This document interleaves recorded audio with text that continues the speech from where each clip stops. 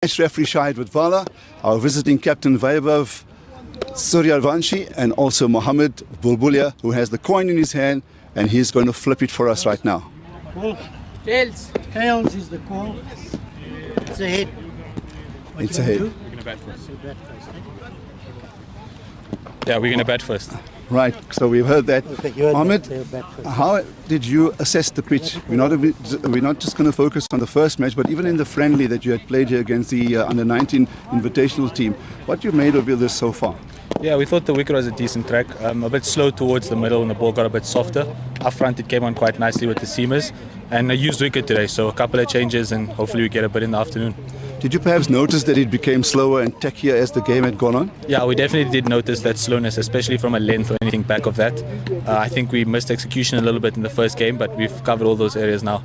Okay, you talk about some changes that you've been obviously forced to make because of the surface. What are the changes that you've made? More spinners? Yeah, we got two more spinners coming into the side and one seamer in Kreiskamp making his debut, so hopefully... Neil Patel is out and Kishan Singh in. Is Kishan Singh an added spinner? No, it's left arm pace bowler. Left arm pace. And then how have you, you've travelled Australia, you guys have travelled to and played against the England team as well. In general, how do you think that has the warm-up been for the Indian team coming here towards to South Africa and then to the World Cup? No, it's helped us a lot because South Africa condition and Zimbabwe condition are similar. So it's helped us. We are doing our best job here and we are looking forward for World Cup after this. Thank you very much and good luck for the match. Yes, thanks. South Africa have won the toss and they've decided to bowl first. Or they're batting first. My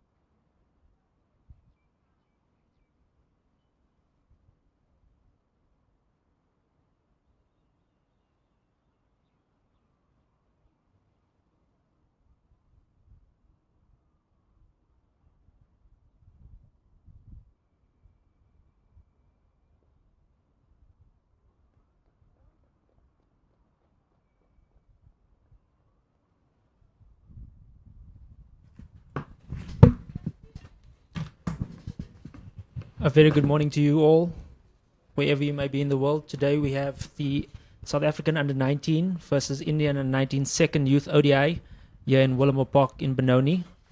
My name is Dominic Hendricks, and today we have quite a cool day in the Highveld. Was a bit of rain yesterday. News at the toss is that SA under-19 have won the toss and they have elected to have a bat first. So just a couple of changes for the SA under-19 team. We have 3 players that are missing out today, that being Bandilia Mbata, Paul James and Tando Soni. And their replacements are Daniel Bosman, Inati Kitsini, and Michael Kruiskamp, who's making his debut for the SA under-19 team. And from the Indian side, we just have one change. Good morning, Dominic.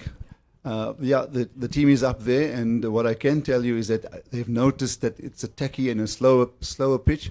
It's obviously dried, as you had made the point earlier during the pitch report, that South Africa have now brought in at least 2 other frontline spinners, and as you mentioned, Kruiskamp is being the one of those that has been brought into the team, and also he's on debut. Yeah, and we saw the other day India batting first, putting up well over 300. And yeah, it looked like it was slightly on the slower side a couple of days ago. But as you mentioned, this is the 3rd time that they're playing on the surface. Mm-hmm. And for the Indian team, we've just got one change. Kishan Kumar misses out.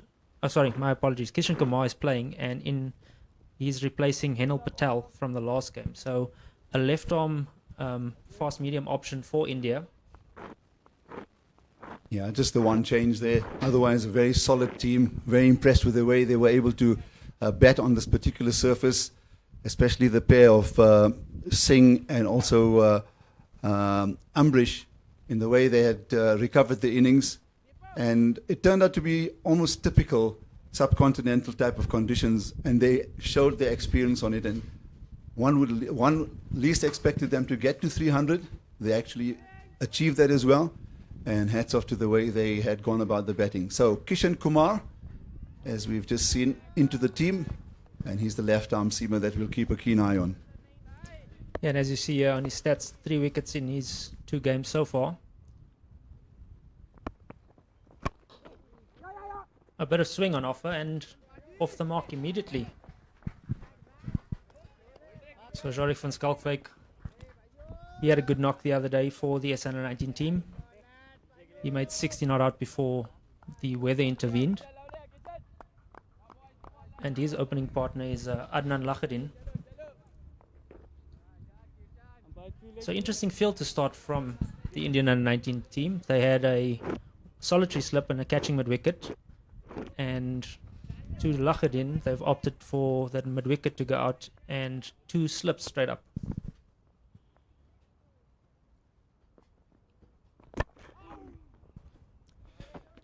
Yeah, Adnan, they picked up early on Saturday. He scored 19 of 15 deliveries. He hit 4 fours.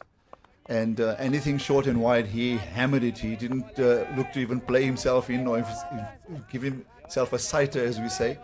And I think they may have picked up also that 150 he got against the South African Invitational Under-19 team was one of those innings of high quality. And he got 143 of 132 balls. And he was the main reason why they got to that formidable total of 343 or 330 for 7.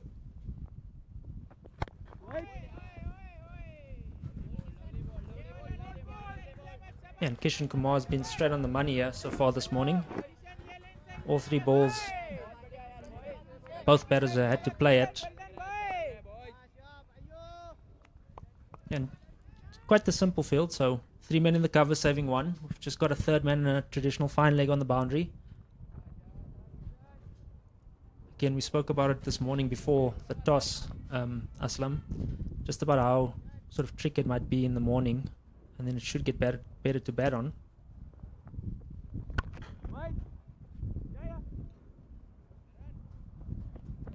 Zahardin just punches that through, and he gets off the mark for the day. Yeah, he's very impressive. He's very strongly built, as you can see. And when he does strike the ball, I must say he hits it very, very hard. So even that you would have thought wouldn't have passed the fielder, but it's raced off the green here. Jorik van Schalkwyk, just 19, 9 innings. 250s and 200s with a double century to his name, a magnificent average. And he looked very much the part in the first international as well. 60 not out of 72 deliveries.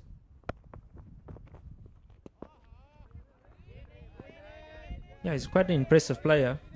I was lucky enough to actually play against him in a 4-day game a couple of months ago. Very attacking. Looks like he also thrives on a lot of width. So if the Indian side don't get it right, these two will definitely be looking to score and get South Africa off to quite a good start.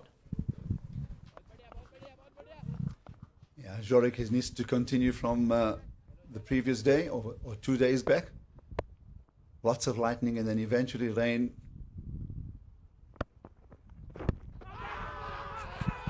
Big shout.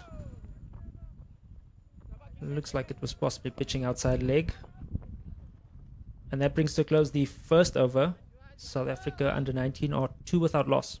And so a lot of rain, and in fact, just to mention to our viewers that 301 all out with the Indian team, and they had scored those at 6.1 runs and over. Then South Africa in reply were 148 for 4, and at the time of the run out of Arman Manak, the umpires then went off the field because of the threat of lightning, and about 45 minutes later, the rain came down, and that meant that the Indians actually won by 25 runs on the DLS method. So they won up in the series. So Dipesh Devendran, who started a little wayward, but he produced some fantastic deliveries as well, and he looked the key protagonist with the new ball on that occasion of the first match. Indeed, produced the ball of the day when he dismissed Pulbulia. And he starts off with a short one. Looked to be very slow off the surface, as we saw Lahadin just saying a bit of bounce, but not overly quick. A very similar field for Devendran. 2 slips in place, 3rd man and a fine leg on the boundary, and then a 3 men in the cover saving 1. Our 2 umpires, by the way, are ladies. Stacey Lakay, who was on the field in the first match. She's accompanied by Karen Cluster. And I must say that what I remember in the earlier overs with the Indians in operation with the ball, that both Hinal Patel and Dipesh Devendran looked almost a little stale. And once they got it right, and that's one of the reasons why the likes of Jorik and also Lagadin really got onto the attack the bowling, because there was a lot of loose stuff, but they brought things back very cleverly. Oh, it's a glorious drive, square off the wicket, just showing the form that he's in.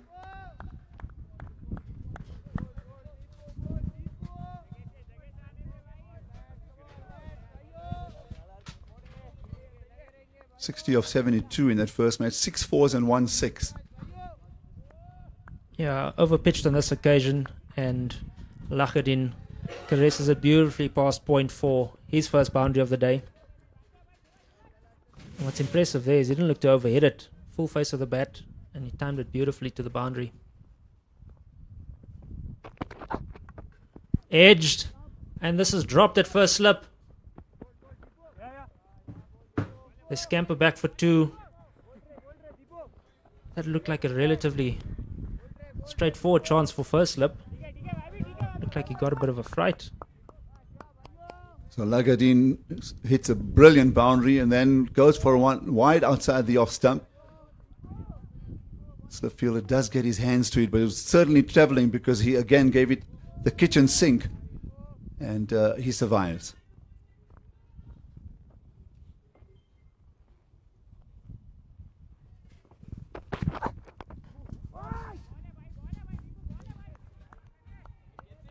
And I think that's one thing to note, Aslam. Just catching on the high felt, you're generally going to take the ball sort of between stomach height and even shoulder height, predominantly with his new ball. And that one obviously coming through at about head height for, who was it, the captain? Yeah, Vaibhav, yeah. So maybe not used to taking the ball at that sort of height where he's from. So you're suggesting, obviously, that maybe an idea to go at least a meter or two back, especially early on. So that's the end of the second over, 8 without loss. Lagadin having, as I said, hit a beautiful boundary. That's the drop. And as you've mentioned, just at about head height. Never easy to catch it there, especially when it's traveling at that speed. And generally, guys who do catch that are very established in that first and second slip position to actually pick up those type of catches. So I'm sure it'll happen in the not too distant future for Suryavanshi.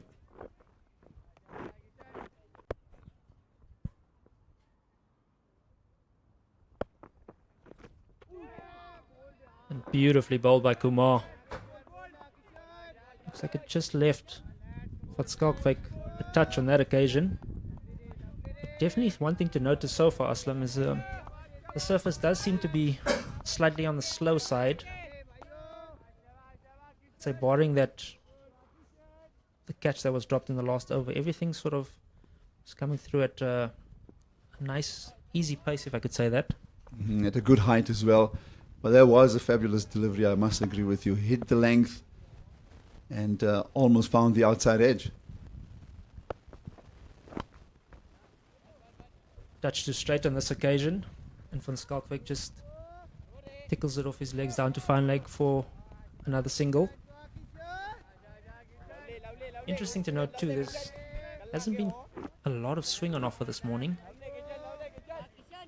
For those of you not at the ground, there is quite a bit of cloud cover today, but slightly on the cooler side, as I mentioned. I think probably early 20s at the moment. Some possibly not assisting swing bowling these conditions. Well, at the time when they were at the toss, there was a stiff breeze as well across the pitch. Big appeal. But just off the pad on this occasion. And also quite wide outside that leg stump. So the umpire unmoved, and I think Kishan Kumar is just eager to get among the wickets in his first match here on this tour. He's been very impressive. He's kept it tight. He's now bowled 9 deliveries for those 3 runs, and he's made the batsman play at literally every one that he's bowled. So that's on 5th stump outside the leg stump. And Lahudin finding himself maybe a bit disappointed. Maybe a bit disappointed to miss out on that because it's not really threatening the stump. So just want to get a little bit of bat on that, and it's almost certainly a free boundary. Kumar's been impressive, as you've mentioned this morning so far. It's been in and around that off stump, not looking for too much, and he's found a great length so far this morning. Well, you made the point about lack of movement, and it was very much the same in that first Youth International 2 days back.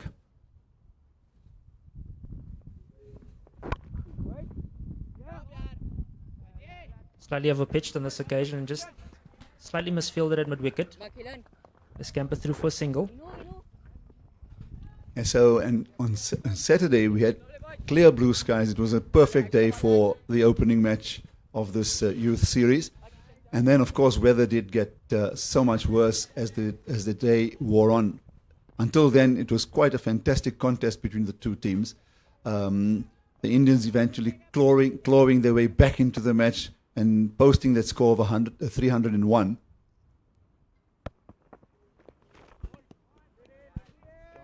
The South Africans, on the other hand, were 41 for 2, 62 for 3, and then a partnership of 86 that took them to 148.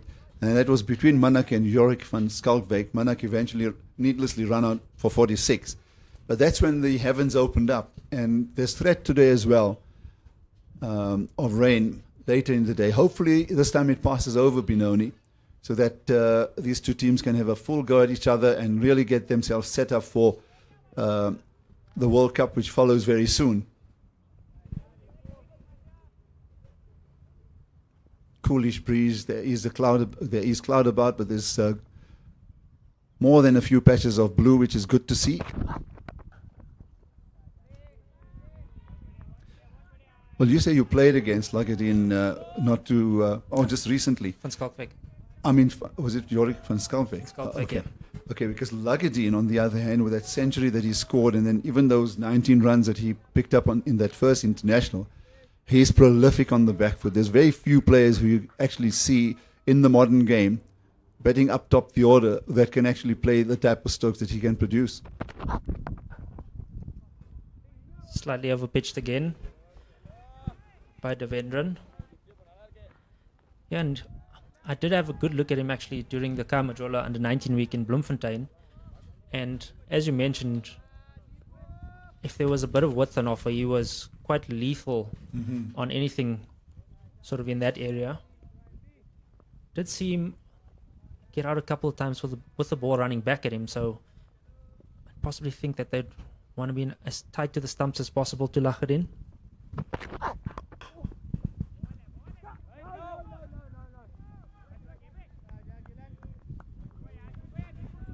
So I didn't see much of him until that 100 against the Invitational Under-19 team, and he played all around the wicket.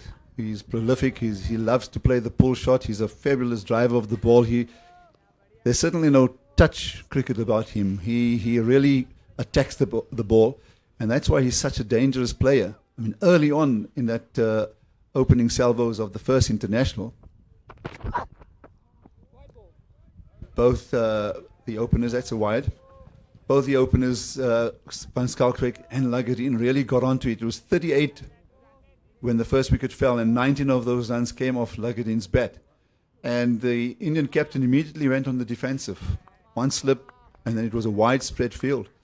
And he's only allowed 2 in the outer circle, obviously, for the first 10 overs.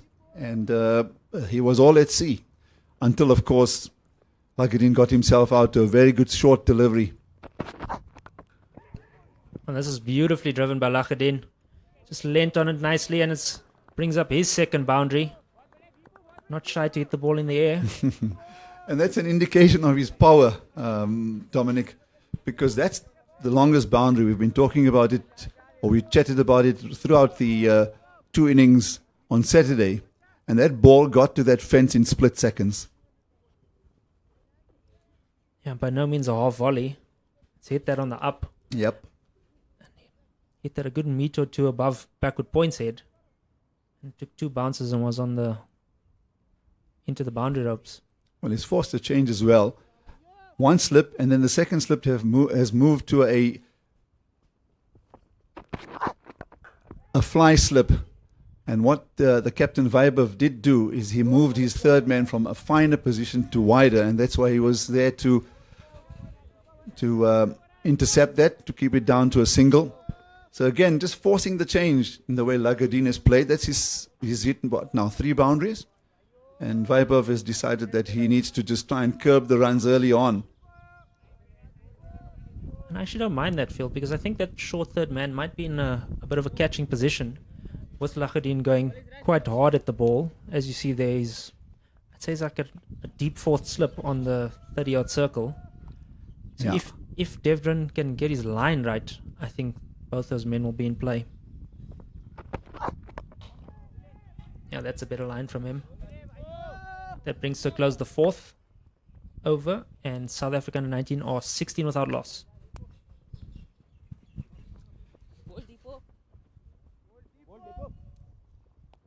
What was really impressive in that innings against the South Africans is after that early onslaught from this same pair, the Indians certainly didn't look too comfortable. The bowlers were perhaps not at their best. And then they managed to pick up wickets. The second wicket that fell, that of Bubulia, was certainly the one that lifted their spirits. But what Vaibhav was able to do in between all of that is, as that partnership grew quite nicely between Manak and Van Schalkwyk. One over pitched by Kumar and beautifully driven. Brings up another boundary for Lagadin. Yeah, he absolutely loves it there, and he's such an unkind batsman. He almost reminds me of a right-handed Matthew Hayden, where he strikes fear into the bowling and into the fielding team, because every time he strikes the ball, it's with belligerence, and there's another indication of his timing, his placement, and his power. And that too brings a change to the field. They've got rid of second slip and reinforced the covers. Just the solitary slip in place now.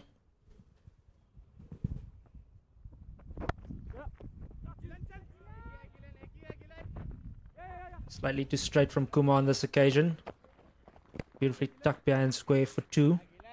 And they thought about the second, but it was Adnan that then called it through, that he's able to turn for the second, so take 2 easy runs. So the point I was going to make was then Vaibhav was able to arrest the run rate. And eventually he turned things around where the pressure was on the South Africans to such a degree that eventually the DLS was in favor of the Indian team and they ended up winning. So very impressive work from the young man. Oh, beautifully driven again by Lahadin. He's timed the ball so well this morning so far. And I think the key, from what I've seen, is that he hasn't looked to overhit the balls this morning. Now, beautiful stroke plays. He hit very hard into that side pitch, and the ball has bounced over that close infielder. But again, on display there is the power. Yeah, full face of the bat. Not looking to overhit it. He's timed it well so far this morning.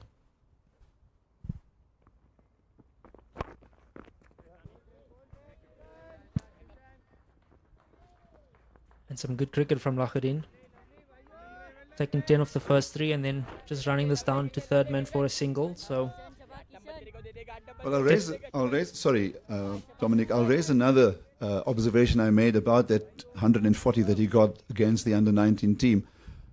That he was ahead of his strike rate was 120 plus all the time, right through that entire innings.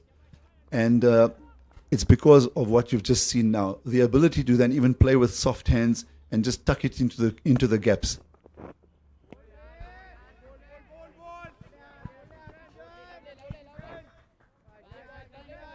(143 of 132 deliveries). I don't have the boundaries, and but that pitch played so well. The same pitch played so well on the day before Christmas that the under-19 team got 330 for 7.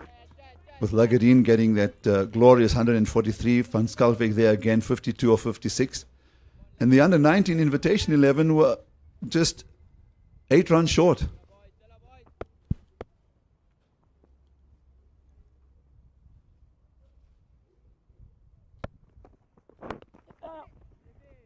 So on that occasion, there were 2 batters in the top order for both teams that got hundreds. And Parla Mohlaka, his 150 came off 127 deliveries. So he actually matched Lahadin and was the key protagonist there to get them that close. Unfortunately, they fell short.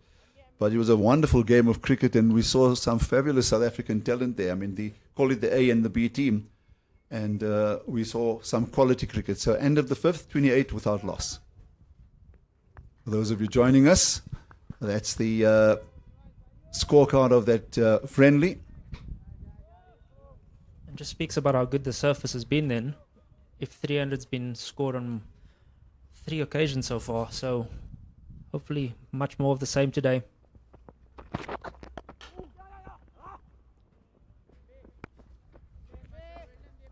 Driven by Van Schalkwyk on this occasion. Not well timed though. But they do scamper through for a single. And I think the impressive thing so far is that this partnership is growing and they haven't really hit a shot in anger. Again, we have a look at that game that was played on Christmas Eve. 650 runs in the day.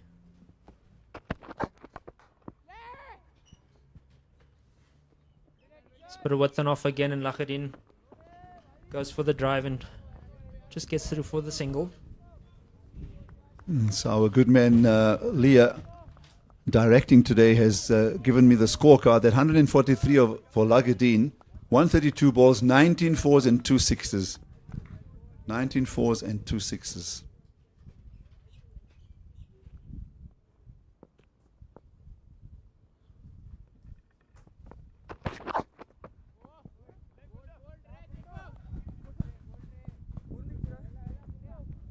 I think the concerning thing then for the Indian under-19 team is that he's off to a bit of a quick start so far this morning, and he did give one opportunity that they didn't take at first slip, so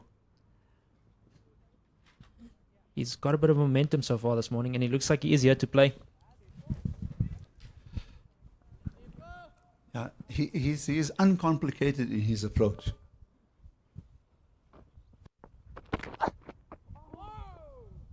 Oh, chasing this wide one outside the off stump. Van Schalkwyk, on the other hand, is looking to force the issue here and not getting it right. He's on 4 of 12. But just to, go and focus on Lagardine. There's one of two things, and I'm not saying that he doesn't have the ability to knuckle down and play the difficult situation as well. But from what we've seen so far in 3 innings, a little bit this morning, obviously on Saturday, and then the 143, is that there's two sides to his game. It's the power hitting and then just the little touch, which helps him so much because it just still shows that if you play the bit of cultured cricket, you can get amongst the runs. And so far he's shown that consistency.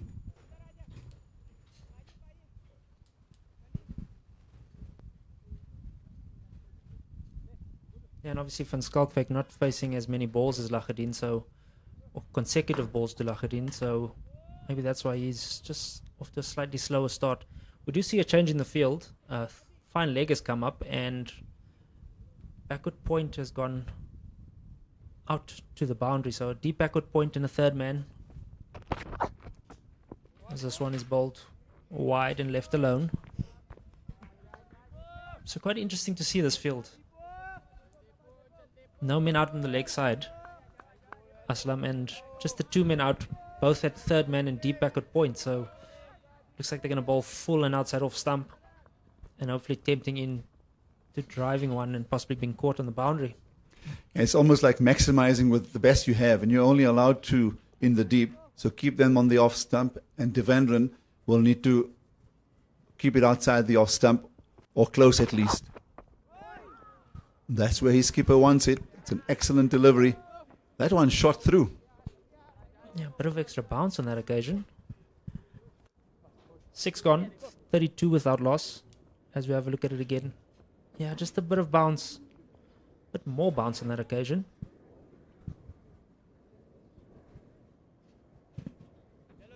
I think one of the reasons possibly why the skippers opted for this field to Lagardine is that he's been slightly on the wider side, so he hasn't been zoned into off stump. So it's almost saying, you know what, if your miss is going to be outside off stump today, we might as well just reinforce the offside. Yeah, for the left arm seamer, he's got fine leg and third man in place.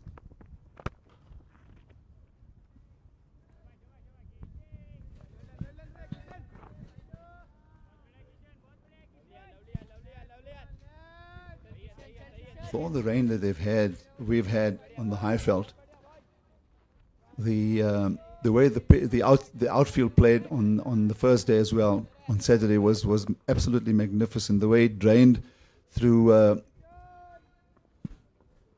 I think during the week when they were preparing the pitch, this is what the groundsman said, there was a bit of difficulty in trying to get time to cut the outfield, but it's in beautiful.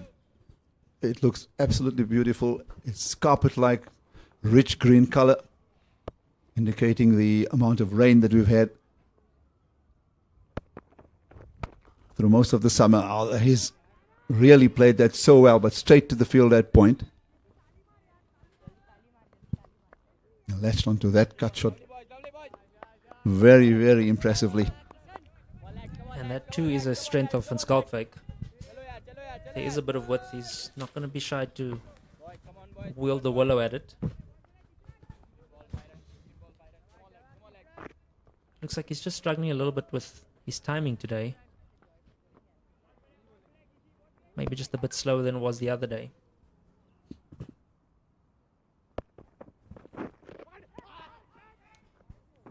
Two straight from Kumar on this occasion and signaled another wide. And I think the nice thing for Joris van Schalkwyk is that with Lacherdien going as well as he is so far, they've put on 33 so far, and we a few balls into the 7th. It's sort of taken a lot of pressure off him, that he can just take a bit more time to just get it accustomed to the wicket and the pace of the wicket more than anything, because 3 games in a row will be a lot slower.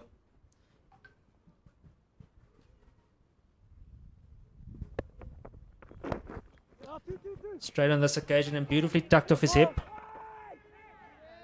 Good piece of fielding in the deep. They only get through for the single. Well, you heard the call for 2-2-2. I'm not sure whether it was Lacherdien or Van Schalkwyk, but the ball has sprinted through to that fielder. And another indication of how well this outfield has played, that they were only able to take one in the end. I think there was a bit of a lesson in the way the Indian batsmen got their innings together, and how they played the surface and made sure that they stayed there for the full 50 overs and got a score of 300. And I think there was a fantastic demonstration of application from their point of view, and I'm hoping that from a South African point of view that they learned exactly how to go about betting on, as we discussed off air, subcontinental-like or type of the pitch or the surface, and they played it very, very well. That impressed me very much, and I think I emphasized it a number of times on Saturday as well.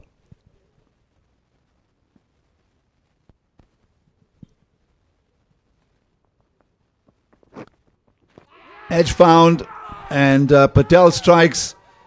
He's got the important wicket. Sometimes your strength is also your weakness. Talked about his prowess on the back foot. On this occasion, the edge is found. Easy catch. And the first wicket is down. That's the end of Adnan Lacherdin's innings. Yeah, and back of a length on this occasion. It looks like he's been done with a bit of extra bounce and maybe a touch away movement from Kumar. As you mentioned, that brings to an end Lacherdin's innings.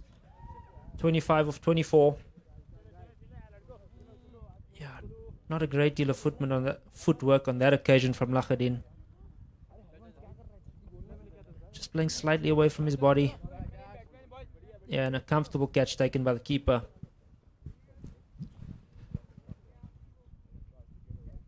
I was just wondering, the previous delivery, or the one that went down the leg side, the ball was almost dipping, or it was dipping, and the wicketkeeper caught it somewhere between his ankles and his knees. And I just sort of made a mental note of that. But this ball that got the wicket really hopped up on him. And you talk about the lack of footwork. There was just that initial shimmy, getting back and across. But then the bat hung out there, and I think that's credit to the way the bowler just hit the angle, that he forced the batsman to actually play at it. So Mohammad Bulbulia, 10 innings, 442 runs, 350s and a century, best of 130. A good strike rate as well, just over 100 in a 50-over cricket. That's positive cricket. He's greeted with a short ball, first up. That is an impressive delivery, that. Tail up, no doubt. Dominic? Absolutely, absolutely. But also, just Kumar, from Kumar's point of view, just making his intentions clear. Not going to be shy to dig one in to Bulbulia. And with that short ball, we've seen a man taken out of the covers and a second slip in place.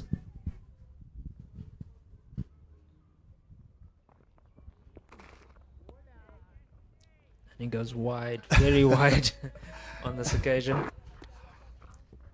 But it's a good sign for the bowler as well. As soon as the captain does that, he's confident.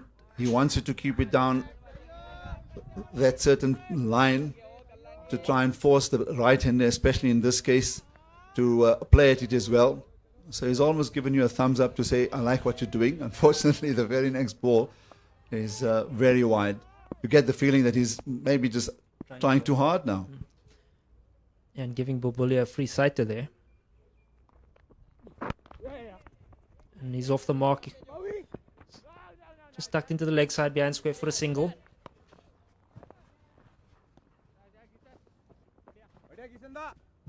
That brings to a close the 7th. 37 for 1.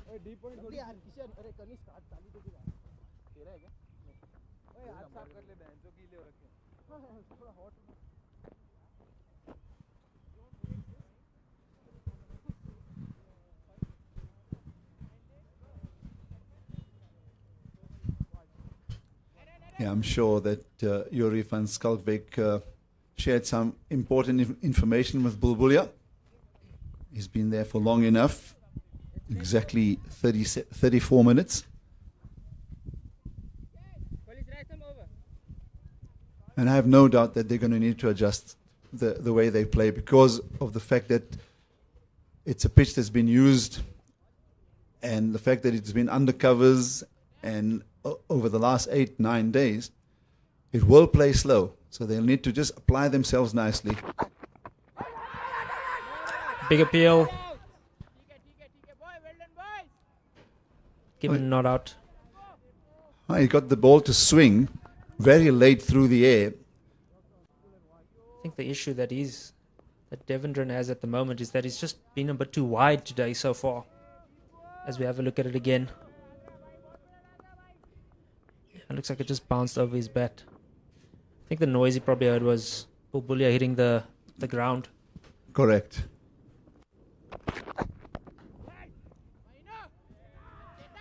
And just going back to your point, Aslam, they're going to have to adapt to the conditions.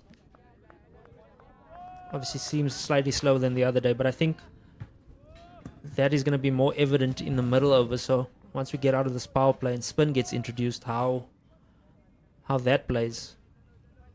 Because generally that's where you see it slightly different. As this ball gets older, might get a bit tougher. As Bulbulia's gone on the pool, but didn't make any contact. He's made his intentions clear this morning.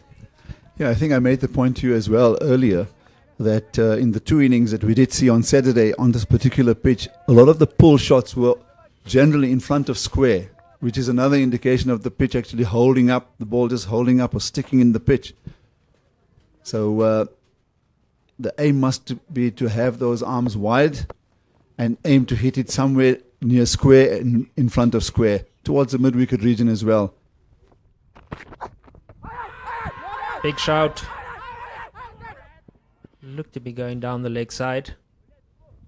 He's gone for the Yorker there. Yeah, I think he was keen because it's hit him on the full. But clearly there was it was heading down the leg side, quite wide down the leg side.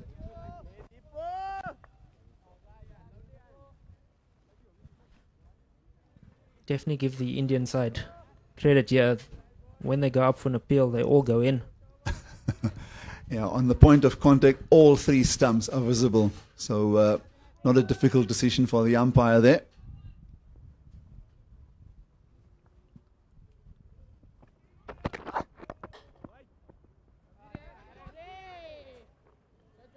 Just having a look at that last delivery. It's gone on the drive there, but not well timed. It looked very, very full. It looks like it was just slightly slow off the surface. So again, with this ball getting older, it's going to be tricky as you come in, just to get used to the pace of the wicket and the sort of how different it was a couple of days ago.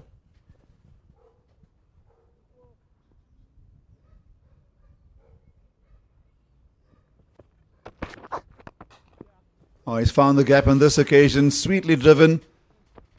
No need to run 2. It's gone all the way for 4. Beautifully timed, leaned into that stroke, and wonderful weight transfer. So gets him off the mark, or his first boundary in fine style, 41 for 1. That's after 8 overs. And you just, well, you can describe that quickly. Yeah, just overpitched again. Just waited a touch longer for this one. And found the gap beautifully. Not his best piece of timing, but good enough to get it to the boundary. But again, just speaks to possibly how slow the surface is going to play. Well, the one thing I looked for this morning when I got there out of curiosity, given how the pitch played on Saturday, was to see if there's any indentation, because we talk about slowness, we talk about techiness, also maybe lots of moisture because of the rain, not just the rain about, but even out of the surface alongside the pitches. And I must say that it's held up well, because I saw very little indentations. It's beautifully timed from Van Schalkwyk, but unfortunately just hit it straight to the man at cover point. I think that's the third shot that he's played with such fabulous timing, but straight to the fielder. And you just hope that YODI Van Schalkwyk doesn't get impatient.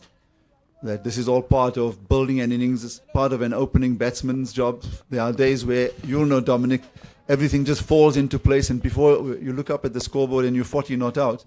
And there'll be other days where, as good as you look, the runs don't come that easily. Again, the ball down the leg side just dips as it goes through to the wicket keeper. Early indications that maybe it's going to behave this way as the day progresses. And opening the batting sometimes has its advantages but disadvantages too. So as we've seen here from Van Schalkwyk, it's been a bit of a slow start. He's hit a couple of fielders, but like you mentioned, it does go that way sometimes. But some of my fondest innings are the ones that start off slowly. Beautifully driven from Van Schalkwyk. It's beat the gap, and it's well timed for 4.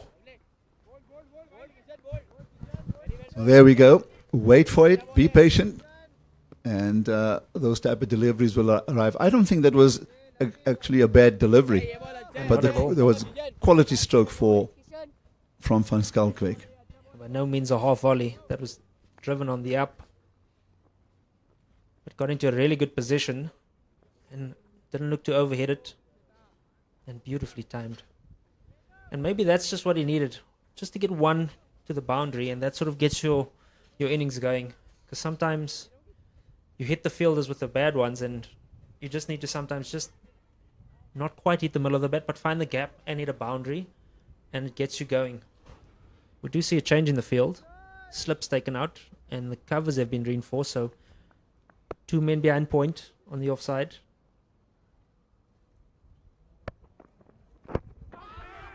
Yeah, I see as soon as boundaries are scored, then they look to show up those areas. Vaibhav Suryavanshi does that. But you make an interesting point that some of the better innings are the ones that you grow in stature, that you get better as the innings progresses. It brings me back to a question I asked the great Sunny Gavaskar, a good friend, and I've had the opportunity to be with him on air on many occasions. And obviously one of the questions was, having scored 34 test centuries, the highest at one stage, the most at one stage. Come back to that. Oh, that's gone to hand, and he's caught. He's so disappointed, and so he should be. That wasn't really short. He fastened onto that, but it looks like it was obviously not well timed. And the fielder had to dive in front to actually pick up the catch. So no timing there. I'm not too sure it was short enough to actually go for the stroke. But Van Schalkwyk has held out to mid-on, 46 for 2.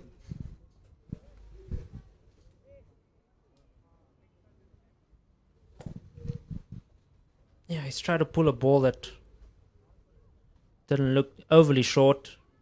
He's just managed to hit it on the stickers by the looks of things. As we have a look at it again. Yeah, no. Really good catch from mid-on.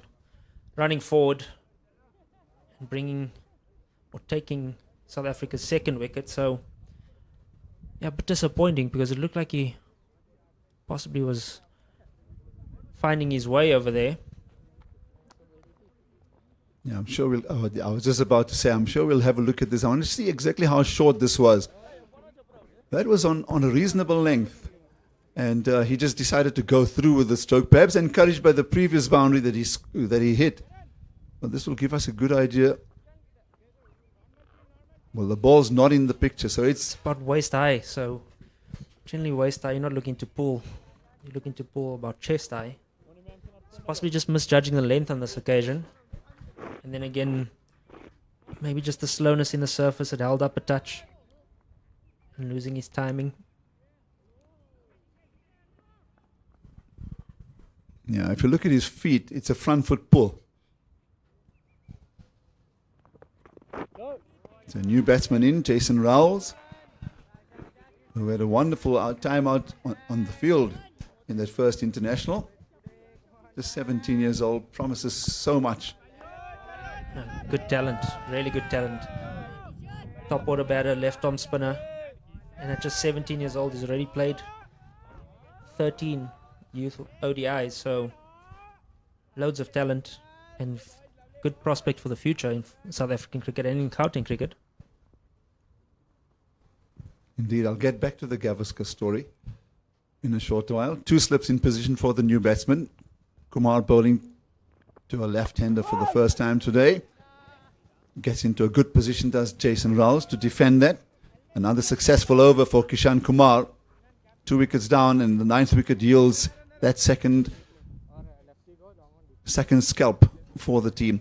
So just one of the questions obviously was, and there's the scorecard very quickly. So Van Schalkwyk just out for 10 of 20. He was the second wicket to go. Adnan Laghadin, having played so well for his 25 of 24 that contained 4 fours, he was in fact the first to go.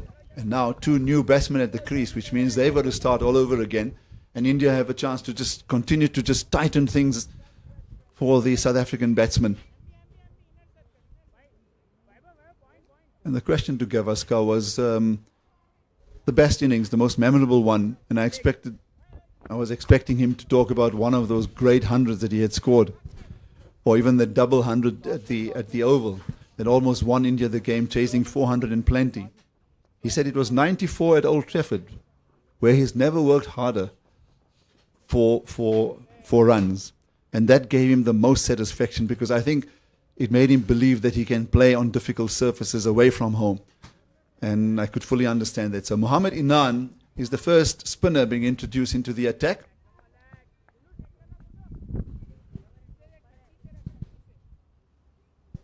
Yeah, going to bowl some of his leg spin. Just the 2 men back. It's the last over of the power play. Bubulia rocks back and hits this for 4. Beautifully timed behind square. Oh, Just a gentle loosener from Inan.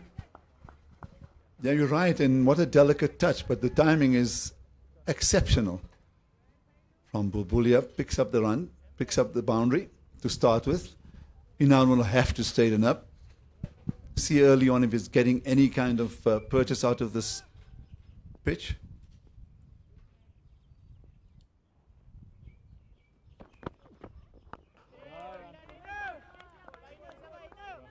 And just the 2 men out for Inan. So we've got a square leg who's about 1 meter in front, 2 meters in front of square, and a long off.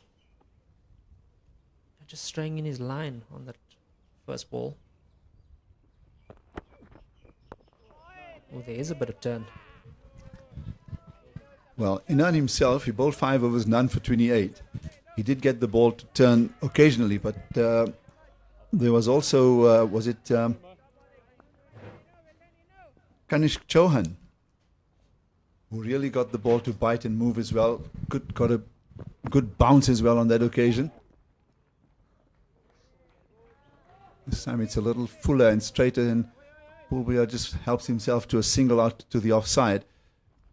But you're absolutely right. They're going to need to keep a keen eye on it, because if you look at the surface on your picture right now, you can actually see the patches of green at an inner length, and then there are those lighter shades of the grass. And you, in fact, mentioned that early this morning before play started, that apart from the fact that it may be a little undulating, that if the bowlers hit the right lengths and if they can hit the grass patches, they'd get lots of assistance. So Inan in now to the left-handed Rowles. It's off the mark immediately. Call for 2. But good fielding in the deep. Very interesting field to Rowles. No mid-wicket in place. Would have thought they would have had at least a mid-wicket in. because it just makes that shot so much easier for left hand, and with the ball turning in too.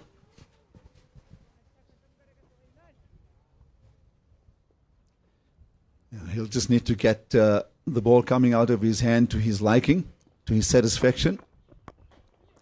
Maybe something like that. But this is beautifully played. Down on his one knee, the back knee, and then plays a square drive of real high quality. So Bulbulia picks up a boundary to end the 10th over, and the power play, South Africa 56 for 2. It's time for Ken to join you. Thank you for your time, Aslam.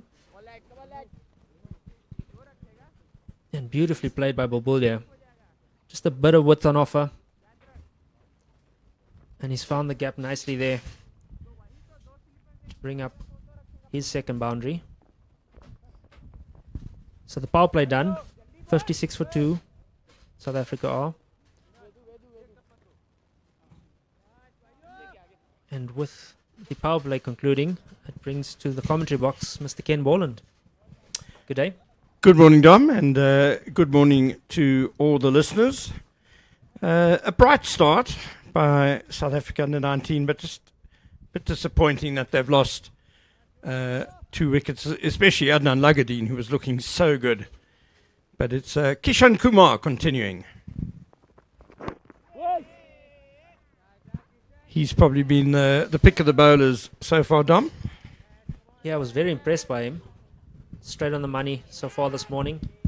It's been in and around that off stump and asking all the right questions. So handsomely rewarded so far this morning with the 2 scalps.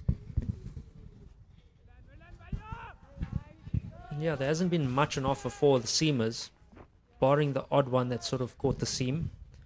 Not much swing to speak of, so it's been about discipline, and he's been very disciplined so far this morning.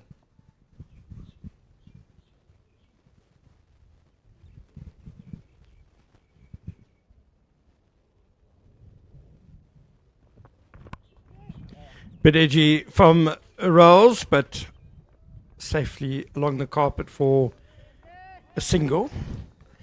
Yeah, I did think that the first hour might be a little bit tricky for batting, given that it's quite cool this morning in Benoni. Certainly doesn't feel like January. There was a bit of cloud about. There's quite a strongish wind blowing across the field as you look at that picture there. It's blowing towards Bulbulia's offside and across the line that Kishan Kumar's bowling. Uppishly and caught at cover. Another fairly soft dismissal, one would have to say. Bulbulia just totally mistiming that one. And we'll just have to look in the replay whether it was a cutter or whether it just stuck in the pitch a bit.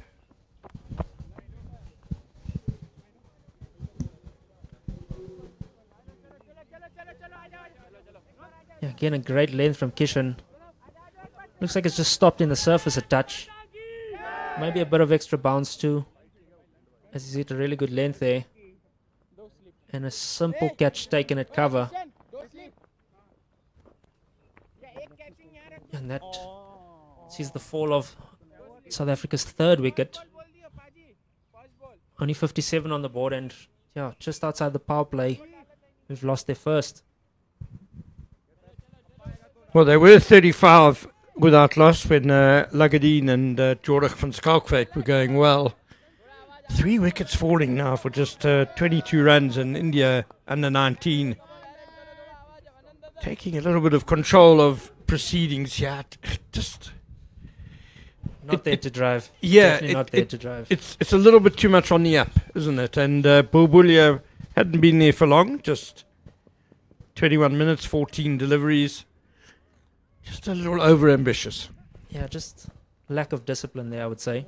I mean, you could play that shot all you like if you're on 120. But early doors, especially on a surface that's been played on for the 3rd time, you want to be a bit more cautious on that sort of length. The new man to the crease is Zaman Manak. This is his 8th game, so averaging 24.5. Best score 57. He is a good player. I've seen quite a bit of him over the last couple of weeks. So him and Jason got a bit of work to do. These two obviously batted a lot together.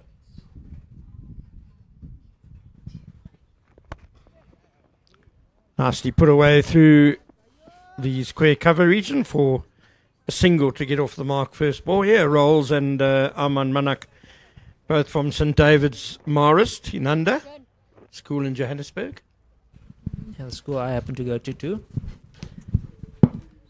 And yeah, they spent a lot of time at school batting together, but not only that, they had recent success at the Kamajola Under-19 week, where Gauteng won it. So these two know how to bat together. Edged and over the keeper. Jason Rowles. Well, there was a bit of width on offer there, but good bounce again from Kishan Kumar. Just over the keeper.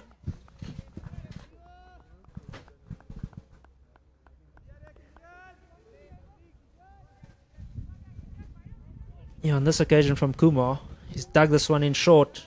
Bit of width on offer, and Rowles goes trying to possibly hit that over backward point. I guess the result's still the same. Got his boundary that he was looking for. Quite a high risk shot, especially early on with your team 3 down.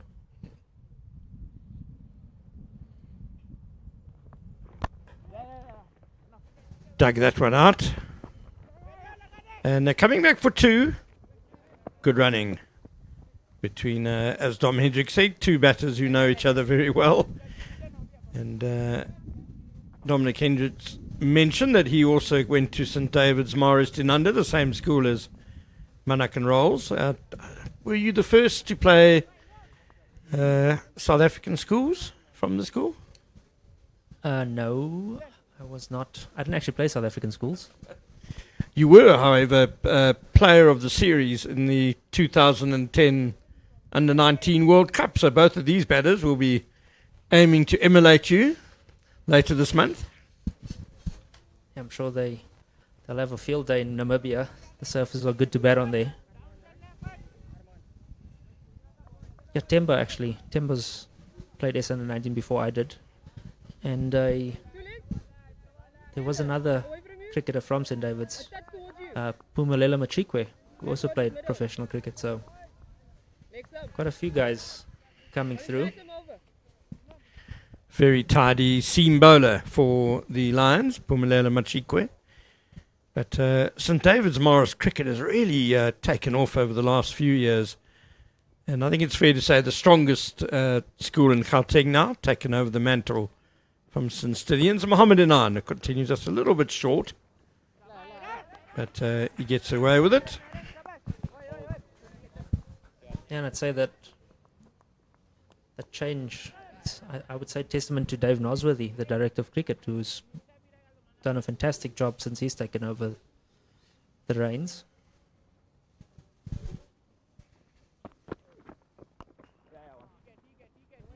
Single again for Manak.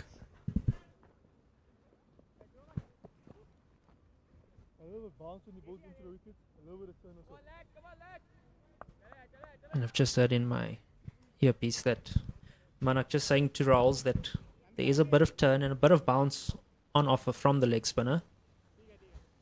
So just maybe telling him just be a bit more watchful on those fuller ones.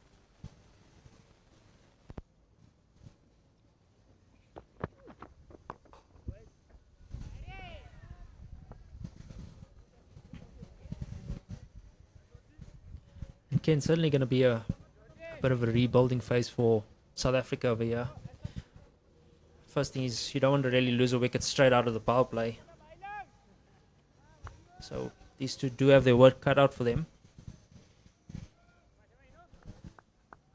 It seems apt to point out that it is a 50-over game, not a T20.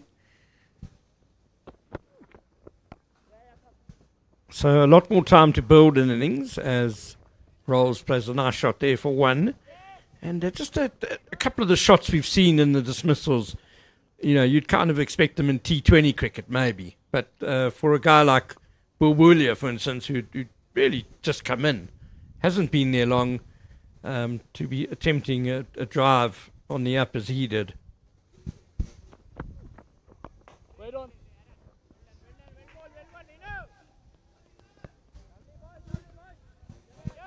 Yeah, and to your point, when you do get to the crease, you just want to keep it. You want to be nice and compact to start, not looking to be over ambitious.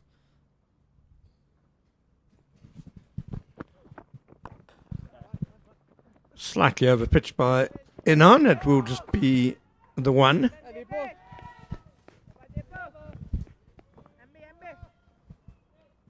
And that brings to a close the 12th. 67 for 3. Here again we have a look at the power play from S19. Lachadin was batting beautifully. Just looked to time the ball really well so far this morning. Hit a number of good boundaries. That was the one chance that they missed of Lachadin early on.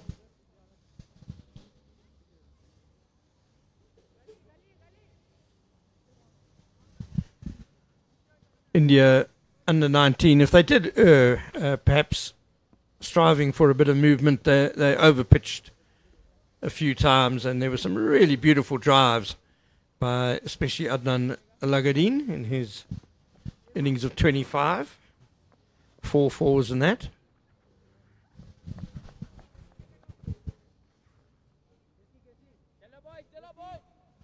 Yeah, and it also looked like they erred a bit on the wide side, the Indian side. But nonetheless, they have them 3 down. And Ambrish has joined into the attack. Brisk medium pacer, started well, right into the block hole there. Ramanujam Ambrish from Loyola College in Chennai.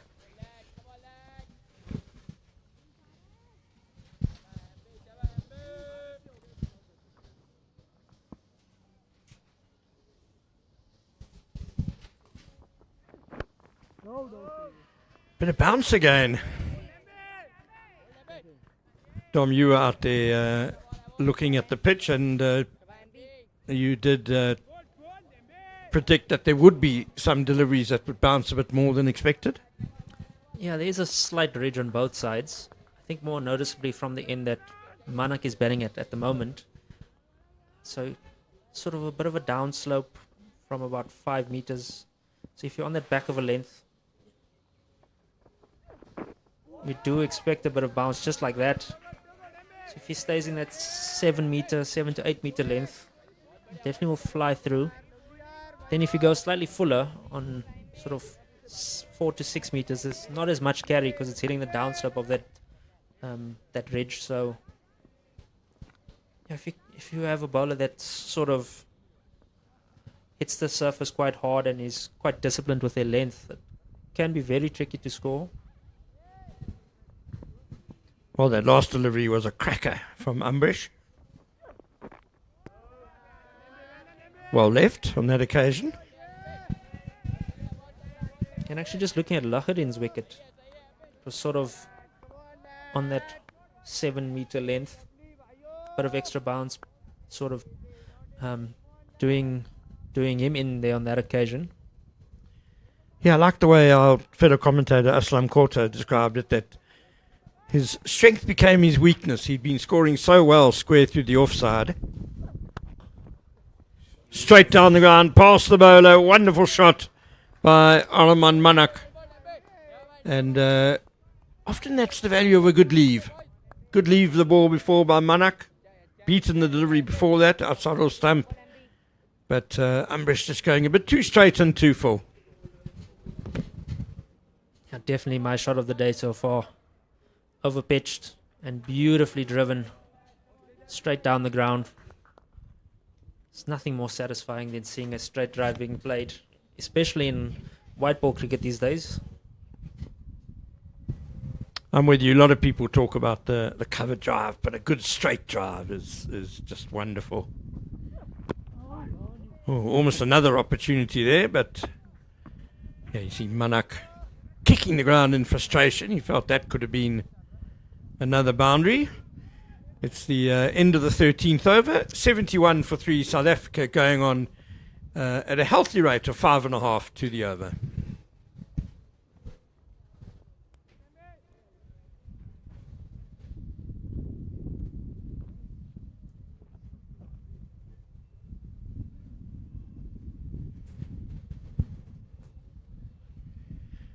Jason Rowles will be on strike. 9 off 9 deliveries at the moment. Arman Manak has gone to 7 with that boundary of 11. Slip in place for the left-hander as Mohammed Anan continues.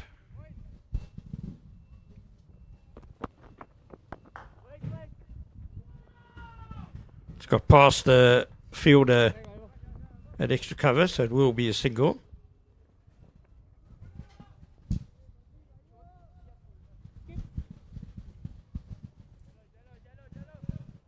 And that's the sort of phase that we're going to head into at the moment. Just lots of singles. As little dot balls as possible if you're the batting side. Nicely played by Manak. Mohammed Anan was born in Dubai. His father worked at the airport there, and he was enrolled in the Saklain Mushtaq Academy in Dubai, one of the great spin bowlers, Saklain Mushtaq. Now that you mention it, I can actually see it in the action a bit. Nice high release point. So expect a lot of bounce and overspin. Maybe not as much turn as a traditional leg spinner. Which would mean he's well suited for South African conditions, generally.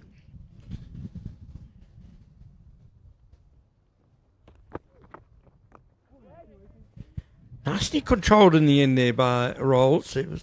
That one got up quite a bit. Yeah, and just sort of looking at his action, nice high release point, so definitely bounce is going to be the biggest factor to deal with from Mohammed Anan.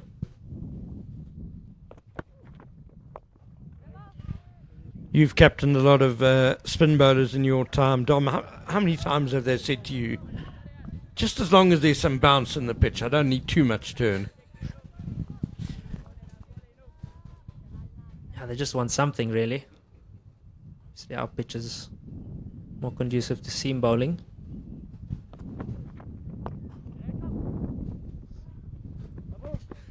Just the one.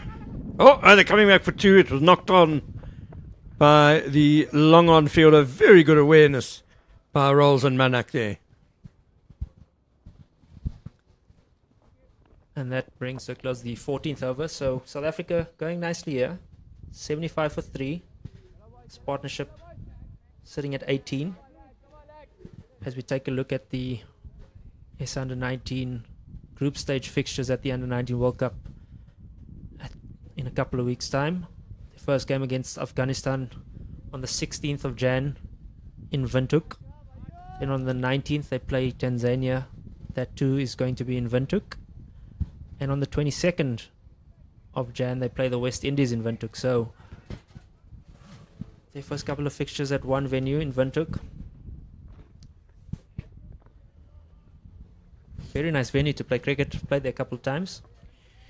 Not at the new facility, but at the older one. Yeah, I believe it's been upgraded really beautifully. And South Africa will be hoping the pitch doesn't turn when they play Afghanistan. Amrish in again, and a quick single, well judged again. Yeah, some very good batting surfaces in Namibia.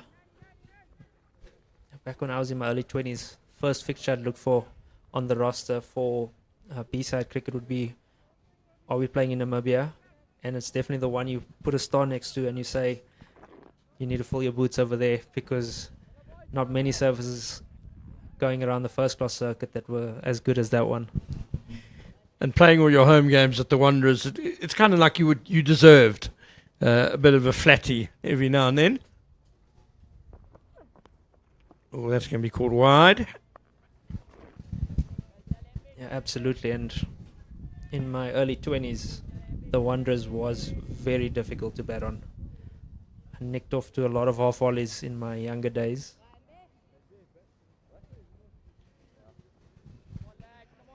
Youngsters do like to drive.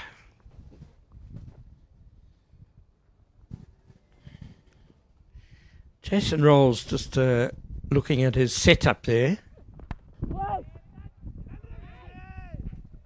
He's quite crouched at the crease and kind of chin tucked in. He reminds me, I wonder if you can guess, Tom, former Proteas middle order great, now very involved in coaching.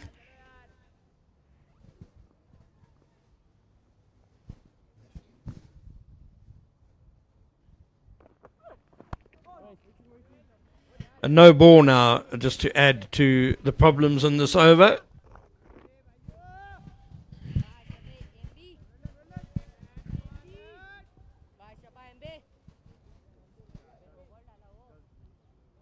This is going to help Rowles nicely, just to get him on a bit of a roll. Good ball striker, Jason Rowles, so he's definitely going to be looking to put this one in the stands.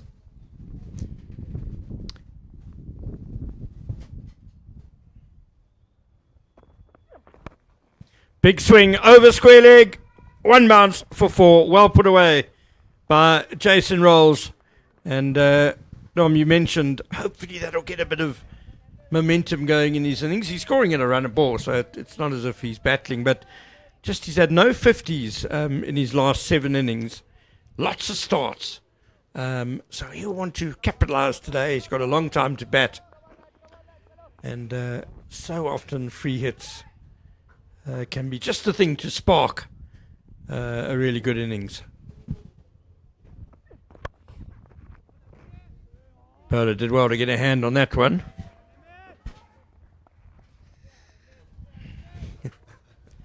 Yeah, Aslam just cheekily coming in here and giving me a bit of help with regards to the setup. But it was the guy I was thinking of, it's Ashwell Prince. As Ken alluded to, quite the similar setup. Also batting with GM.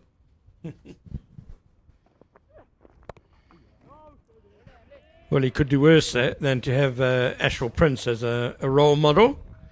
I'd take his numbers any day.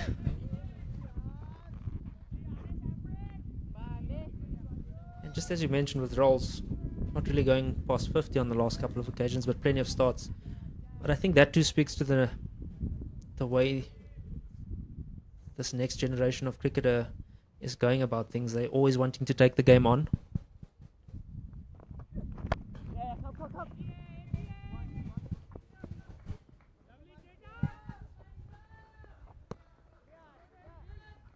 And that single just brings to a close the 15th. 83 for 3. And that too is time for a quick drinks break. Yeah, so South Africa under-19s winning the toss and electing to bat first, and that's how they've got on so far. 83 for 3 after 15 overs. It's a healthy run rate of 5.5, but the 3 batsmen dismissed will be kicking themselves a bit because they all got in. Adnan Lagadin batted really beautifully for his 25 off just 24 balls.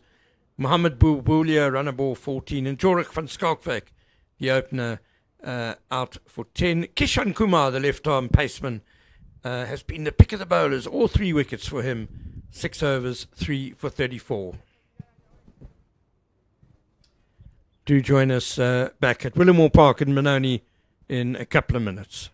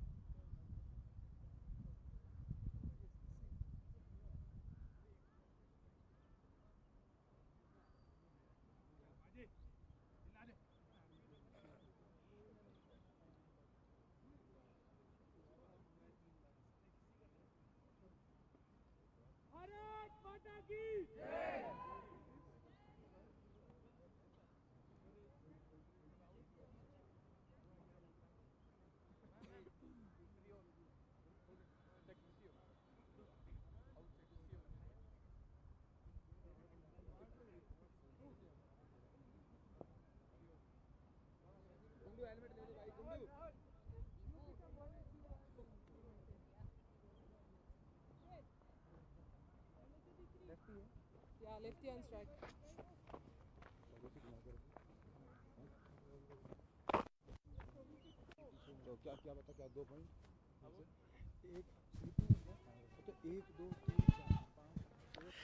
Welcome back to Willowmoore Park, where the players are just starting to get back into position. And a reminder of some big cricket coming up in Johannesburg at the end of the month. Pink Day, the famous Pink Day, inevitably a sellout at the DP World Wanderers Stadium.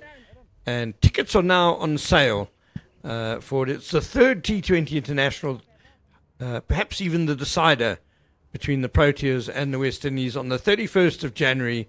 It's a Saturday, it's a 6 p.m. start, and it should be another wonderful occasion. And all for a good cause, of course, the fight against cancer.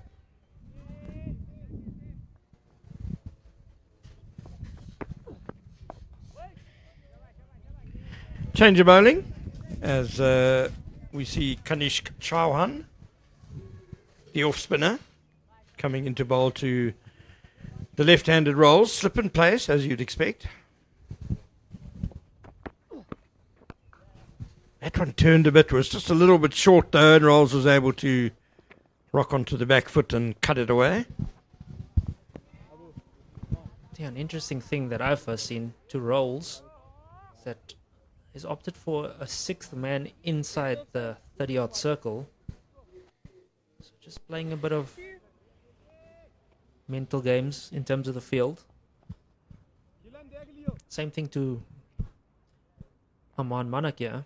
They do have 6 in, so he's backing his skill here on a slightly slower surface. And also making it harder for the batsman to pick up the singles. We've been discussing it off air a bit, that if there is an area where young South Africa batters can really work on their games, it's the ability to rotate strike, to turn those sort of deliveries into the one. Dom, you were at Kaya Majola week. Yeah, and I saw that quite a bit, or more so as the week went on. The surface has got a bit, I wouldn't say a bit trickier, but weren't as nice as they were at the beginning of the week. Chipped up! Just over the wide mid-on. Suryavanshi. He put one down at first slip early in the piece. That one I don't think he got a hand to, just over his head. It also looked like he picked it up a touch late, because the jump sort of went in as the ball had passed him. Very interesting to see so far that the finger spinner has got a bit of turn and bounce. So it's going to be quite challenging for the next little while anyway. Yeah, again, just bounced. Manak has managed to just get it over mid-wicket. Promising signs for the Indian side. And perhaps a sign also that South Africa made exactly the right decision at the toss to bat first. This pitch has been used for, I think it was 2 other matches before today.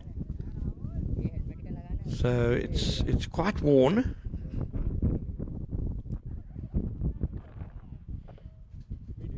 As the orthodox left armer Kilan Patel is coming into the attack now.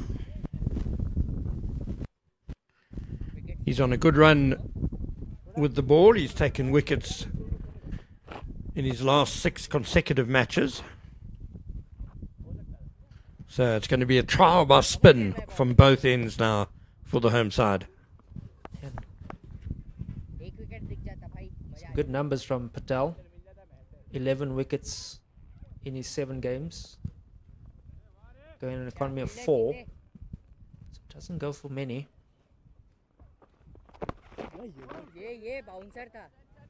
But a bounce from Patel. Yeah, and delivered at quite a brisk pace as well. It was onto Rowles quickly there. He thought it was short and an easy put away, but it got quite big on him quite quickly. Possibly that Reg coming into play.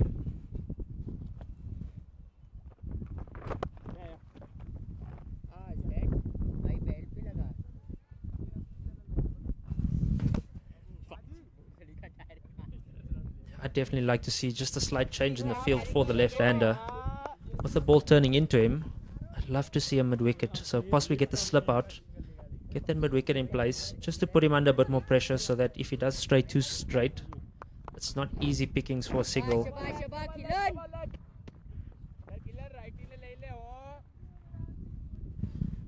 Also for Rowles, it's with the wind heading to the leg side.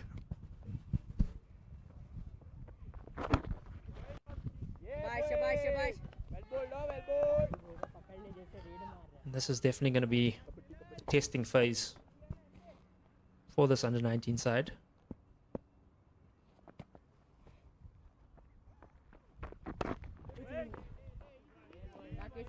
Going at just 5.2, or going well at 5.2, but naturally the game does slow down, especially on the surface. We've seen it's slightly slower, so a bit of turn and a bit of bounce on offer.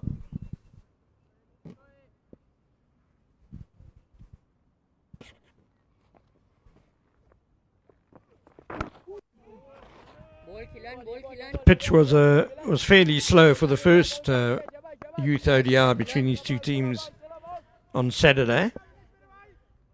Quite likely that it's going to be even more slow today.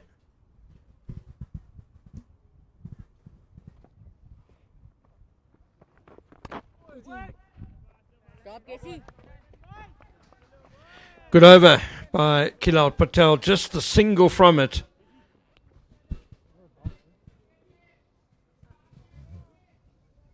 Yeah, 17 gone, 87 for 3. And he's got a really good field set for the right-handed Manak. Backward point is far behind, so he's made a couple of stops already. I'd definitely like to see that change in field to Rowles.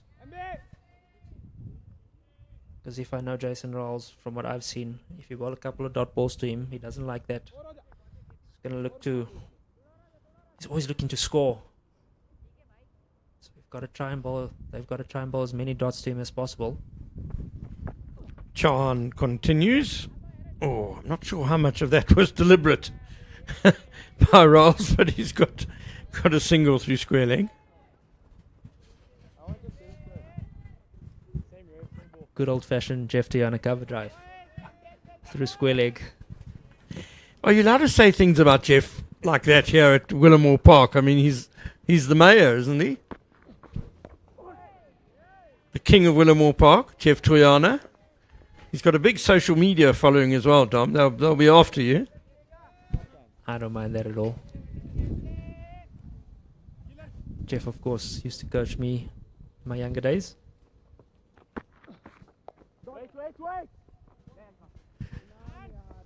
There's going to be at least 2 here.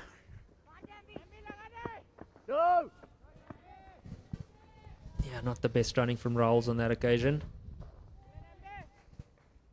But noticeable again is a bit of bounce. Might be a bit tricky to play the cross-batted shots for the spinners with the steep bounce that there is on offer. Funny enough, actually, speaking about Jeff Tiana, he actually coached me at under 19 level. SA under 19 level. He was our batting coach that went to New Zealand, so I've known him for a very long time. Yeah, he was a good player in his day. I dare say he's been an even better coach. Had great success with the Lions senior team. Better over this for the home side, just in terms of moving the scoreboard along. We've had 3 singles and a 2. Still 1 ball left in the over. And that's sort of the cricket that they're going to have to play in the next 10 overs. Bit of width, but it zipped through to end the over. 18 gone, 92 for 3. And this partnership is growing nicely now. 35 or 47 currently. And that's exactly what the home side are going to need. They need a big partnership here. Something in excess of 100 just to set this innings up. And much like that last over, Ken, I think that's sort of how they're going to have to go about it. Just knock it about to like the 30th, 35th over.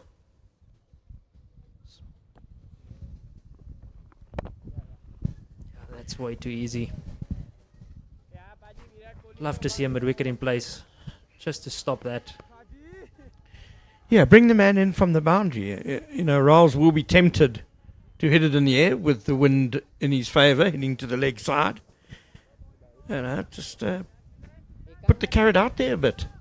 Well, not even that. If he's going to bowl that straight, he might as well take the slip out because the slip's not in play.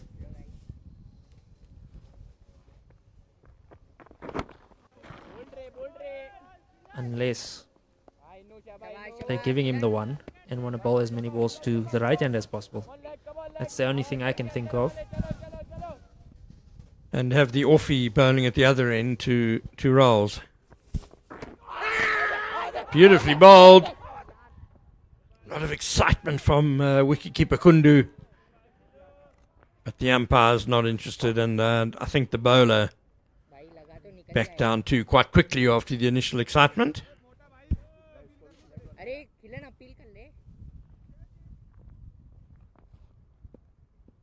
Yeah, the bowler didn't really appeal that much.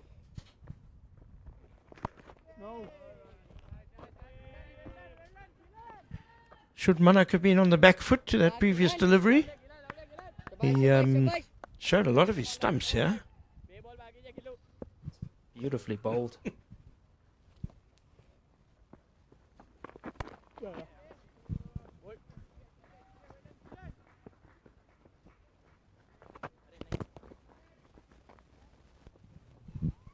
Playing spin, you generally want to play, if it is turning, you want to play as much as possible off the back foot.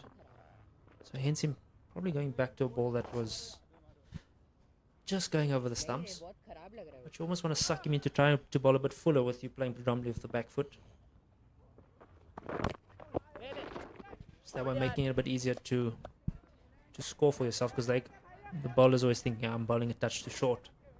Then try and go a bit fuller and then you score. 19 gone, 94 for 3.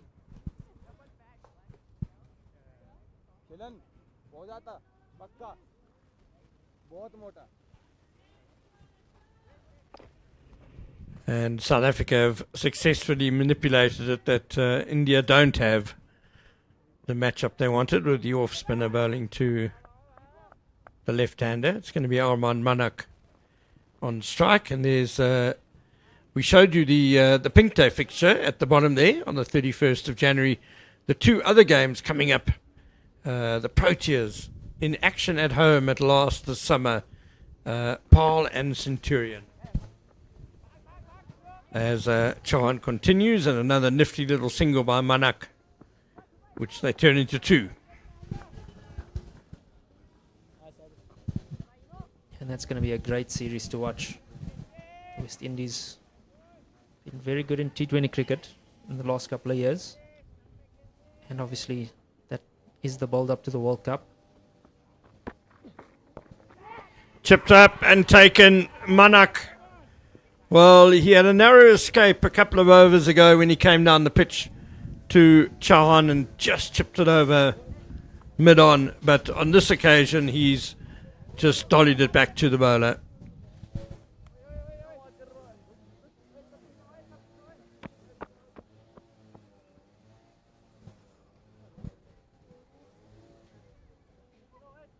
Yeah, on this occasion, just running down the wicket, but not really getting into a very good position. And a simple catch taken by the bowler. It almost looks like his head was just falling over slightly too far offside there. And hence him hitting it slightly airborne.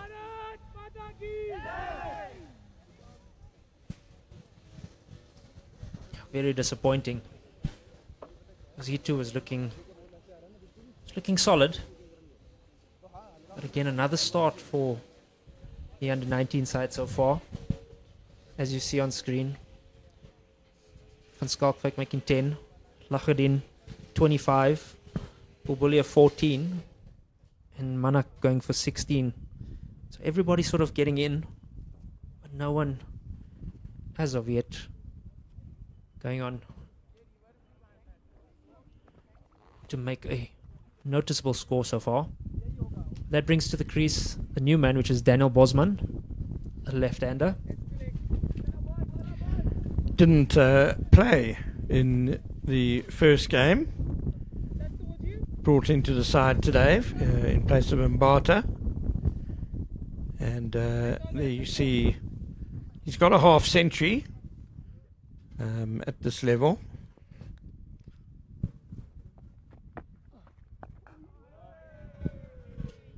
Yeah, I had a look at him actually at the Kai Majola week, and he too was quite an impressive player.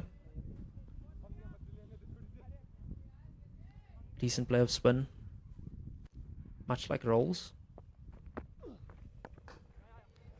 Always looking to score and looking to get the game moving forward.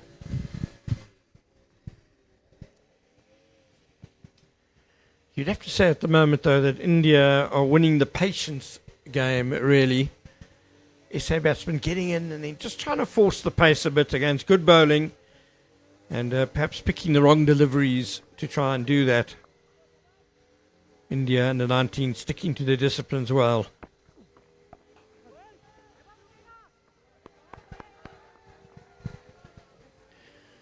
Two left-handers at the crease now.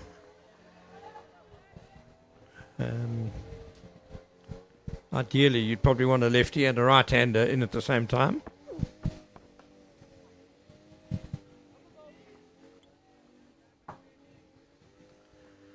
"20 overs gone. 97 for 4. And South Africa under 19, I beg your pardon. With a lot of work to do. Not yet halfway through their innings, 4 wickets down. And you fancy Jason Rowles, who has been the co-captain of this team before, with Mohamed Bulbulia. You fancy that he's the key man now for the home side. Kilal Patel made a very good start. 2 overs for just 3 runs. He's bowling again from the Chalet's end. Bosman on strike. And with us again, after his well-deserved break, is Aslam Korta. Thank you very much. Shaping up very nicely as far as the Indians are concerned. Very much as they did on the first day. Chipping away, picking up wickets, and not letting the game run away from them. An extra spinner added into the setup, and then also the impressive left-arm seam of Kishan Kumar has paid dividends.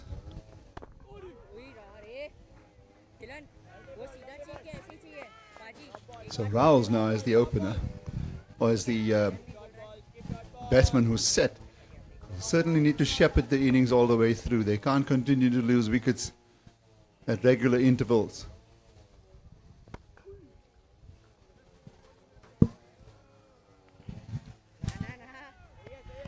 And I fancy South Africa under 19 don't have quite as much batting firepower as they did in the first game. They've replaced a couple of all-rounders with more specialist bowlers.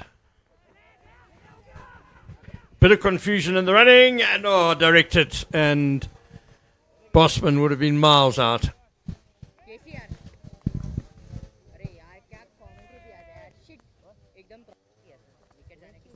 Yeah, always needless. Very important to be communicating with each other. Good loud calls. And if it's a no, it must be even louder. Which didn't happen in the first match when Arman Minnak was run out. At a key time too, just when he and Van Skalkwyk were really starting to dominate the bowling, and were looking in great touch. Just that's a heave-ho. Rowles has looked good. He's bided his time, which we haven't seen often. Yeah, there's moments hesitation, and where does the hesitation come? You don't get the positive call or the negative call from the non-striker. That can cause major problems. Yeah, so even though it's a dry pitch, end of the over, Ken 98 for 4 after 21. Even though it's a dry pitch, it was undercover for most of the day yesterday. I just found out because with this continuous threat of rain, you expected that it would have some sort of moisture in it for assistance early in the morning. I'm sure the covers were taken off pretty early this morning with this half an hour earlier start at 9:30. But I must say, I mean, when we ran our fingers through it as well, it was a dusty surface. And it's 12 days since the opening fixture was played by the South Africans against the Under-19 Invitational team.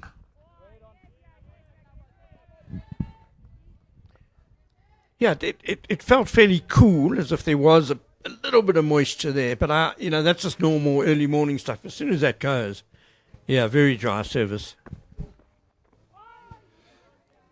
Kanesh Chauhan is very impressive. He was pretty impressive in that match on Saturday as well.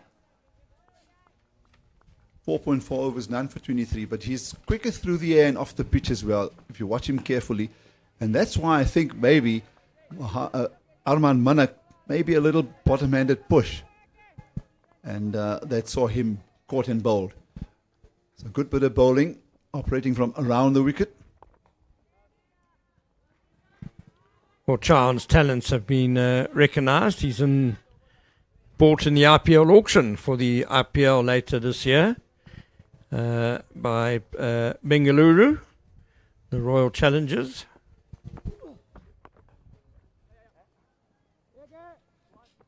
Maybe an awkward bounce there for Suravanshi. One easily taken. I just wonder, I mean, today youngsters, when we talk about youngsters, let's just forget Suravanshi for a moment. Leave him out of this discussion. Now we're beginning to see all that happening in South African cricket as well, where youngsters who are still in their teens are now being drafted into these franchise teams. End of that over, 22 gone. Just 2 runs coming off that Chauhan over.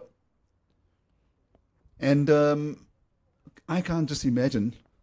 These are the wickets that fell. So Lagadin, after looking really good, falling to Kishan Patel, brought into the team this morning.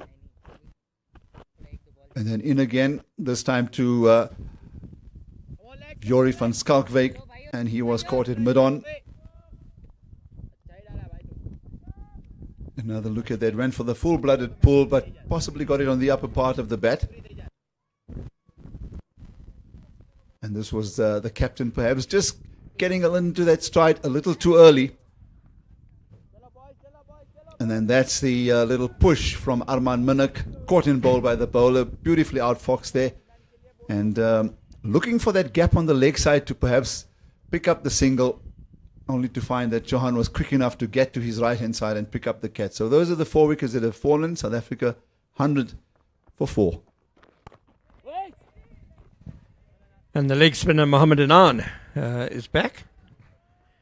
Well, Nasi, if you look at all 4 of those wickets, though, Chauhan, sure, a bit of deception and beating the batter in the flat, but the batters have got themselves out trying to force the pace. That tends to happen. Oh, that's a great attempt, because that ball was at shoulder height, head height as it went through. And got his right hand to it, no doubt, hit the fielder. A great attempt. Can't fault Rowles for actually going for that short ball.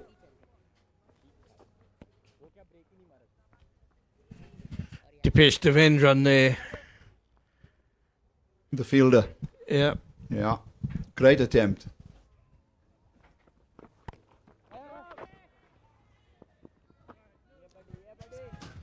Even the Manak dismissal, you can't fault him for coming down the pitch. That's fine. It's positive. But I just feel when he knew he wasn't getting to the pitch of the ball, then it should have just been a dead bat shot, not trying to manipulate it, still trying to get the single. Absolutely correct. That tends to happen when you premeditate. So then you've already made up your mind. I'm looking for that single or two into the gap on the leg side. And as he advanced, he didn't change his mind. He continued to play it, but I must say it was very well judged by the bowler, moving quickly to his right and picking up the catch.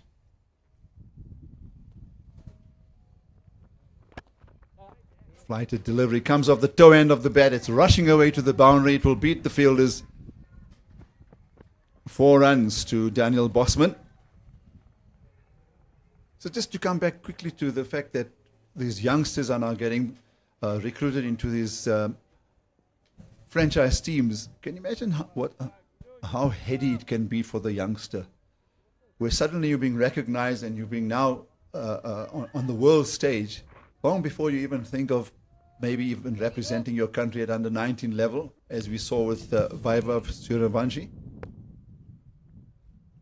There's another look at that thick bottom edge. Bosman gets very quickly onto that back foot. He's got very quick hands. That's why he makes contact. But that ends the 23rd over. 105 for 4. The beautiful sunshine. South Africa, the time now, 10 past 11 local time. And hopefully it stays this way all the way through, because it'll give us a good idea as to the strengths of the two teams as they continue this series, and then what is on offer when they get to the World Cup itself. So large patches of cloud, but lots of blue as well, bright sunshine. It's certainly a lot warmer than it was this morning. Johan starts the next over. I think South Africa can be heartened by, they lost the first game on a DLS calculation. But just before they came off for lightning, Van Schalkwyk and Manak had batted them into a position where you felt that they could, if that partnership continued, put themselves in a position to win the game. So they were certainly competitive. Yeah, I mean, 86, you're close to 100. You're shifting the whole balance in the equation. You've got the opposition now really thinking, because they were in such good form. A bit of miscommunication there, and saw Manak run out, but it didn't matter in the end because the players never got back on the field, with lightning and then a deluge on the East Rand.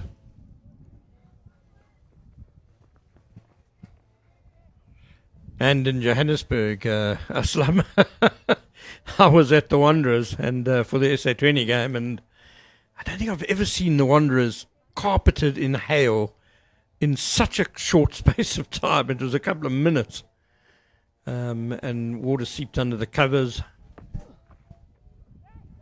Yeah, attempted reverse sweep.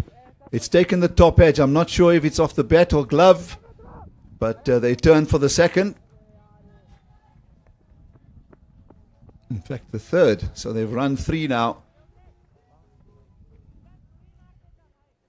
There's just so much of time left in the innings, only into the 24th over. And it looks like he's taken it somewhere on the arm. He's asking for some assistance. Jason Rowles, the non-striker.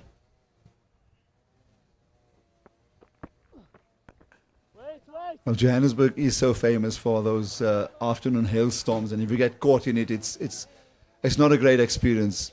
Million bullets hitting your car or nowhere to go, and you get hit by those hailstones. It's rather painful. So there will be some attention out for Jason Rowles. 110 for 4 at the end of the 24th over. And then when we finally left the Wanderers, because the first storm arrived before they had a toss, they then had a toss, and then didn't even get onto the field because another deluge came. And of course, that's then when I walked back to the car, so I got sopping wet. Yeah, it was a proper storm. But just to finish what we were saying about encouraging signs for South Africa from Saturday's game, there's no doubt that India are one of the favourites for the Under-19 World Cup. They've had convincing wins in both England and Australia in series in the last year. So for South Africa to be competitive with them augurs well for the big showpiece tournament coming up later this month in Zimbabwe and Namibia. 15th of January it starts. Yeah, you're absolutely right. And that's why I just made the point that watching these two games, hopefully this one goes the distance and with the last one as well. So as South Africans especially, we get a very good idea as to the makeup of this team, the strengths, their weaknesses, if there are any, and how best they can use them. India have certainly been very active, as you've mentioned. The other question is, do these guys actually attend school? Because they become professionals at 14 and 15. I'm quite sure they do, because they give great store to education in that part of the world. I know in my day, and I'm pretty sure in yours too, Aslam, it would have been wonderful to play cricket all this time while you were meant to be at school. Absolutely right. Short ball again pulled. This time he's cleared the boundary beautifully. Just rocks back, picks up the ball that it was short, and he's hit it over mid-wicket for 6. Rowles does hit that shot very powerfully. He did the same thing in the previous 2 innings. So he's a diminutive fellow, not the largest of guys, not broad-shouldered, but he certainly gives it a good whack.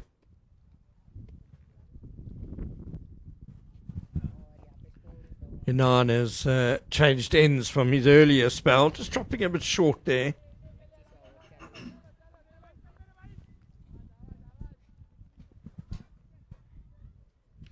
Changing the field now. He's moving fine leg a lot squarer.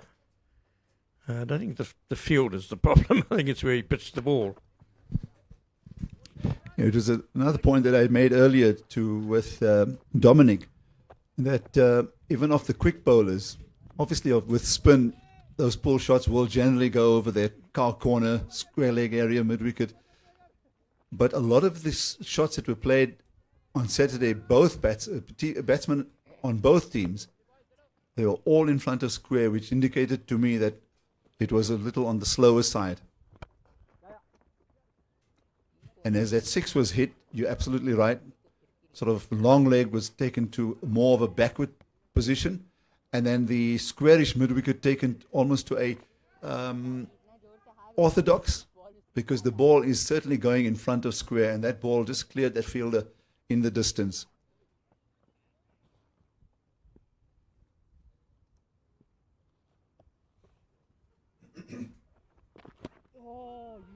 You made a point earlier about Jason Rowles' makeup, his stance. So he leans back on his back foot, which clearly is not the right thing to do. But what you will see is that he immediately adjusts himself, and then he's got his weight on both of his hips, as you will see there.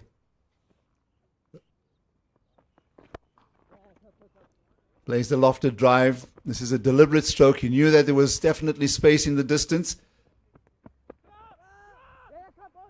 Rowles wants the third. He chases through for it and completes it. It's a good straight lofted drive from him. I also got the feeling, Ken, watching him batting on Saturday, that he seems to be in some sort of a rush. There's another idea or view of how he leans back and then just adjusts himself as the ball is delivered. It's an interesting setup. I guess the important thing, though, is that on delivery, Yep. he sorts things out. So it's a bit of a trigger movement for him. You speak about being in a rush. Aslam, very important that for South Africa, having the advantage of winning the toss and batting first, they've got to bat out their full 50 overs. They've got to see it as a prime opportunity to set a good score. You know, one imagines anything above 270 will be useful. You know, as this pitch continues to deteriorate, dry out. You mentioned how much it's been used lately. So, yeah, they should be looking big picture, batting for the long haul here. They've only just reached the halfway point now. Kilan Patel into the attack. First spell, 3 overs for just 4 runs. Very clever bowler. He's a crafty bowler. He's a thinking bowler. In the little time that we saw him on Saturday, Kilan Patel picked up 1 for 14 in his 5 overs with a maiden. But his variety of bowling and then the sudden tweak that his ability to give that sudden tweak gets lots of turn. And batsmen generally, when they face a bowler where there's just slight turn, they almost make up their minds that there's not much on offer. And especially if you don't know the quality of the bowler, he actually did that. He then delivered 2-3 real balls that really spun and bit and surprised the batsman. So let's just say he wasn't giving too much away early on and then kept it in the bag and produced some of those. Very orthodox left armer, but he's got that variety.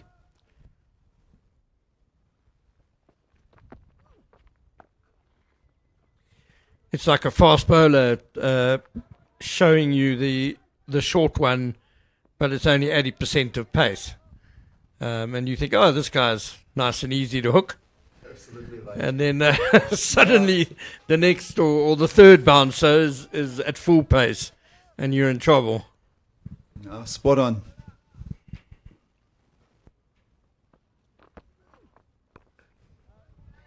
Yeah, I've also picked up with Daniel Bosman. He seems to give himself time, and he prefers to play on the back foot, even against spin. And sometimes that is actually a good thing to be doing. So he's getting into good positions, picking up singles and twos. It's a good Yorker length delivery from Patel. And that's ended the over as well. 26 complete, 124 for 4. They're scoring at 4.9 runs to the over. The Indians kept it around the 5.5 mark all the way through their innings, and hence they got to 300. There was 1 or 2 players that certainly went after things. Kilan Patel himself, in fact, 26 of 12, he had 3 sixes to ensure that they got to 300. The Proteas versus Pakistan, 10th of February. This is now.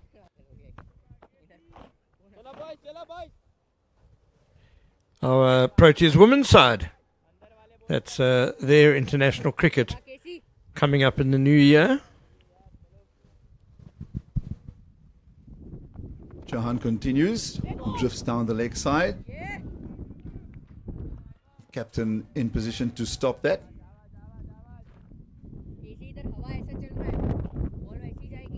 It just seems as like that, even though we don't have international cricket, there's a rush of cricket. And then it's the World Cup and then the IPL.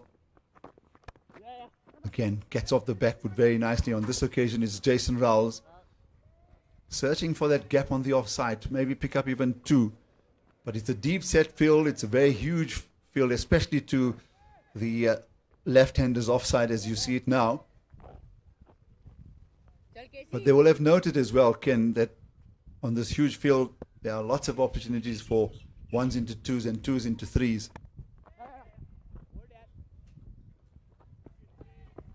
Dabs this with the outside half of the bat into the gap again. One of the bigger grounds in the country, Willowmoore Park. Mm-hmm. So, yeah, running between the wickets does become very important. Trying to get those 2s and 3s. Finding the right areas of the ground to get the ball into.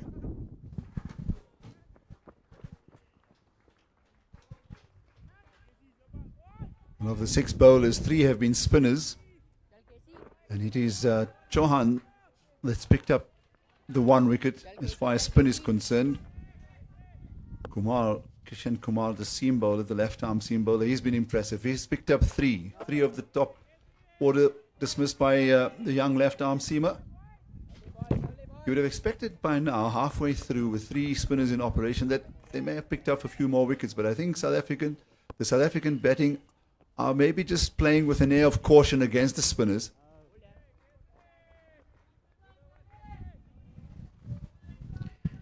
There's no need to over-attack the spinners. They need to concentrate on the ones game, really. Keep the scoreboard ticking over against them.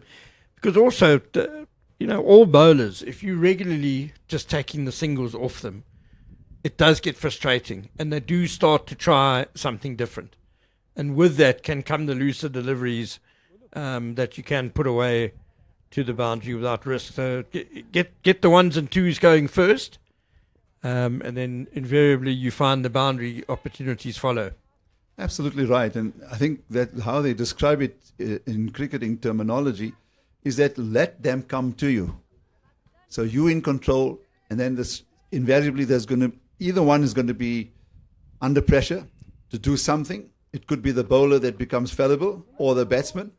But batsmen must be aware of the fact that they are actually in charge of what is going on there, especially if the partnership grows, and as you make the good point, that you're turning it over all the time with singles and twos.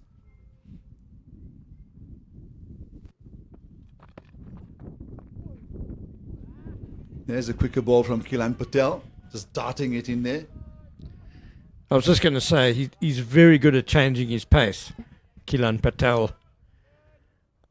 He's got some really good quicker deliveries. Other ones he slows down and tosses up more. That's quicker through the air now. So just a whole nice variety.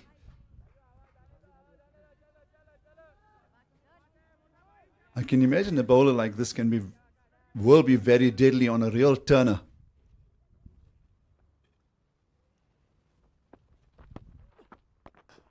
Yeah, that's over pitch. So it's a neat drive. It's a compact looking shot from Jason Rowles. It's really well played. And the thing is, the youngster knows that he has the ability to really shift gears, Ken. But you also need to know that you can play those singles and twos. The point that Dominic Hendricks was making earlier.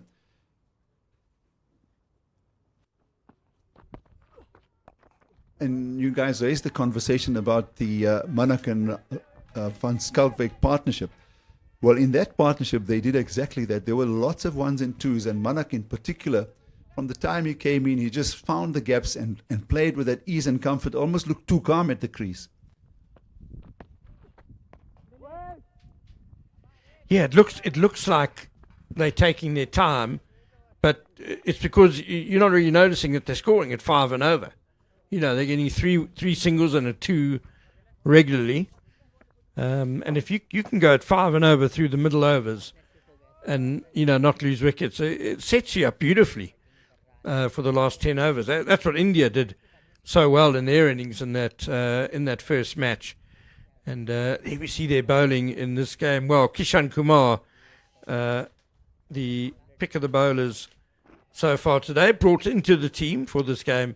6 overs, 3 for 34. The left arm seamer really good up front. And the bowling lineup dominated by those spinners, as Aslam Kota said. And Chauhan, the only wicket taker amongst the slower bowlers so far. Well, I remember when Manak was at the crease, I described it as he accumulated runs before he even got into, say, the 30s. That those runs almost came unnoticed. Quick single taken straight to the fielder, but good backing up from from Bosman. And it was unnoticed. The way he went about just finding those gaps. He hit 4 fours in that score, 46. But there were lots of singles. And that's the beauty, Ken, as you make the point, the beauty of the quiet accumulation, where you don't notice it. You don't actually know that the opposition have maybe picked up 4 or 5, maybe 6 singles and over for a while going. And they're in no hurry because they'll wait for the change of bowling or perhaps even the loose delivery. And just to indicate how on track South Africa were with that partnership, that was, as you say, just well paced, accumulation. When the ball before Manak was run out, which was the ball before the game ended, South Africa were only 5 runs behind on DLS, so they were right up with the pace, batting like that sensibly, milking the ball around.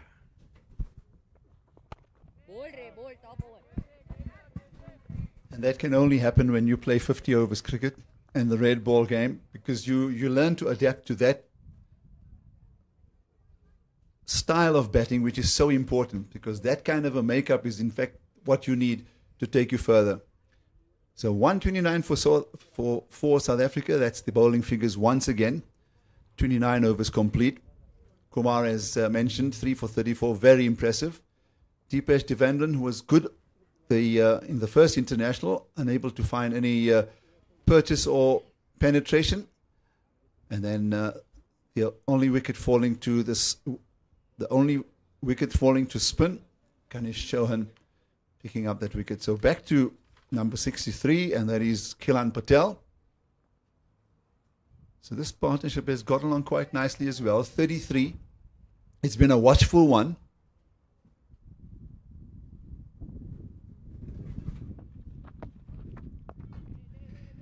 And already we've seen that India have made a change because of this partnership. The spinners have switched ends.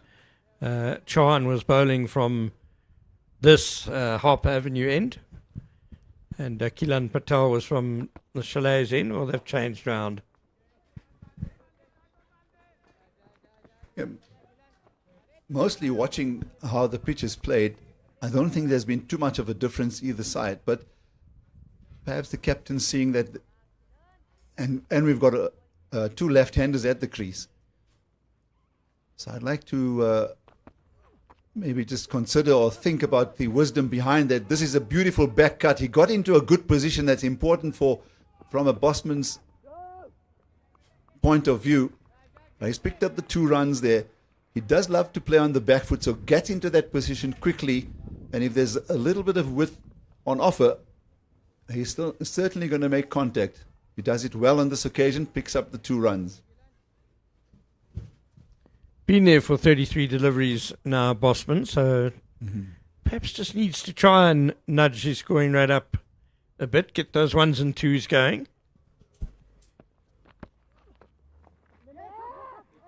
There's the ball that really bites and turns, but it starts on the wrong line. So an easy single taken. And a good early call from Jason Rowles. Well, we see so much of this in the T20 format, where fielders in the inner circle are put under the pressure, where the singles are taken at will. So from time to time, it's good to read into the game and maybe do those type of things as well, so you force other changes.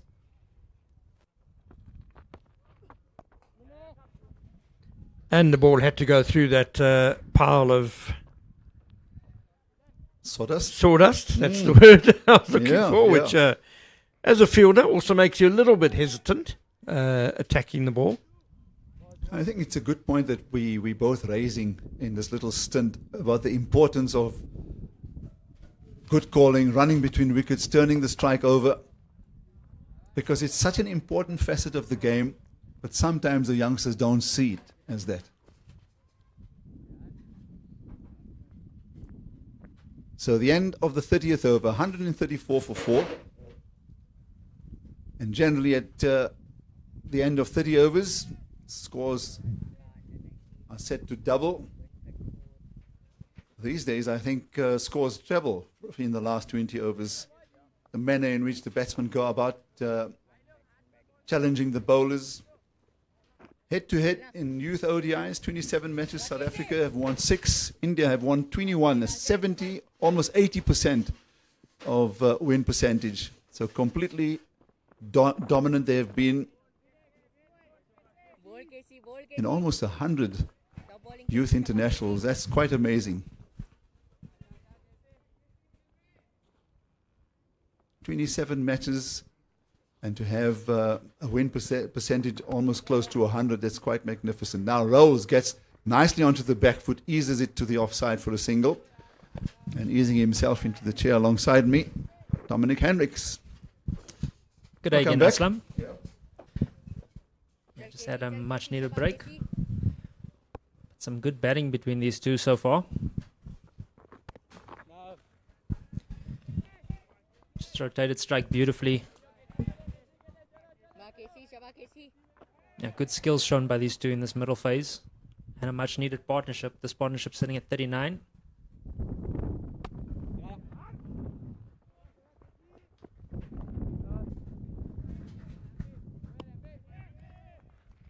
And these two are going to have to bat, or try to bat for at least another 10 overs. So if they bat for another 10 overs, they're giving the team a good chance of posting good total. That's a beautiful shot again. Just for a single. Jason Rowles. Well, that stroke goes to 49. If this partnership continues for the next 10 overs, scoring at 4.4, they take the partnership to close to 100. Oh, that was so close to the stumps. On this occasion, Bosman does get those quick hands onto the ball, as I mentioned earlier, and will find the single to the offside. End of the over, which means he also retains the strike, does Daniel Bosman. Approaches versus the West Indies, and then the ladies against Pakistan, a whole series of matches. Book your tickets on cricket.co.za. Lots of internationals for the ladies. There's going to be 3 for the South African men's against the West Indies. 10th of February to the 1st of March. So lots of cricket in the coming months.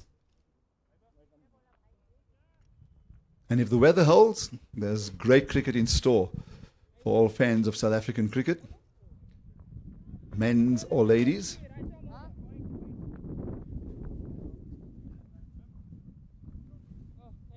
Sukumar Amrish back in the attack. So for a number of overs, perhaps even as many as 15 with spin in operation, back to seam. Bit of a wind that has come out now. Hopefully it's not the rain wind. The cloud cover is that much heavier, but still bright sunshine over the ground and high cloud, I might add. So Ambrish starts with a short delivery, gets into a good position, does Daniel Bosman, picks up the single. I was talking about how prolific he has been on the back foot. How comfortable, let's just say, he's been on the back foot. He's been able to deal with most deliveries, especially against spin. And I wonder if the Indians will pick up that they perhaps just need to invite him with more flighted deliveries to see how he actually plays on the front foot. But all eyes are on Jason Rowles, the left-hander, on 49. Oh no, he has a real mix-up. Oh, and if that hit, he would have been out. Running for his teammate to get to 50. I'm not too sure the communication was good enough, or was there any communication at all. But Rowles was ball watching, Dominic. Yeah, he made quite an early call there. I think Bosman was actually ball watching on that occasion, but no damage done. It looked like a slow ball from Ambrish on that occasion. So just stopping the surface a touch.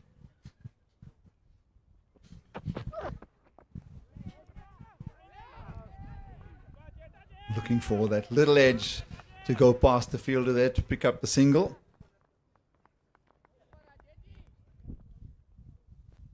So he immediately, from his hand gesture, was no run.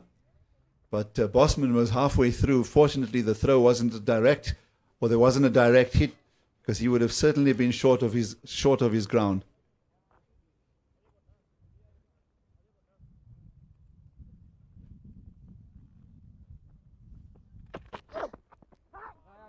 And that'll take him to 50.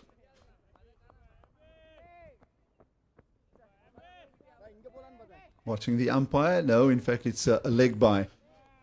Just watch how slowly the ball actually went through to the fielder. So that indicated that it was certainly off the body.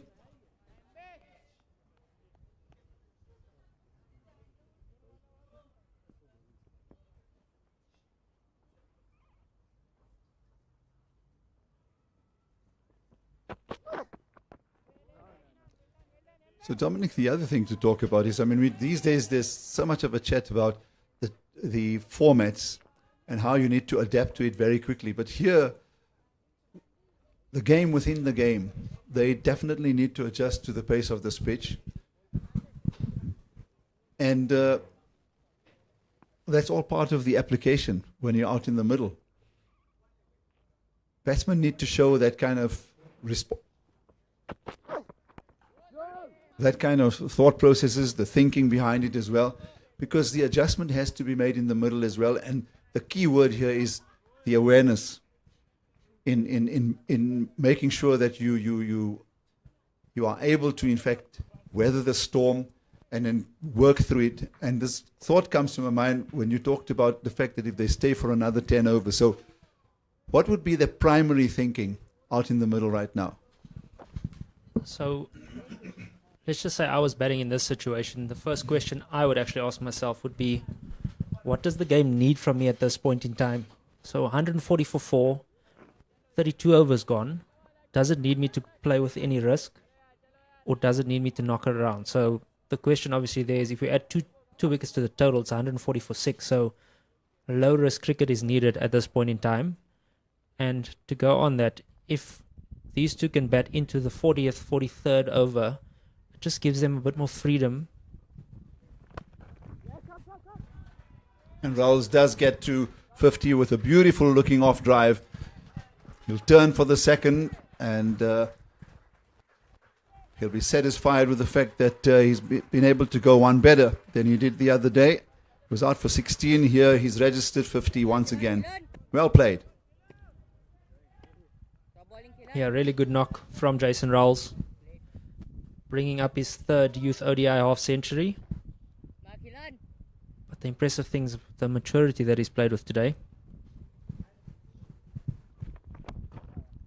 Yeah, good footwork, given a bit of width, and having spent some 65 deliveries there, easy pickings for Rowles, pardon me, to go to his third 50, as you mentioned. Yeah, and I think the point you raise is so important, because you know that it's not the easiest of surfaces, and if you get out now with so many overs still to go,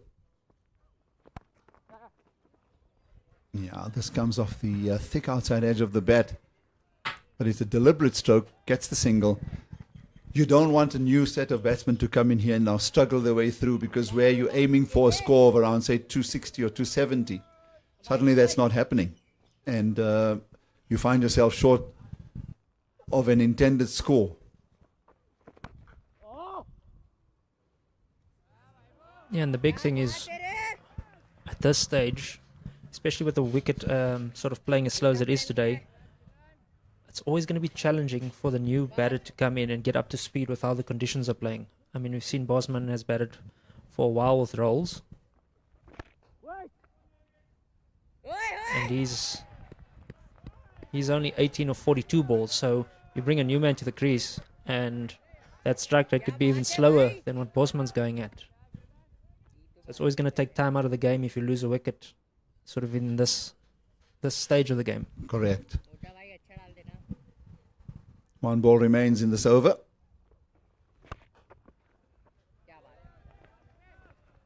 And that'll end with a dot ball. So 4 runs coming off it. There was a period in that over after having got to 50. Jason Rowles was looking to hit over mid-wicket again. There's a fielder placed in the deep there. So he shows this almost a cheek that I'm willing to go over the top of that fielder. And I think, as you talk about, less risk right now is very, very important. They need to just make sure that they go towards, as you said, maybe deep into the 40 overs, because there's a ball change going to come through just now at the end of 35. And then there's going to be the power play that comes into play. So they need to be a step ahead to make sure that they stay in the game and stay in charge. And you can so easily have a collapse and suddenly a very low score to defend.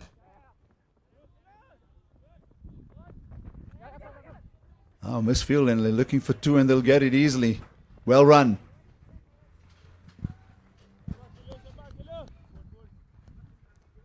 We're also talking about with Ken. The two of us were chatting. Is that a 50 partnership? Yep, that's 50 partnership, coming off 83 deliveries. 29 from Rowles and 20 from Bosman. Yeah, chatting to Ken in the short spell, that short session that we've just had together. We don't give enough, there isn't enough importance given to singles and twos. The game has changed so much that batsmen are actually selected because they are boundary hitters. And I see that lacking even at club level, where youngsters get bogged down or they're happy to play a dot ball or go for the big hit. But rotating the strike is such an important facet, and maybe you can touch on it as well.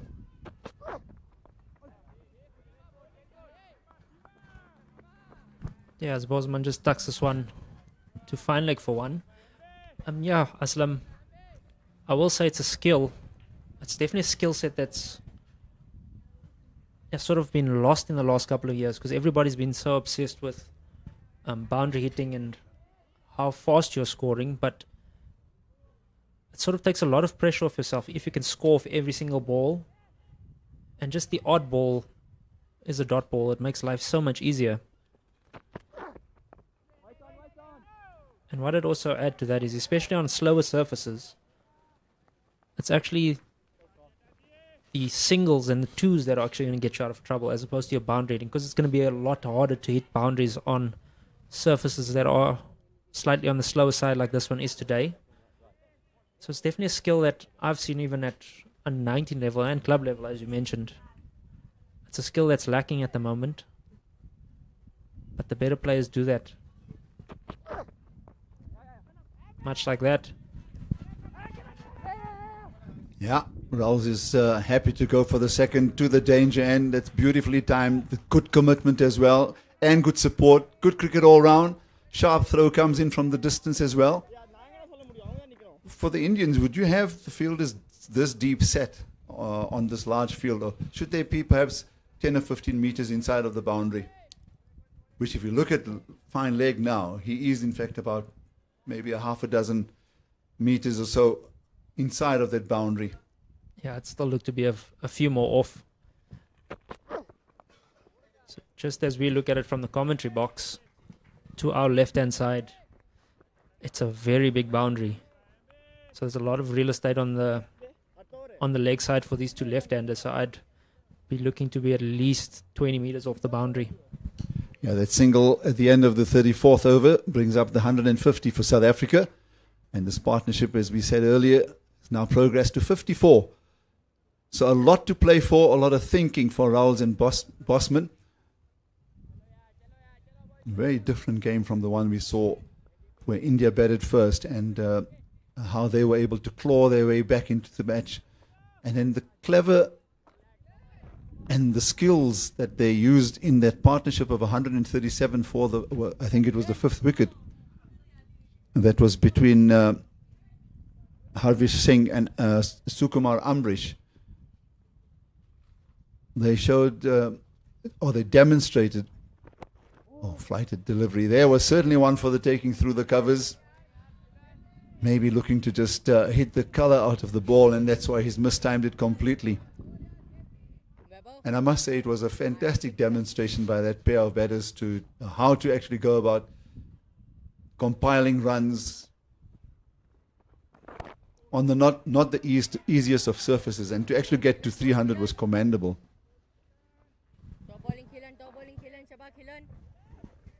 Killen into his 8th over now, just gone for 17 runs.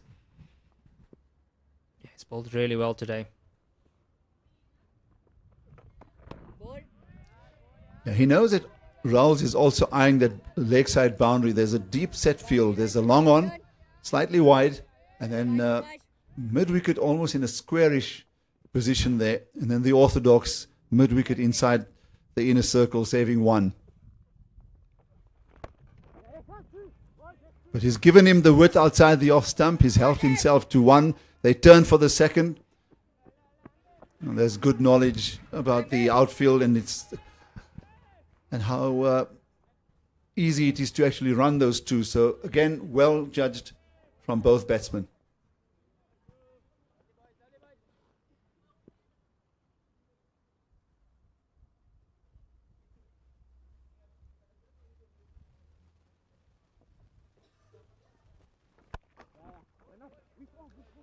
Yeah, he's deliberately kept it on that wide outside the off stump line and length to Jason Rowles, who's obviously well set. That single ends the 35th over.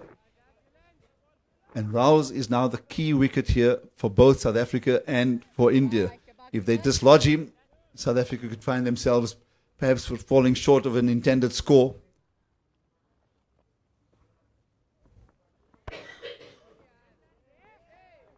And India will see his wicket as the important one. So it's time for drinks in Benoni. 153 for 4 with Rowles on 58, Daniel Bosman on 21. Their partnership is worth 57. Join us again in another 5 minutes.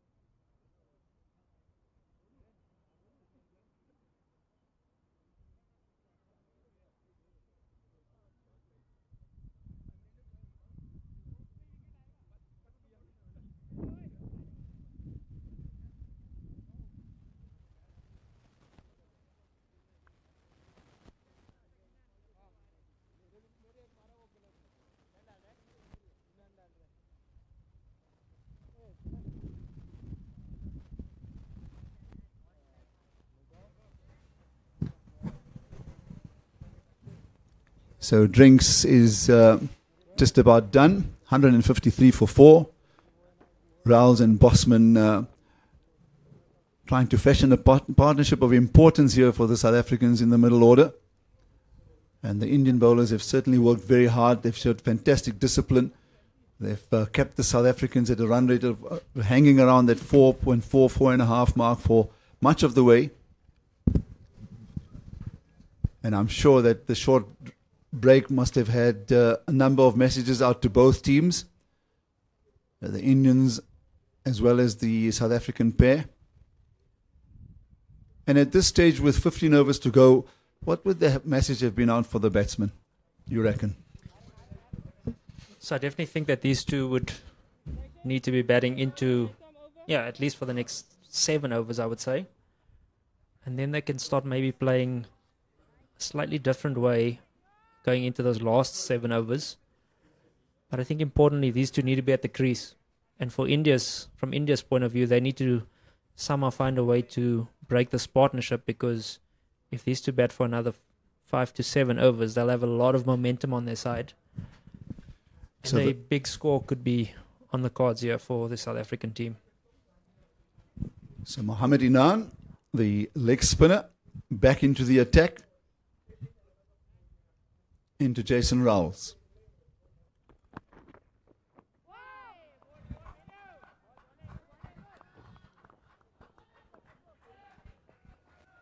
Very quick off the pitch.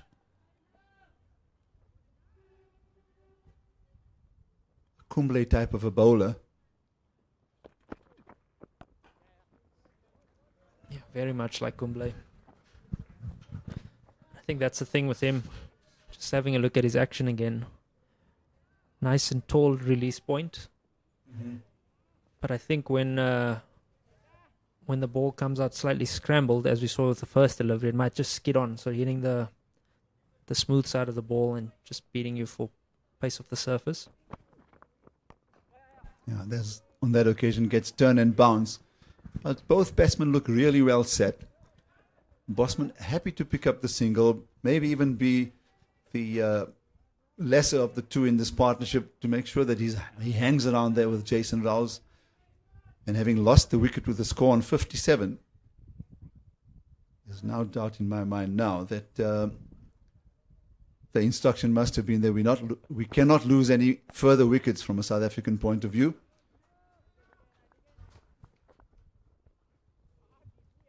Yeah, and if you just maybe take it a step back. If you look at the next 4 overs, so that's 24 balls. If they go at 4 for the next 4 overs, that takes them to 170. So 170 with 10 to go. Looking really good. Looking really good in terms of posting a good first inning score on quite a slow surface. Yeah, and the other thing that I'm picking up, Mohammad Inan has just replaced, what's his name, Killan Patel. So they're trying the leg spinner, and there's occasion where the ball actually just does hop and turn, but it's generally slow turn. That's why it's given them time to actually step back and then hit through the line. On this occasion, he makes room, backs away to the leg side, and plays a sweet-looking drive for a single. Ends the over, 5 runs coming off that Mohammad Inan over. So you're absolutely right. I mean, now if they can time this to perfection, this partnership, and then look to up their run rate, there's every possibility of doubling the score.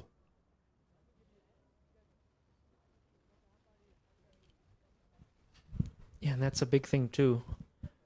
That if you get some momentum going with you, generally when momentum runs with you, one big over turns into 2 or 3. So if these two can get going in those last 10, it's definitely an option. But I definitely think, just looking at the surface, I think 250 will probably be about a par score. And a winning score, I'd say, in the region of maybe 265, 270. Yeah, that makes complete sense.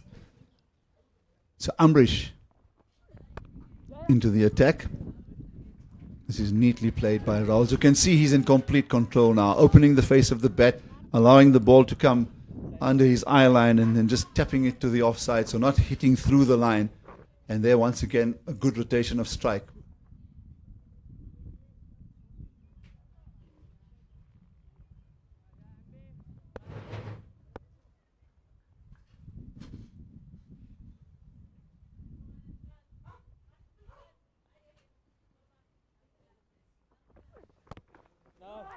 remember watching the Under-19 tournament World Cup in South Africa in the, I think, 1998. And then just after that, there was the next one in Australia, and that was also televised. And obviously those were talented cricketers representing their country at under-19 level.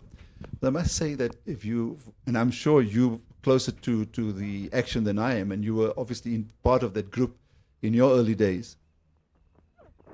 But the standards that these youngsters have set is quite phenomenal. Yeah, absolutely. And I think the big thing with these under-19 World Cups is that it sort of puts you on the international stage at a young age.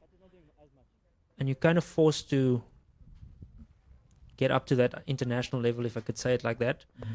But not only that, the investment I've seen so far at even in the junior programs. Good slower ball from Ambrish. Yeah, like if I take Cricket South Africa, the investment that they've put in with these players over the past couple of years to get them to this point, I mean, the growth's been immense and the time invested's been immense. If I'm not mistaken, I think it was a week before the Kaya Majola week, they spent a good 4 or 5 days together, this group. Then they went to the Kaya Majola week, and then straight after that, 2 days later, they met up to get ready for this series. So throughout the year, these guys are actually getting a lot of training in together.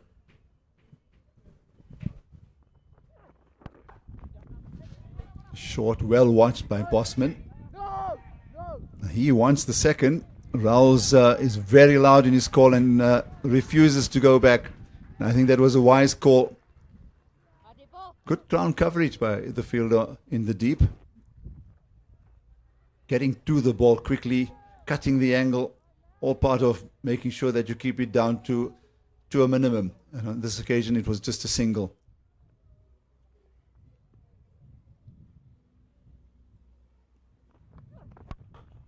Oh, he's lofted this drive, just beats the fielder with his outstretched right arm, trying to pick it up on the dive. But that's a firm hit by Jason Rowles. Picks up a boundary, an important one and a useful one for South Africa at this stage.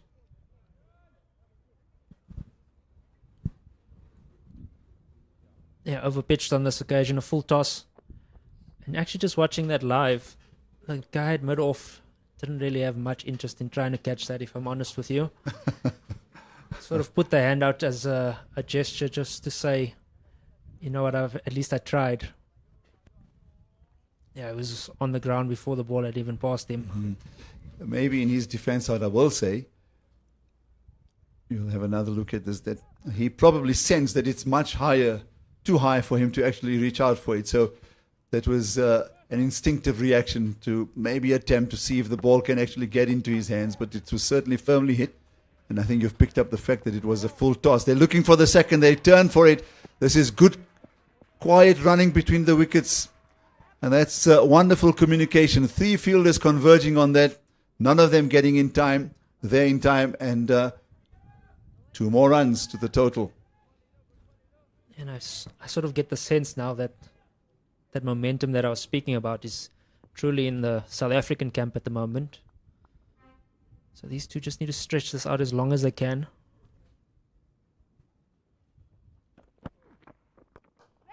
Oh, has he dropped this? He has. That went straight back to him. It was the easiest of return catches. And Mohammad Inan has dropped it. What was he thinking? That's the first question. Body behind it, hands to it.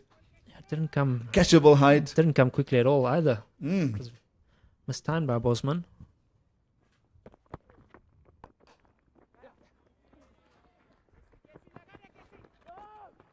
Just work this into the leg side. They've run hard, but just the single. Yeah, we have a look at it again. It's quite full, but not really well taken care of by Bosman. We get a reverse look at it here. Yeah, he was in position. Can't tell you why he dropped that one. Oh, that's a full toss and beautifully played. This fellow is in form, is Rowles. A beautiful pickup hit over the leg side for 4 more runs.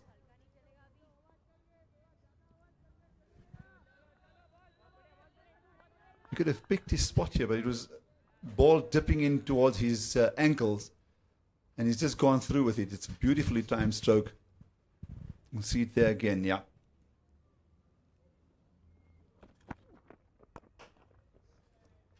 Something's up with Inan. He's just lost the plot for our times. 2 full tosses and a dropped catch. Yeah, you get the sense that he's not on it anymore. So I'd expect a change from this end in the next over. The captain is at covers.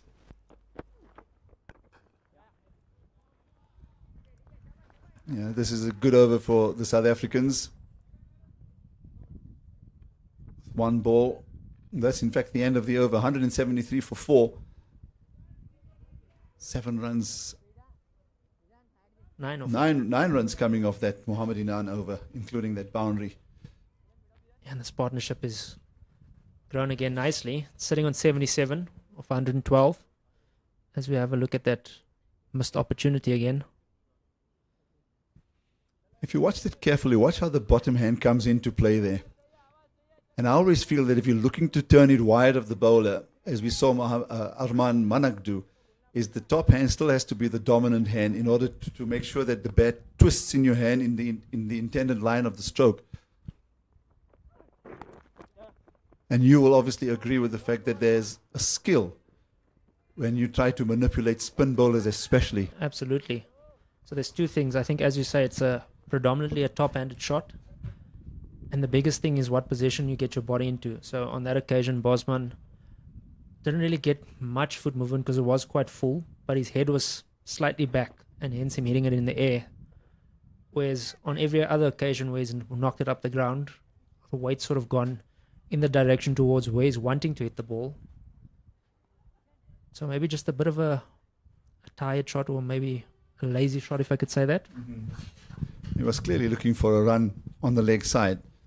But you've made some wonderful points of the observation. This is a clean hit. It's gone all the way for 6. That's also a long part of the boundary at wideish mid-wicket. And that's a magnificent pickup from Jason Rowles. Now really into form, running into a number of boundaries that will help him along. The run rate now from 4.4 has gone up to 4.7. Yeah, got into position very, very early over there.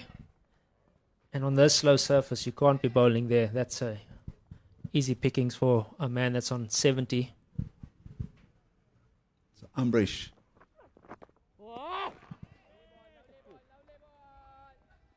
Well, it's a good comeback. He had the angle to help him. Rowles maybe in 2 minds. Not too sure. I think it was the length that perhaps had the better of him, but certainly not on this occasion. And he loves hitting it in that area. He's a powerful striker of the ball.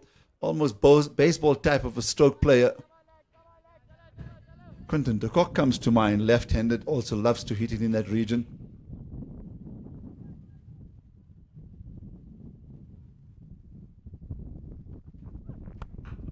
Oh. And he goes for the lofted drive. This is beautifully played. Also goes all the way for 6. It certainly stays hit when Rowles is on song. And this was even better. Made a sweet, sweet sound off the bat as soon as he hit that. He's definitely a man on a mission now.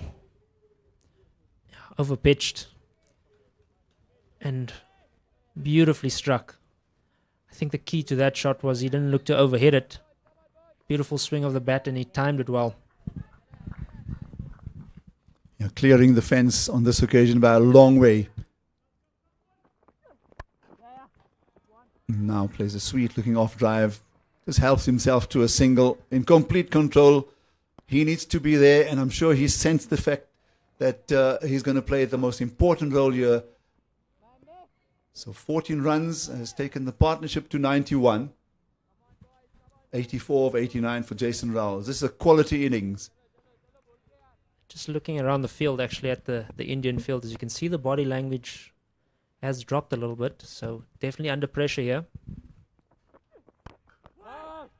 Yeah, you're right, because for much of the way they felt that we're in the game, we're keeping things tight, the spinners are doing a good job. But great momentum here for the pair of Rowles and Bosman.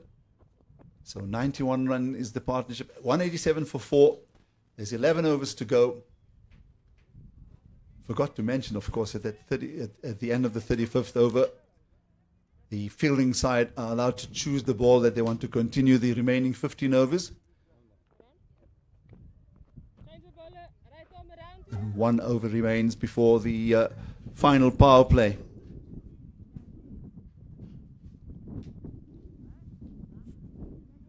Excellent momentum in this partnership.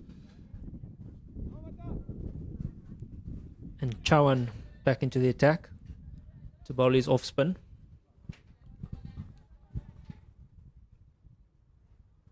Going around the wicket.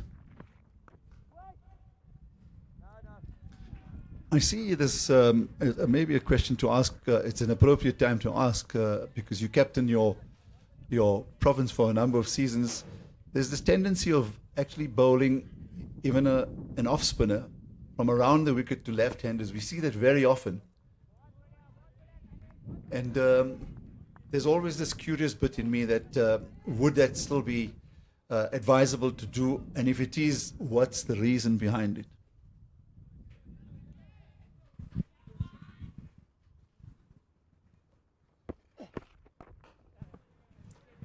Good straight bat for a single. So the biggest thing, obviously, with an off spinner to a left-hander, to a left-hander in particular, is that if you were to bowl over, it's going to be really difficult. You're taking one decision completely, or two decisions out of the equation completely. Bowled in LBW. The second reason is that the angle that you create from around the wicket, especially on a slower surface, creates the opportunity for the ball to turn. So if you were over the wicket, the angle's just going across, so not likely to turn. Whereas around the wicket, with the angle that you're creating and the sort of angle that you attack the crease at, you're giving yourself and the ball a chance, or more of a chance to turn than as you would from over the wicket.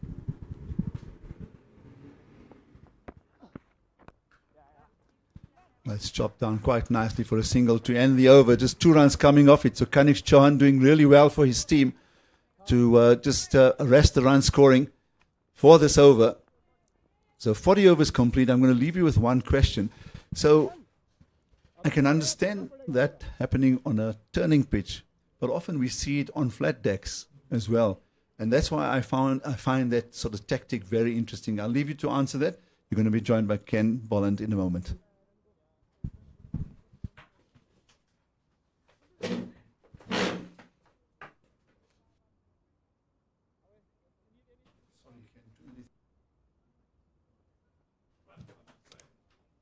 Yeah, thank you, Aslam. Players just enjoying a quick drink as I'm joined in the commentary box by Ken. So I think, just going on Aslam's point, it's more about angles that you're going to sort of create, and on the good surfaces that get played on these days, it's sort of, you have to create something from nothing, really. So over the wicket, like right arm over the wicket as an off spinner to a left-hander, you're taking out probably your 2 biggest dismissals, which are bowled in LBW, completely out of the equation. So it's sort of that's sort of the thinking behind it, I would say, Ken. Yeah, and free hits on the leg side.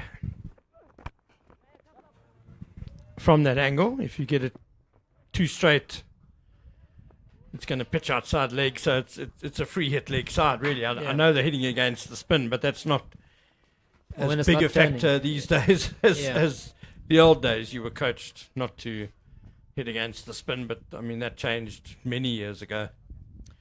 Yeah, so Ambrish to continue, quite an interesting field that he's got. He's clearly made a point of trying to get the left-handers to hit to the long side. 2's called immediately here by Rowles, and they get back comfortably for 2. So the field that's currently set for these 2 left-handers, they've got a deep backward point, I would say, on the boundary. Then they've got a deep cover sweeper just in front, about 10 meters in front, a long off, and then the 2 men in the ring on the offside are extra cover who's on the boundary, on the 30-yard circle and a short 45.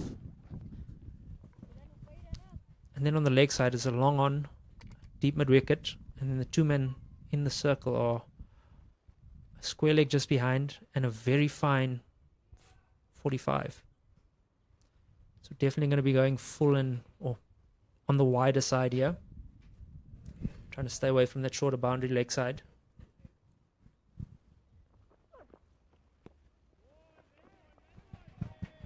That was well done by Umbrish. Just a little bit surprised that he's still bowling, taking a bit of a tap in his well, especially his last over, 14 off it. The new ball bowler Devendran has only bowled 4 overs, so he's got plenty in the bag.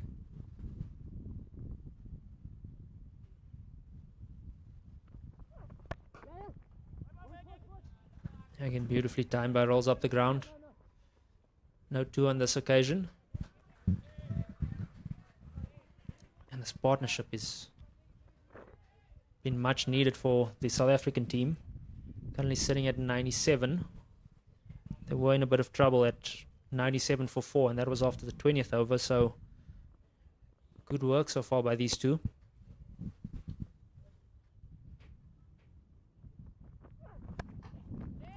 Full toss, and it's a chance, and it's taken at the man by the man at extra cover. Captain Bosman very disappointed. He's hit this full toss pretty much straight up, and a great catch taken. Captain Vibia Shuravanzi getting across to take a good catch over his shoulder. Daniel Bosman goes. He's played a very handy role in this big partnership, but it was a full toss, and I fancy he just tried to overhit it a bit. Often happens with a full toss, doesn't it? Yeah, it looked to me like 2 things. Number one, you're saying he tried to overhit it, and the second thing, it was quite wide of off stump, and it looked like he was trying to hit that sort of over wide mid-wicket or deep mid-wicket.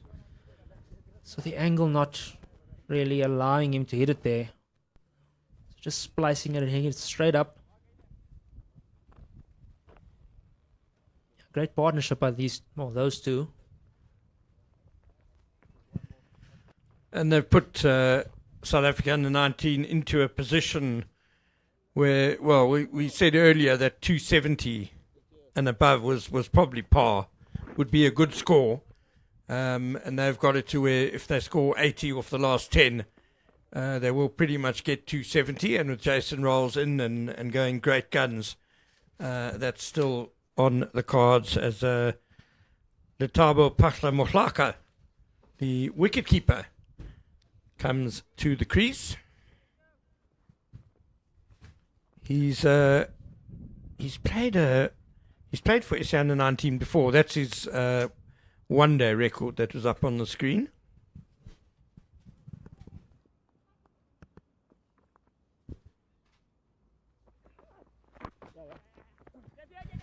He's off the mark immediately. Tucks us into the leg side. What I'm quite surprised by was the field that they had for him. So they'd just almost given him the 1. Pushed 3 men out on the leg side. No one saving 1 on the leg side in the 30-yard circle, barring the man at 45. That does bring to a close the 41st. 194 for 5. See, I would have thought they would have possibly tried to bring 5 or 6 men in the ring. Well, they've kept him on strike for the new over. That's the one positive. There's that good catch by Suryavanshi. He dropped one at slip earlier. He saw another one just go over his head at extra cover. But that's a very good catch. Running backwards, always difficult. And I fancied the way it came off the bat. It was probably swirling and spinning as well. And speaking of spinning, the excellent Kanishk Chauhan, who now bowled his 10th and final over.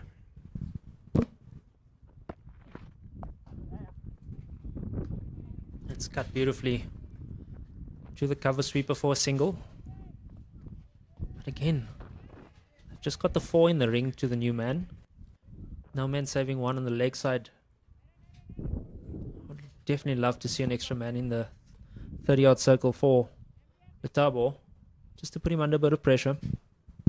I agree, Dom. If he's good enough to hit you over the top for 4, second ball he's faced, then credit to him. It's got to involve some risk, though. So I agree. Keep the new man on strike, especially when the other option is a man who's going as well as Rowles is. On their turn for 2, and easily make 2 in the end. Again, a very similar field to Rowles. I think the obvious difference is that the ball's turning away from him, so just the one man saving a single on the leg side at short 45 behind square. Got a deep square leg, deep mid-wicket and a long on. It's that mid-wicket hole again, isn't it? And Rowles played it through there expertly, turning a 1 into a 2. No change to the field, though. Yeah.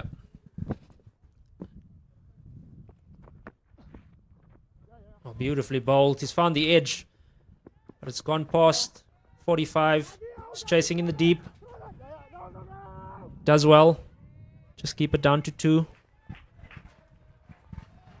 It's very well bowled from Chawan. Bit of turn and a bit of bounce.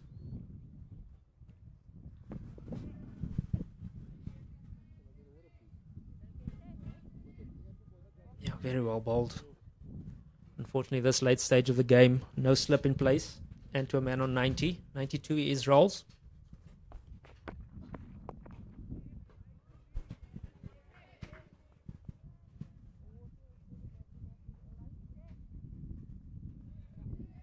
I'm going to be interested to see who's going to bowl these last 8 overs from the Indian lot. So this is just defended into the leg side.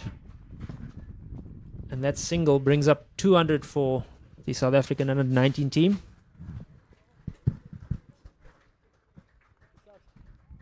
Coming off 259 balls, 14 fours and the 3 sixes.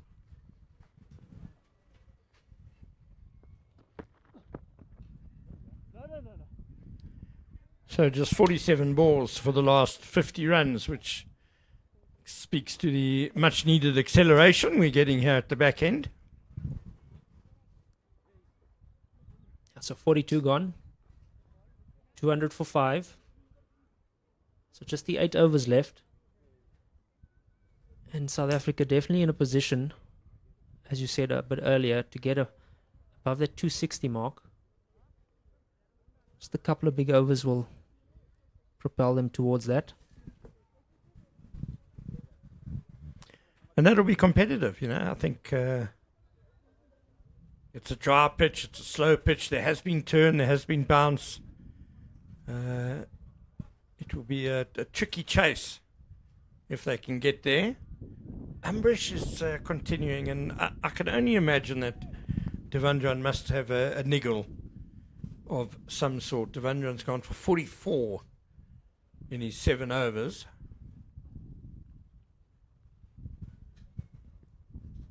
Ambrish, rather.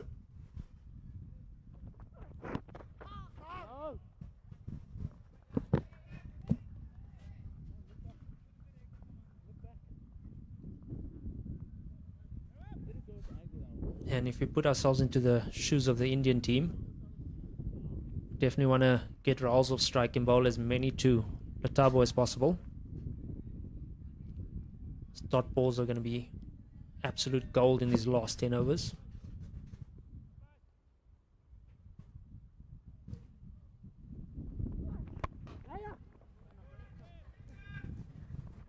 Again, full and beautifully driven up the ground by Rowles for a single.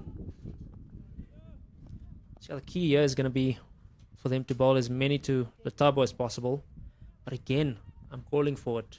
Love to see a man in at deep mid-wicket to come in on the 1. Also love to see Miroff possibly come up here just to put him under pressure. It just feels like there's too many options for singles here at the moment, especially for a man that's just faced 3 balls. Captain's definitely missed the trick here, in my opinion. Agreed.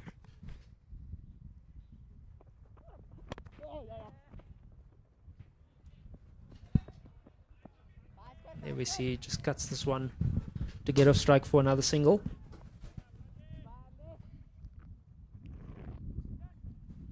You almost get the sense that because it's the last 10 overs, we've got to have all 5 guys out on the ring, or out on the boundary, and just the 4 men in the 30-yard circle.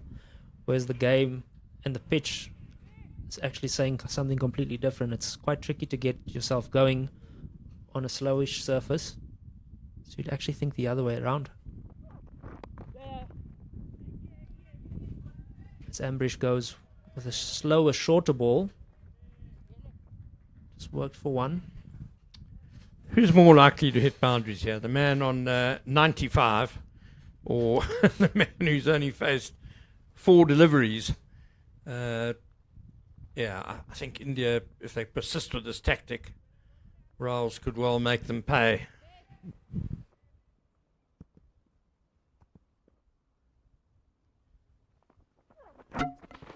Oh, and he's bowled him. Beautiful Yorker. Sees middle stump flying out the ground. Beautifully bowled by Ambrish.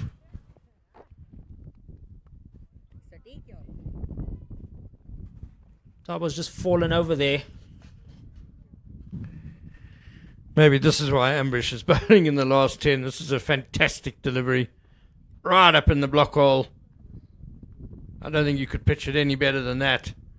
Yep, Maslaka did fall over a little bit, but when the ball is spearing in at your toes like that, it's quite difficult to keep your balance sometimes.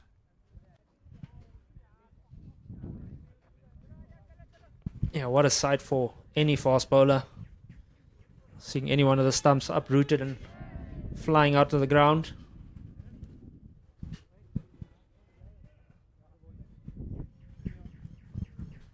Well, it was middle stump, best of all. Wonderful bowling by Ambrish. Worth another look. And the batter lying down on the Face pitch as down, well. yeah. Just all adds to the enjoyment for the bowler. As Michael Krayskamp comes in to bat. Better known as a bowler. The Bishop's lad. It's quite handy with a bat. I did see a bit of his work in Bloemfontein a couple of weeks ago. So no mug with the bat. I think key for him is just to get off strike. Get Rowles on strike.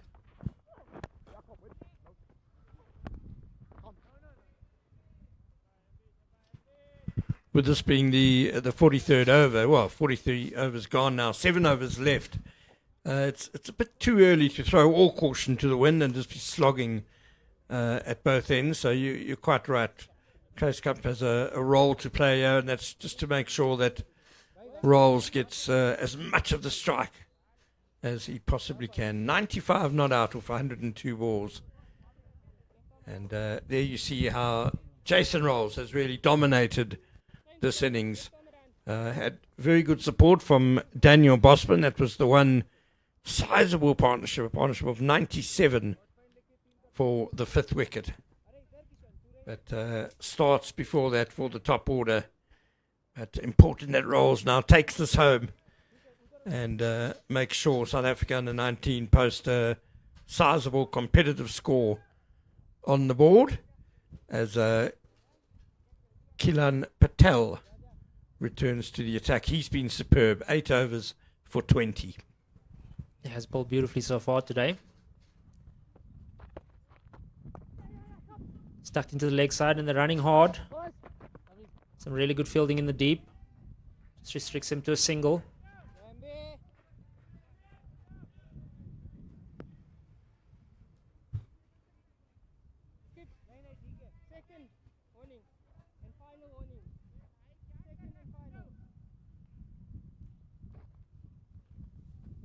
Just heard a bit of a warning given to the captain of the Indian side. Not quite sure for what.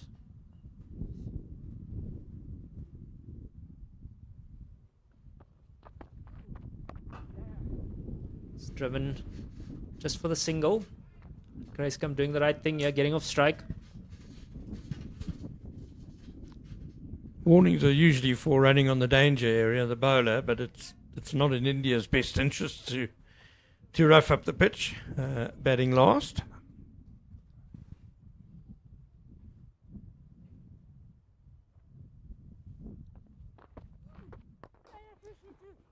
Two immediately called again by Rowles as he tucks it into the leg side. And a slight misfield in the deep, and they comfortably get back for two. Takes Rowles to 98. Most importantly, gets him back on strike. When Jason Rowles started to accelerate in this innings, one of the things he did really well was start to put the fielders under pressure, calling for twos and running the first one really quickly.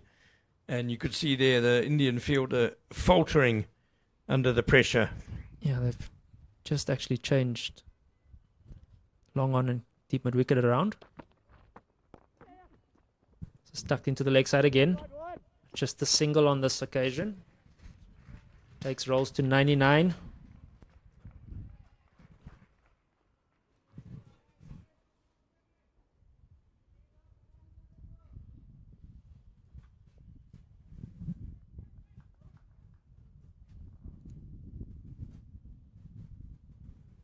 Patel's kept it quite simple today. That's what I've loved about how he's gone about his work today. Yes, it's been a very measured innings, hasn't it? It's been nicely controlled. He hasn't tried too many funky things. Nothing outrageous.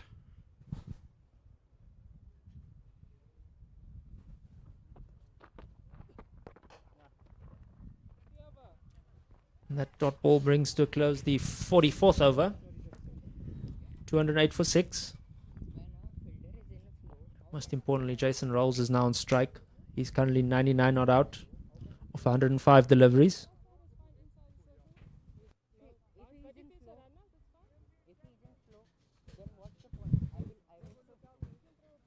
We mentioned earlier about Jason Rowles having not scored a half century in his last 7 innings, getting starts but not going on. But like any quality batter, once he's got past 50 today, he's powered on and he's on the verge of what would be a really high quality century against a powerful attack, one of the best under 19 attacks in the world. So he's done a superb job. As Kishan Kumar, who did a great job with the new ball, took the first 3 wickets to fall. He returns. Interesting field to Rowles he's got. 2 men on the offside saving one, which is mid-off and extra cover. Got a deep cover sweeper, deep backward point, and a 3rd man on the ring. Oh, change that. He's now sending point up to save one on the offside and pushes fine leg back. So men out on the leg side of fine leg, deep mid wicket and long on. Just the man behind square on the leg side saving one.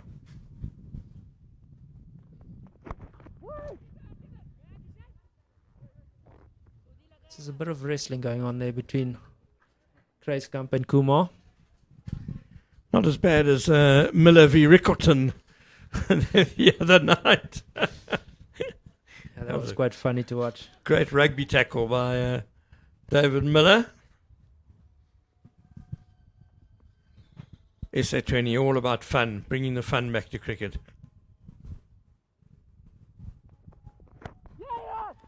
And that single brings up the 100 for Rowles.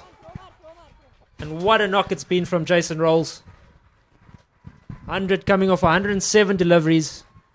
Bring up his first youth ODI century. And a knock that will be definitely remembered for a long time. Came in when his team was in a bit of trouble. And he steadied the ship nicely. Just 47 dots. 4 4s and 3 6s. So, just shows you his touch game's been really good today.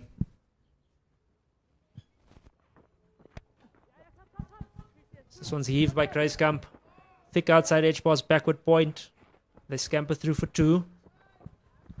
And what a knock it's been, Ken. Richly deserved 100 for Jason Rowles. He's had to battle through the regular loss of wickets in the top order. He came in at 46 for 2 and South Africa was soon 96 for 4. But he's been the guiding light of this innings. He's taken charge as befits a man of his leadership and and just really great reputation as a batter.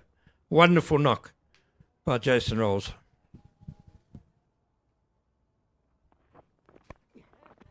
And this is straight and flick through the leg side behind square for Kruiskamp's first boundary. He looks like he's a man on a mission here, Kruiskamp. Well, maybe now that Rowles has got his 100, he's said, okay, we can go. We can throw caution to the wind and go all out. Still JJ Besson to come in and bat, and he can hit the ball a long way. That he can, yeah.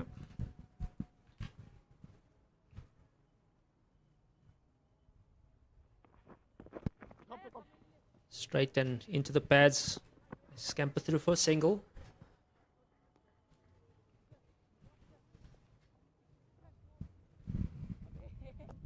And Kumar was impressive this morning with that new ball. Was on it from the first ball he bowled. Found a good length. Not looking for too much with that new ball. So I'm very surprised that this is only the first time he's been reintroduced into the attack since his new ball stint.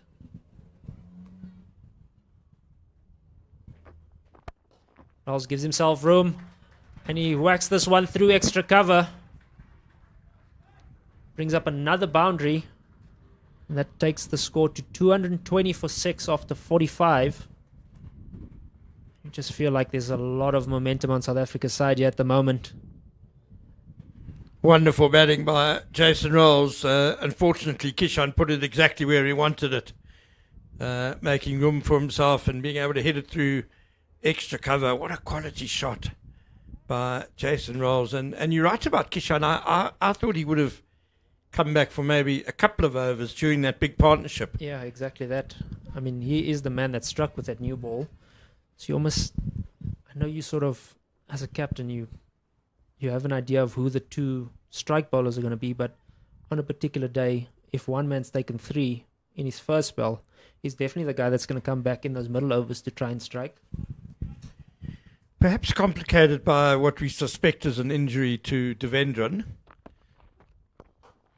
This is hit down the ground and a comfortable catch taken.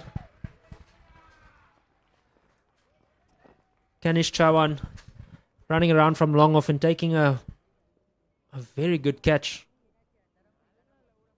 Hit pretty well from Kruiskamp.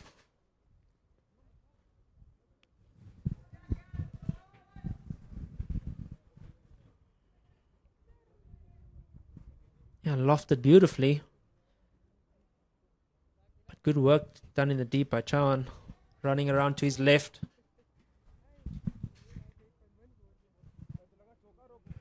Big field at Willowmoore Park. You got to hit it well to get sixes here. But Kruiskamp didn't die wondering. Hitting out for the team cause. Out for 7. And here does come JJ Basson, the tall left-arm fast bowler. Took 4 wickets on Saturday in the opening game. From Noordheuvel here in Johannesburg. Yeah, on the West Strand.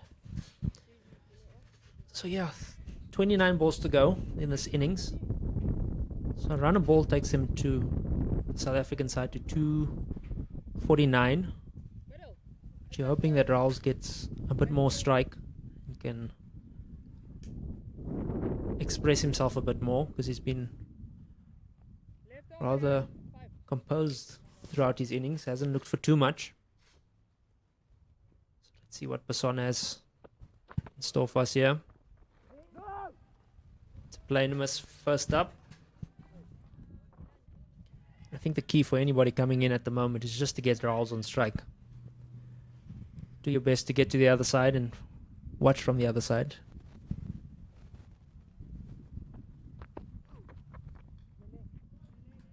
Absolutely. It'll be interesting to know what message Kruiskamp was given.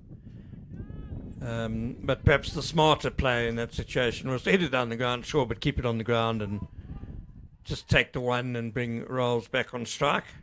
5 overs is still a long time.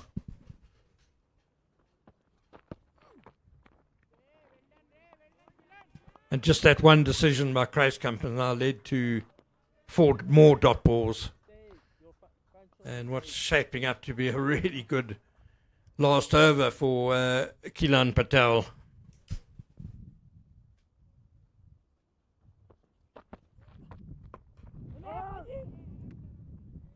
Yeah, again, another dot ball, so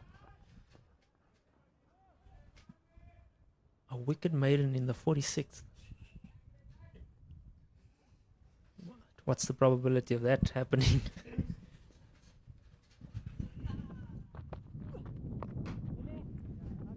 Well, when you get not great decision making and a bowler gets the ball to the tail, that's when it can happen. But brilliant stuff from Keelan Patel. 10 overs, 1 maiden. His 10th over was the maiden. 1 for 25. And South Africa under 19, 220 for 7 with just 4 overs to go now.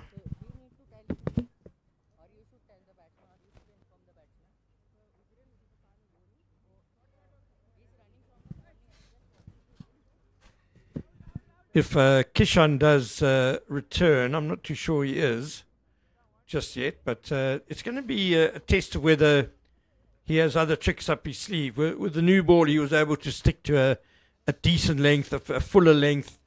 There was a little bit of swing around, a little bit of movement.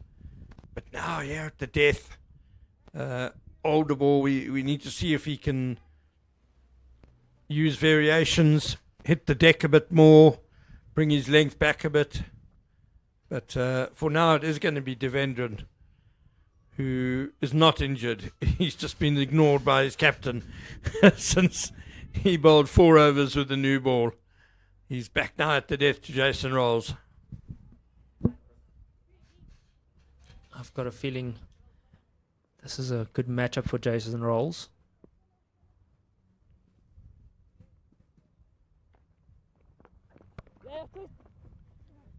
Bunched behind point, just for the single. Yeah, I think Devendran is going to play with his pace a little bit here, so the odd slower ball. And then predominantly try to go across the left-handers, stay out of the hitting zone and away from the short boundary, which is to the leg side for the left-handers. He showed a few skills in the first game on Saturday. Actually bowled better when he came back later in the innings.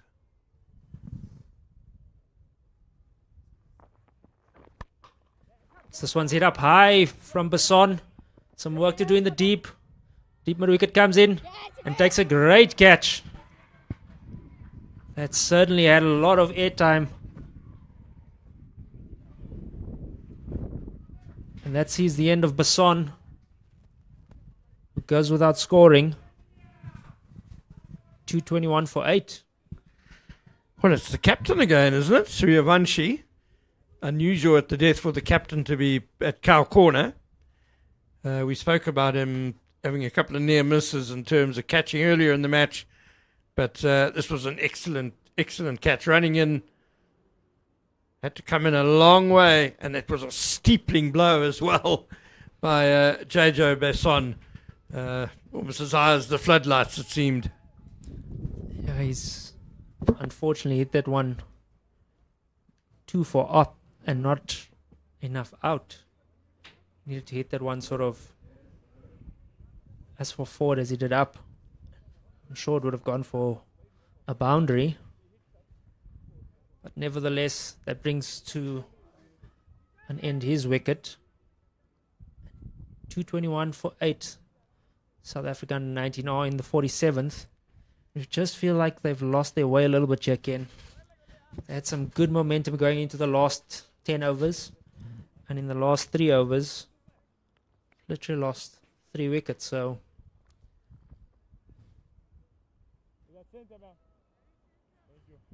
Katsini, the new man.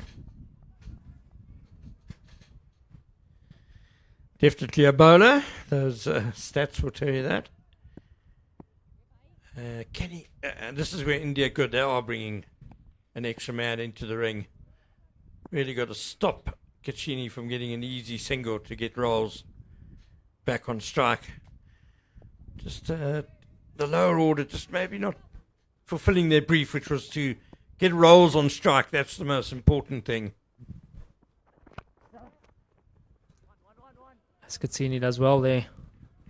Just punches it up the ground for a single to get himself off strike. And most importantly, get Rowles back on strike.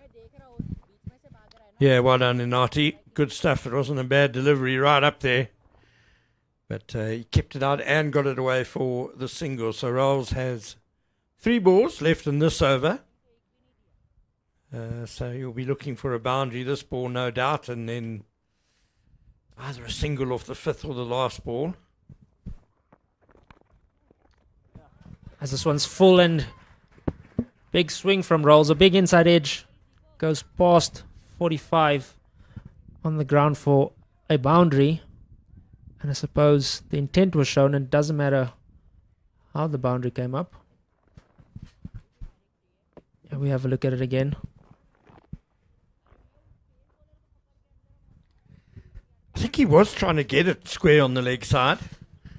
Maybe it's not as much bat as he would have liked.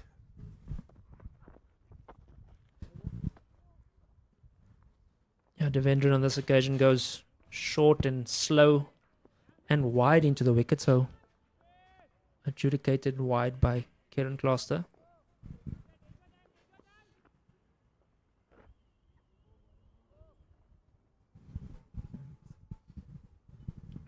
So 7 off the over so far. 2 balls left. Boundary and a single would be the ideal world for Jason Rowles. As he goes for the reverse scoop here. Well executed by Jason Rowles. Got into position very, very early and executed it phenomenally well. And right on cue, Ken. A boundary. Brilliantly done by Jason Rowles. India need to respond now. They need to at least try and stop the one. There's no one at mid wicket again. Only one man in the ring in front of square on the offside. So, for my liking, it's too easy for Rowles just to take one here and keep the strike. So scamper through. Some good footwork from Devendran. Good pass onto the stumps, but Katsini easily making his ground. 47 gone. 232 for 8. And like you said, most importantly, Rowles is on strike.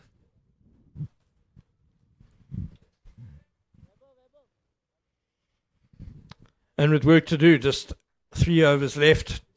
If they're going to get up to 260, they're going to need 10 and over from here. If he gets enough strike, he can do it easily. One fancies Rowles. Yeah, be an interesting stat to see how many balls he's actually faced in the last 7 overs.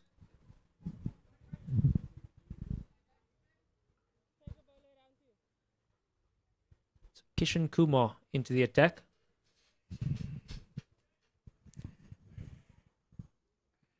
It's 3 for 45 of 7 so far today.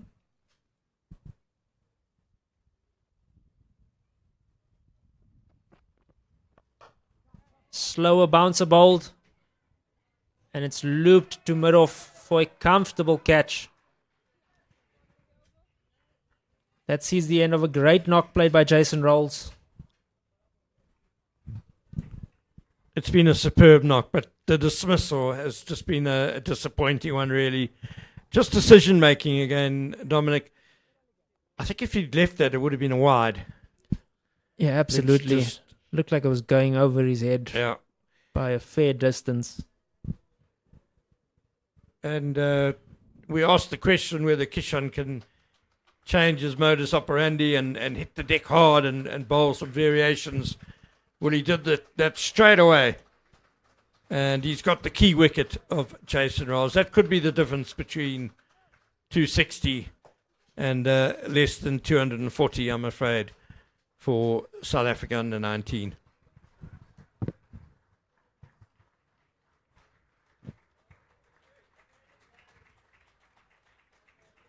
And the new man to the crease is Bayanda Majola.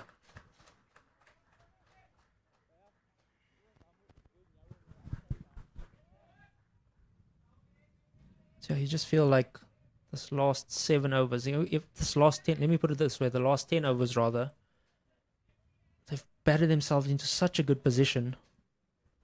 And then just to let it all go away like this, it's quite disappointing. At the end of the 40th, or beginning of the 41st, 189 for 4. So we've lost 5 wickets for, what's that, 60 runs? 43. 5 for 43. Oh, sorry, 43. Sorry, my maths are bad today. 5 for 43 in 7 overs. It's very disappointing that. It's beautifully bowled by Kumar. So definitely look at that, or look back at that in this innings as to a turning point in the innings for the Indian under-19 side, but not only them, the South African under-19 side. Looking like they're going to post a score in excess of 250 going into the last 10 overs.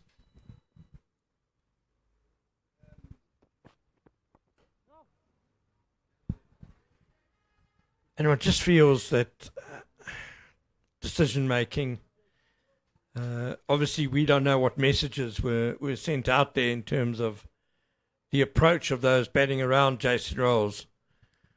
But that's the sort of cricketing now that they are young men, they're under 19 years old, but that's the sort of cricket intelligence that they need to develop quickly if you're going to succeed at the highest level of this game. And another short ball from Kumar. I've been impressed with this young man. He's bowled beautifully today. He's deserved the 4 wickets that he's got so far.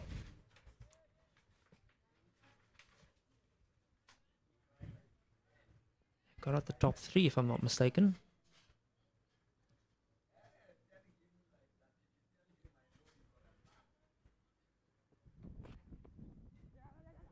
Slightly too straight on this occasion, and they scamper through for a single. A leg by from Majola. I mentioned earlier about the leg spinner Mohammed Anand having gone to the Saklan Mushtaq Cricket Academy. It won't surprise you, Dom, that Kishan Kumar Singh comes from the Ashish Nehra Cricket Academy. I can see it now. It's funny you say that. I've been watching him bowl the whole day so far, or the whole morning, and I was trying to make out who does his action look like. And now it's clear as daylight. The only thing is he lacks that sort of body slant, and a bit of a wobble that Ashish Nehra had, and he always used to. His body was sort of slanted at the angle, and he used to wobble when he ran into bowl, but a quality left-arm seamer, Ashish Nehra, and a quality over from Kishan Kumar. Yeah, just the single of that one. So this single, but most importantly, the wicket of Jason Rowles. So 2 overs to go. 233 for 9. South African 19 all.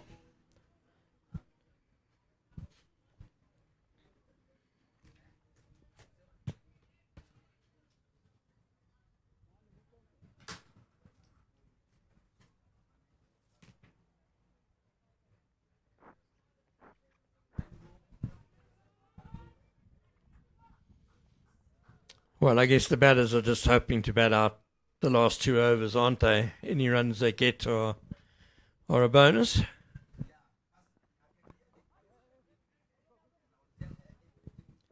So scamper through for a quick single. Oh no, they've come back for 2. See how shy at the stumps from backward point. The chance of a run out, and the run out chance has turned into 2. Good awareness by numbers 10 and 11. The fielder backing up was the long off fielder. Ball had a long way to travel to get to him. This is driven by Majola. It's driven beautifully for 4. Over pitch from Devendran. And he's beaten mid-off beautifully. Well, that came with a note attached to Coach Malibongwe Maketa. Why am I batting number 11, Coach? Look at that. Lovely shot.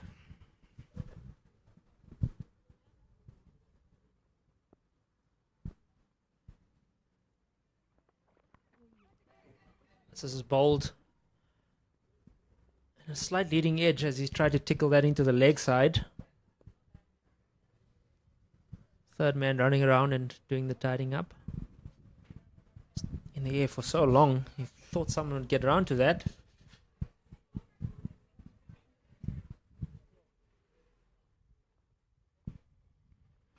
Just played way too early, did Bayanda Majola.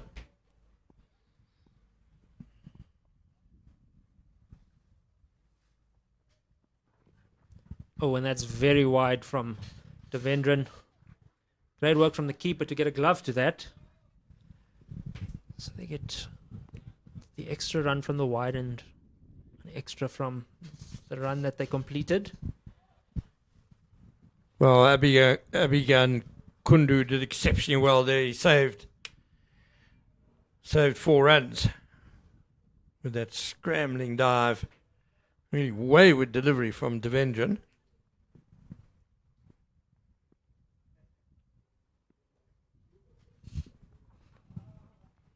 And a beautifully bowled Yorker from Devendran. Majola looking like he was trying to go big with that one, much like he did early in the over. But on this occasion, beating the bat. And I see Midoff has come a little bit straighter than he was earlier in the over, just to close that gap a bit where Majola hit the 4.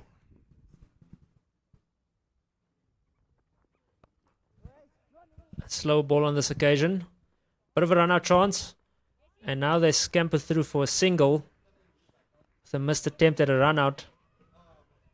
So good awareness from number 9, number 10 and number 11. But not so much from the Indian fielding. Yeah, no need to shy at the stumps there. It's happened earlier that it was a single too long off an overthrow. And they've gone and done it again. A bit of over-eagerness.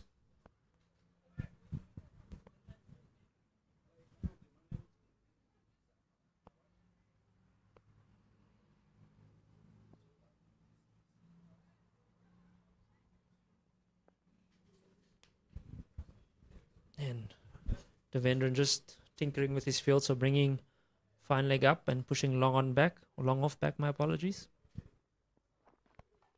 It's short and guided beautifully to third man for a single. So 49 gone, 244 for 9. So 6 deliveries left in this innings, and 6 singles would get them to that psychological target of 250 as we have a look at the fall of wickets today. And our producer has actually come in and just told us that 8 of the 9 wickets that have fallen so far have all been catches in the air, and most of which we'd say has actually been quite soft dismissals today from the South African under-19 side. And no spectacular balls or unbelievable pieces of fielding. Just simple chips, just like that, to each of the fielders. Escazzini's just guided this one down to third man for a single. So, yeah, 5 deliveries to go. 5 runs gets him to 250, Ken. And I was saying earlier, 250 sort of looks about par on this surface. Don't know what your thoughts are.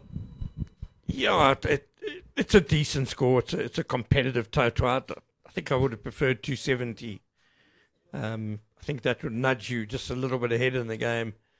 And, we see the rest of the wickets. Just batters forcing the pace. And, that's what Jason Rowles didn't do and he got 100. Just showing a bit more patience and composure than his teammates. And that was another good delivery, slower ball bowled into the deck by Kishan Kumar. Again, as you said, you'd prefer close to 270, but it is a total on the board. I suppose it's a good old cliche I'm going to use now. As they scamper through for single. Oh, and he's missed. Oh, he's hit. It's a direct hit by backward point. And that brings to a close the South African under-19 innings. Getting bowled out for 245. And great piece of work by the man at backward point. What a confusion between number 10 and 11. As often happens. But great work by the fielder. He only had one stump to aim at. He had lots of time, but he still had to hit. And he did the job well. So South Africa under 19 all out with 3 balls left in their innings. And one feels a little bit shy of where they could have been, given how well Jason Rowles batted. There you see 114 of 113 balls. And the next best contribution was 31 off 63 by Daniel Bosman. So very much a one-horse race, this South Africa under-19 innings. And one fancies, while 245 is a decent score, I don't think India are going to be too terrified at the moment. Yeah, absolutely not. As we look at the bowling figures from the Indian under-19 side, Kishan Kumar, the pick of the bowlers, taking 4 in his 8.5 overs, doing most of the damage with the new ball, taking 3 with that new one. Great bit of bowling by Killian Patel. He's 10 overs, just going for 25 and taking the single wicket. Chawan also 1 for 34 in his 10. So great bit of fight back from the Indian side. It was looking like South Africa were going to score in excess of 260 to 270 going into the last 10. Then sort of lost their way a touch. What was the stat, Ken? 39 runs for 5 wickets when I last checked. So, yeah. Well, yeah, they were 189 for 4 after 40 overs. So, as you say, a great comeback by India under 19 in the field to just concede another 56 runs in the last 9.5 overs and to take 6 wickets. Yeah, great job. Yeah, 56 for 6 in the last 10. Did all the hard work to set up the game nicely and get themselves to somewhat of a competitive total. But nonetheless, means that India will have to chase 246. And the cliche that I was actually going to use, Ken, was can only really judge a pitch until both teams have batted. So 246 for the South African bowlers to defend. We're going to go for a quick lunch break. Join us in about half an hour. We will see India's response to this, to the 245 that South Africa posted.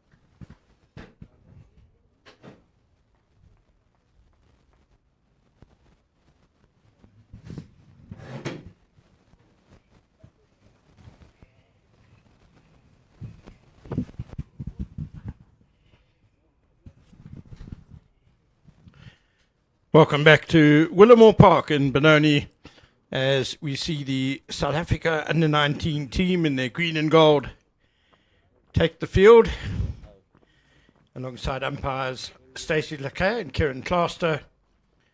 The two India under-19 batsmen.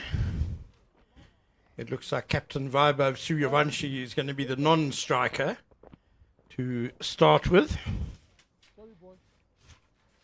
And it's going to be Aaron George who is taking first strike there for India under-19, who have a target of 246 to win this second youth ODI and thereby to claim the series 2-0. I'm Ken Borland, and it's a great pleasure to have alongside me Aslam Kota. Thank you very much. Good afternoon, everyone. Interesting afternoon in store for the South Africans. They need to defend 245 when at one stage it looked like 280 was on the cards. So JJ Bosman has the responsibility in his hands with the new ball. Leg by to get the India innings underway. JJ Basson took 4 wickets in the first one day on Saturday.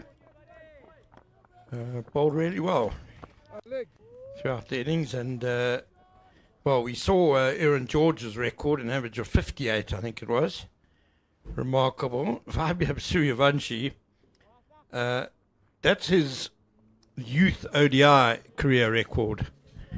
His record in senior ODIs is even more impressive, and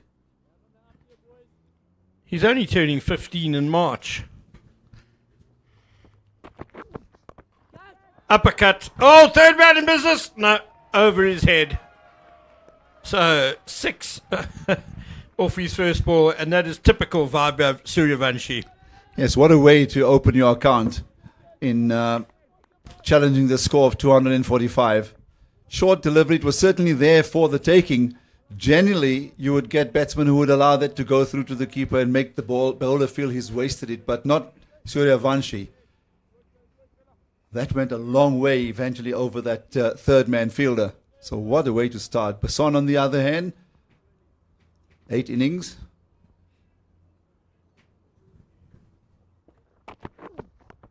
Up in the air. Suryavanshi swinging hard again. Wicketkeeper Paklo Maslaka can't get there. Running back for all he was worth. Oh, well, Suryavanshi, he's not going to die wondering. This is going to be entertaining, no doubt. Yeah, I always got the feeling that it was going to elude the keeper because it was a top edge. It went very high, but it also had the distance on it because of JJ Basson's pace. So hard luck for the young man now with his hands on his hips. But do you think Suryavanshi will give this a second thought? 2 short balls, gone after both of them, one not where he intended. 2 slips in position for George. And that's a more orthodox, very handsome stroke by Aaron George. Work to do for the fielder to stop the boundary. Yes. Nicely done by Jason Rowles. But they will come back for 3. I don't think it's the way Suryavanshi plays, Aslam. I don't think he'll be bothered at all. If Basson drops short again, I think he'll try the same shot. Well, that replay shows that the keeper wasn't actually too far from that. But no, I agree with you. I mean, you can see his makeup, his record speaks for itself. His strike rate is perhaps the most glaring statistic that stands out. Hooked away magnificently by Suryavanshi. Nothing streaky about that shot. That sailed over fine leg for 6. I've watched a lot of cricket at this particular ground, Ken. That's the biggest 6 I've seen. And that's with some much vaunted international names that have graced this particular field. That was a hook shot of the highest caliber. Basson has wheels, as they say. Threw in the bouncer, and Suryavanshi dispatched it in commanding fashion. There was no hint of a top edge. That was straight out the middle and out of Willowmoore Park. The ball, I think, has been retrieved now. Yeah, it's back on the field. What a first over this is. Yeah, and it's not done yet. 1 ball to go. 1 ball remains. 17 without loss. And Suryavanshi on 13 already with 2 big boundaries. So what about when you get in there, build your innings, play in the V, make sure you get a good feel of the pitch and the bowlers? Oh, well, he's still... There's a very interesting field set for Suryavanshi. There's a gully, a backward point, and a point who's fairly close in. And Besson bowled the ball right where you should with a field like that. Suryavanshi still went for it. Still backed himself to not pick out one of the fielders. Well, he missed the ball completely in the end. But what a thrilling first over. 17 off it, 13 of them to Suryavanshi, who had a couple of sixes. So, the point to make here very quickly is I'm not sure if it was Suryavansh's attempt to try and just make sure that he has the better of JJ Besson, because he picked up the wicket in that first innings and the Indian captain was then dismissed for 12. He was caught at the wicket.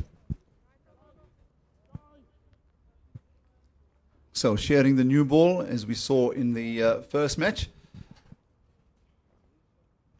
Majola. Ayanda Majola. To follow up on your point, Aslam, JJ Besson very much the strike bowler in this South African team as Majola starts nicely to George.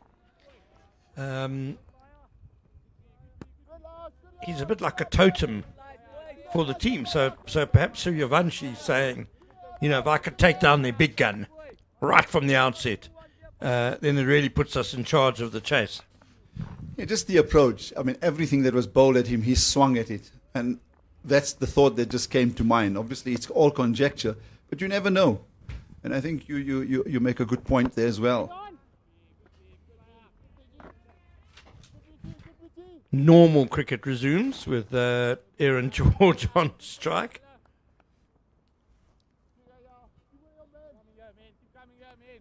Not that he's any slouch in the scoring department either.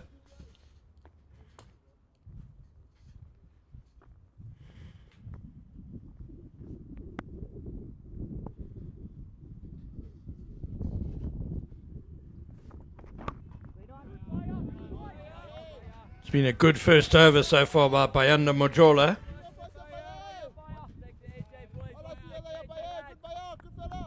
Well, we've watched 3 deliveries and it just looks like he's intent on hitting it on the seam and let the ball actually do more off the surface than maybe him trying to be skillful initially. Just get it on a good length, hit the seam. If he gets good lift and bounce, that's great. And we've seen how nicely George got into line to actually play that lifting delivery. Up and over, backward point, straight to third man. Juggled, has he dropped it? I think he has. Oh no, JJ Besson. Oh, hand up in apology. He had it for that split cold second and thought he had completed a very good catch. It certainly went at him at a good speed, but there's a lot of distance there for him to have judged it. In the end, unfortunately, in trying to just hang on to the ball as it tumbled over, the ball popped out of his hand. So tough for Majola. That would have been a perfect start for the South Africans. And Suryavanshi back on strike. And over mid-off, a towering blow. Beautifully struck. It's 6 more for the captain. Has this 50-over match been limited to 20? Because that is a sensational lofted drive over cover for 6. I'm almost lost for words because I'm just trying to think. I mean, I said earlier he's swinging at everything, but here he plays a cultured off drive. But with all the power behind it, watch. Well, that's the chance, first of all. It goes to hand. He's got it for a while, and as he lands on his knee, the ball pops out. Unfortunately for him. And there's the replay of the scintillating shot, the previous delivery from Suryavanshi. Oh, almost a defensive stroke. Just trying to work it for one. I like what I saw from Majola there. Try and hit this one if you want.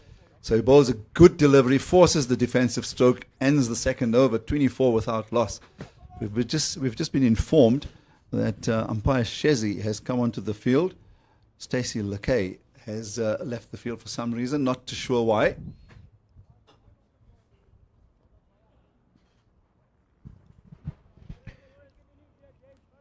Well, I think it's become clear already, and that last ball of the over kind of proved it, that you can't give Suryavanshi any width or anything pitched up. You've got to try and cramp him, perhaps bowl it into the body a bit. Here's Basson to George.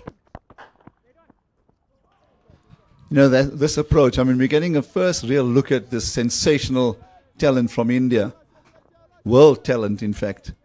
And I just think to myself, having watched 6 deliveries that he's faced, he's already on 19, that he's not looking for the aesthetics of batsmanship. He wants to score runs, and it's going to come the way he's planned it in his head. His instincts are unbelievable for a boy. For a young boy his age, he's still a boy. Dead right, Aslam. Dead right, I agree with you. And yeah, I mean, I just think back to coaching in the old days, and it was very much sort of focused on technique. And this is the right way to play this shot. And if the ball lands here, then you must play this shot. And I think that's changed. That's gone out the window. It's way more now see ball, hit ball, in the best way that you can. Yeah, modern cricket has chucked out the textbook. And those textbooks were written by some of the greatest that have graced the fields around the world, including Donald Bradman himself.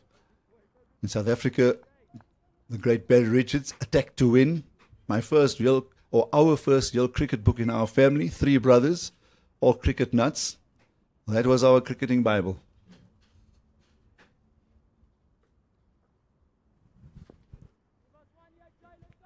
Yeah, I think Sunil Gavaskar, great Indian opening batter, he wrote a few books as well. He was a great technician, Sunil Gavaskar, the leading test run scorer in history at one stage. I think of a guy like Zahir Abbas, great Pakistan batsman. But yeah, I just think the modern ways have kind of freed up batsmen a lot more. Yeah, that's true. I mean, the game has changed. It has evolved.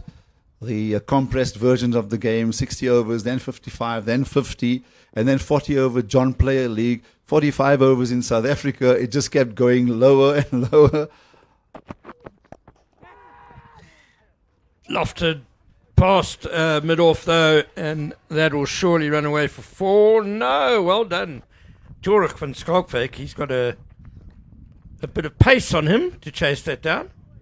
No, it's not van Skalkwyk. Beg your pardon, it's Jason Rowles. I must say he's very quick. He's not the tallest of fellows, but he does cover ground very quickly. That's 2 or 3 occasions, and I think on Saturday he did the same thing, where if the ball is headed towards the boundary, he never gives up on the chase. It's a fantastic attitude. It's a good killer instinct that he has. You can see it in the way he bats as well. Wonderful example. Good to have in the team. As George will work one for just a single. And Jason Rowles, that's after he's carried the batting effort with 100. He might, some batters might think, well, I've done my job. Let me just take it easy a little bit in the field, get my energy levels back up. Not Jason Rowles. He's tearing after that ball as if there's 4 to win off the last ball.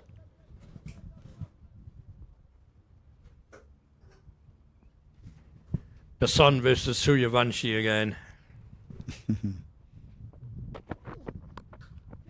Slashed hard, and again. Oh my word, that was flat. Flat and hard, and like a bullet over third man for 6. Well, Suryavanshi betting on that end. If he continues that way, I think those spectators will have to clear that little area they're sitting in, especially if they don't have helmets, because that's the second one that's landed in the area. In fact, it's the first aid team or the ground staff. Unbelievable hands. Look at that bat speed as well, Aslam, through the ball. And it reminds me of, because that was an area where certainly batters didn't used to score much, certainly not in the air, until a guy with massive Popeye forearms called Sanathai Surya. Correct. Same player came to mind. And he was so strong on anything, well, so strong scoring behind square on the offside. And Suryavanshi looks in a similar ilk. You're going to have to make notes of the number of boundaries he's hitting, because I think I've lost count. 25 of 7, 3 sixes if my memory serves me well. 4 sixes now. 4 sixes, there you go.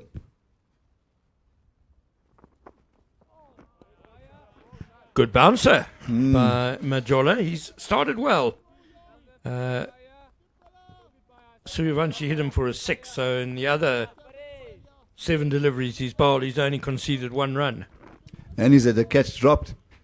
Good effort, that particular delivery. He's hit it, and it's attacked the batsman. It's up at chest height, chin height. That's where you want the bouncer.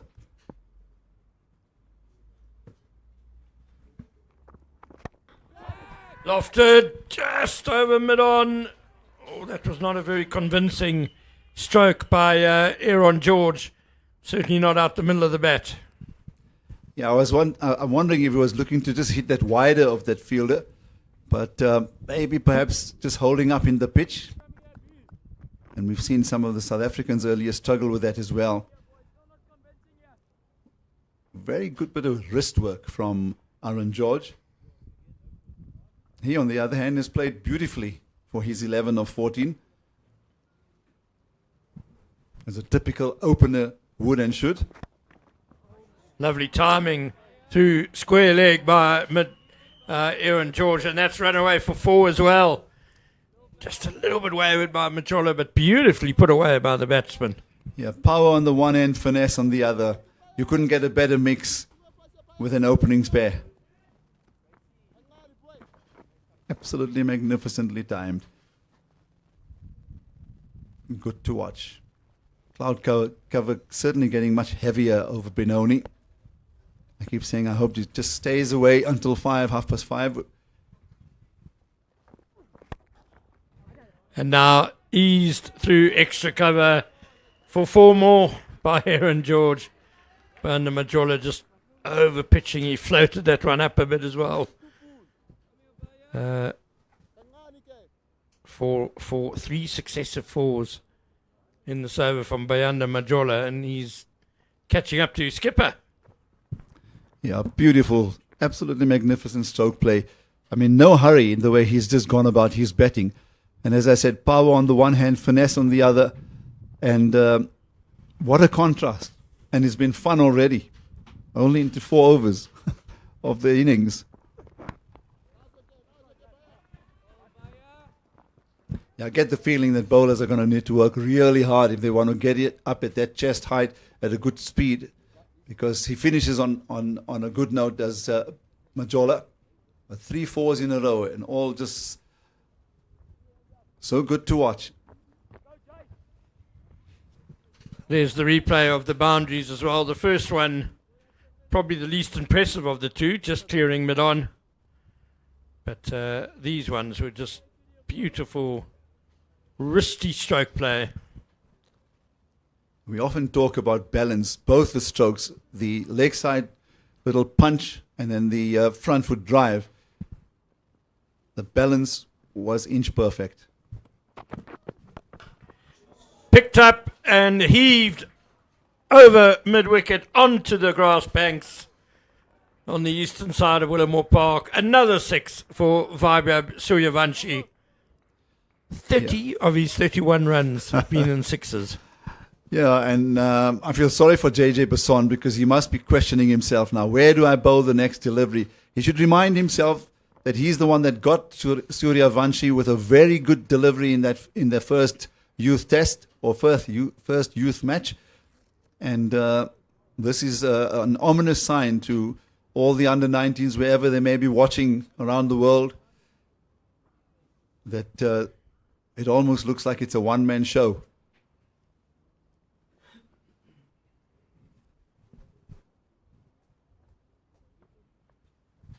Yeah, he just provided Suryavanshi with a bit of length there, shortish delivery, and it was a bit straight as well.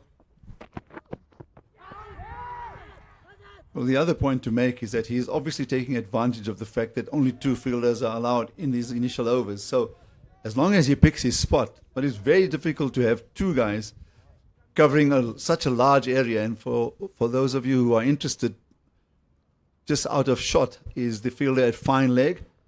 Deep fine leg. He's actually on the boundary, and so is deep square leg.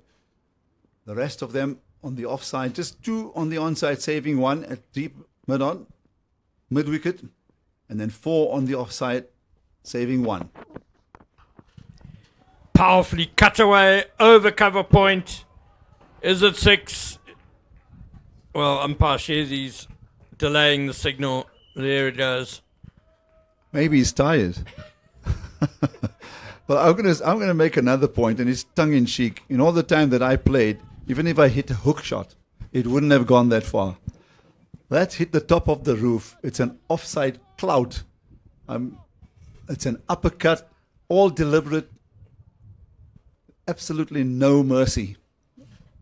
It was just brutal, wasn't it, Aslam? There was no hint of finesse or... I'm not trying to downplay the skill involved in that shot, but it is just clubbing the bowlers. It was off his feet when he actually played that. So there's always a few things at play when Suryavanshi is actually striking the ball. He actually begs us to watch him a lot more closely because it's just quite amazing what he's done. I mean, we think of the universe boss. You mentioned Jayasuriya. And in all the time that we've watched them play, I don't think I've seen stroke play of this kind. That's earlier in the over mid-wicket. There was more height than distance on that occasion.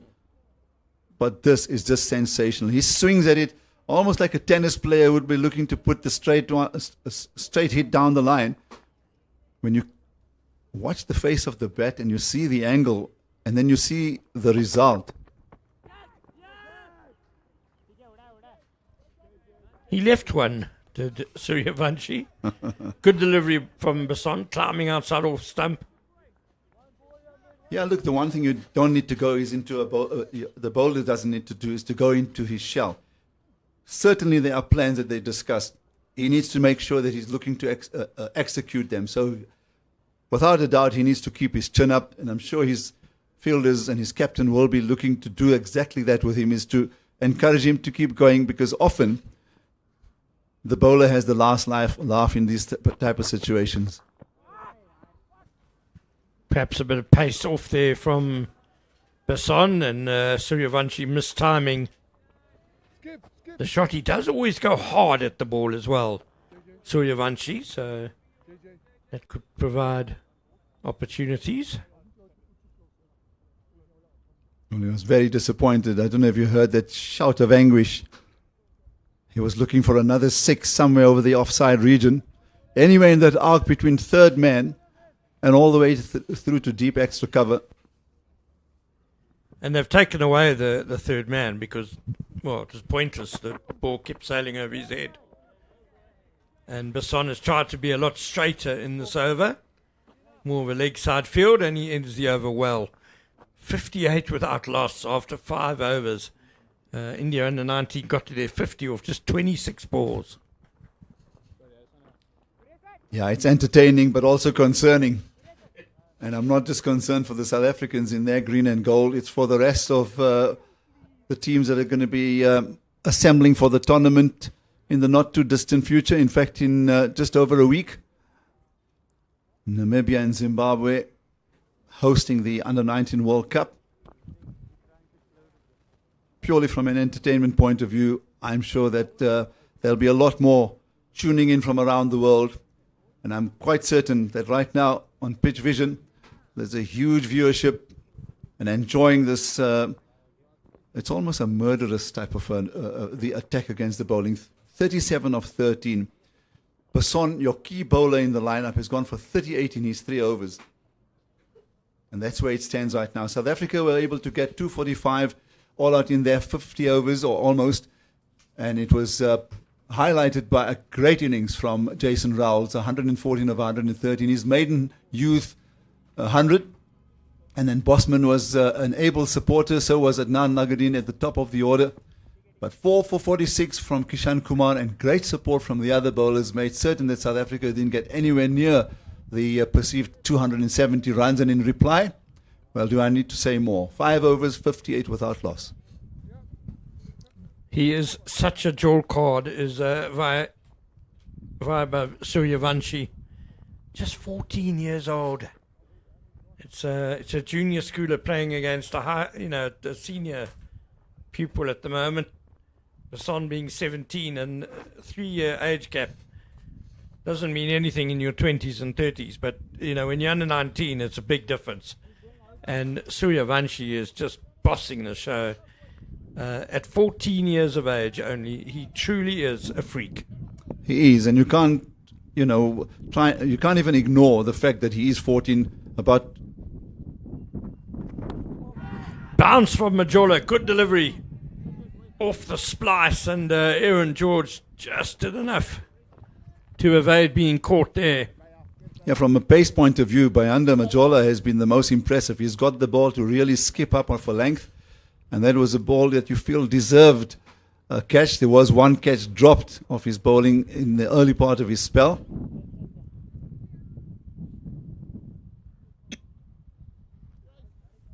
And it's quite normal to see 2 slips in a gully, unless 2-3 wickets have fallen and then you want to really pile on the pressure and having a 3rd slip. In the end, the batter gets away. Suryavanshi again. Pulled away. Another boundary. Another ball lost. Yeah, over the roof here at Willowmoore Park. You don't see that too often. We might see it a lot today. I reckon we should be billing Suryavanshi for all the balls lost. I want to get down on my knees and say, hey, listen, be kind to our bowlers, but to be dealing with 6s is something that I've not seen before of any opening batsman. And we keep saying it, this is not a small ground. Aslam Willowmoore Correct. Park is one of the bigger ones in the country. My word, this is just absolutely sensational hitting by Vaibhav Suryavanshi. Sensational and brutal, without a shadow of doubt.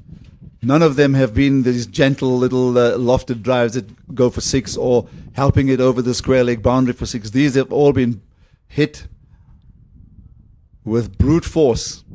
And you can tell because of the fact that the ball on 3 occasions now is hit it over that yellow roof away to our right, which is the eastern side. Or is it the western side of the ground? Well, it's no surprise that Suryavanshi became the youngest player to ever score a century in the IPL last year, 2025. Second fastest 100 ever in the IPL at the age of 14. And you can just see the talent. And who needs a reminder that the first ball in the IPL was also hit for 6, similar to the straight drive that we saw here that went over cover. The lofted straight drive over cover. So there have been 2 teams of personnel discussing tactics, no doubt. One lot on the offside, the other along with Mohammad Bulbulia with the bowler. At the bowler's end were obviously having a chat of their own. How do they contend? How do they contain? How do they remove Suryavanshi in this belligerent form? 43 of 14 and he's not done yet.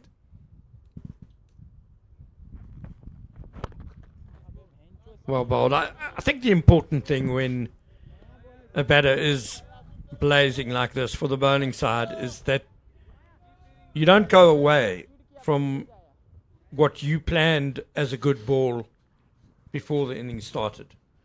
So you've got to stick to, if you've looked at the conditions and you believe back of a length, hitting the deck hard, targeting the body is a good place to go, then you got to stick to that.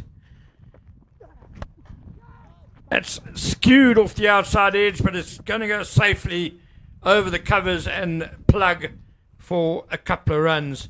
If you can stay in the area where you've identified is going to give you the best chance of getting wickets, then you've got to just hope that the batter makes a mistake at some stage. You make a very good point. Try and stay within the orthodox, keep to the basics, stick to the plan. In this case, I do reckon that the coaching staff and the bowlers and the bowling coaches should have plan B and C when you're bowling to the likes of Suryavanshi. He's certainly challenged in the short period of just 5.4 overs. He's given a lot of food for thought, not just for those players out there, but for the two of us as well. And I'm sure those many who are watching. Fine leg comes into the circle. Deep square leg out, deep point out. Didn't get hold of that one, did Suryavanshi. So we'll count 2 miscues in this innings of 45 of 17. Yeah, just trying to overhit it probably. But I think the point is that a good ball remains a good ball to Suryavanshi.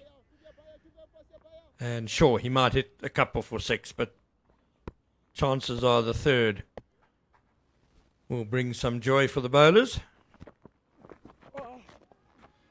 Clever by Majola. Getting it well wide of the swinging arc there to end the over. So Majola has gone for 38. 26. That's Bason's gone for 38 and 3. Majola 26 and 3. It's not gone too badly for him. I think he's actually bowled well. The fact that you're bowling to Suryavanshi is a challenge on its own, but in the main, he's done exactly what you were just talking about now, Ken. That just keep bowling the ball that you know is going to get you a wicket. Just keep persisting, and I'm sure that if he's got an ex-fast bowler alongside him at mid-off or mid-on, will say the same thing to him. You know your best delivery. So change of bowling, Michael Kruiskamp into the attack. Much to the relief, I believe, of J.J. Bason. Yeah, he's licking his wounds at a deep mid-on. Michael Kruiskamp, what a time to be introduced. He's also a left-armer from Bishops in the Cape.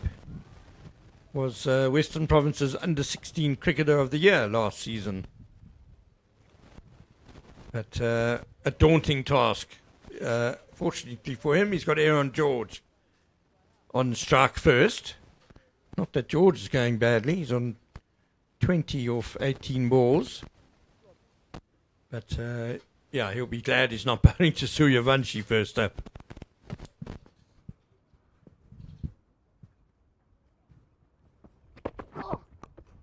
Edge taken! Good sharp catch in the gully. What a start for Michael Kruiskamp. And to Aaron George, who's playing the orthodox type of cricket, but a perfect delivery, hit the perfect length, just about leaving the batsman, forcing him to actually make the stroke, and a wonderful catch at gully to end what has been an attractive innings of 20. But the first strike for South Africa at last, 67 for 1. So George departs for 20 of 19 deliveries. He was there for just over half an hour, 3 fours in that innings. But some respite for South Africa under 19. What a good start this is by Kruiskamp. And a good sharp catch in the gully.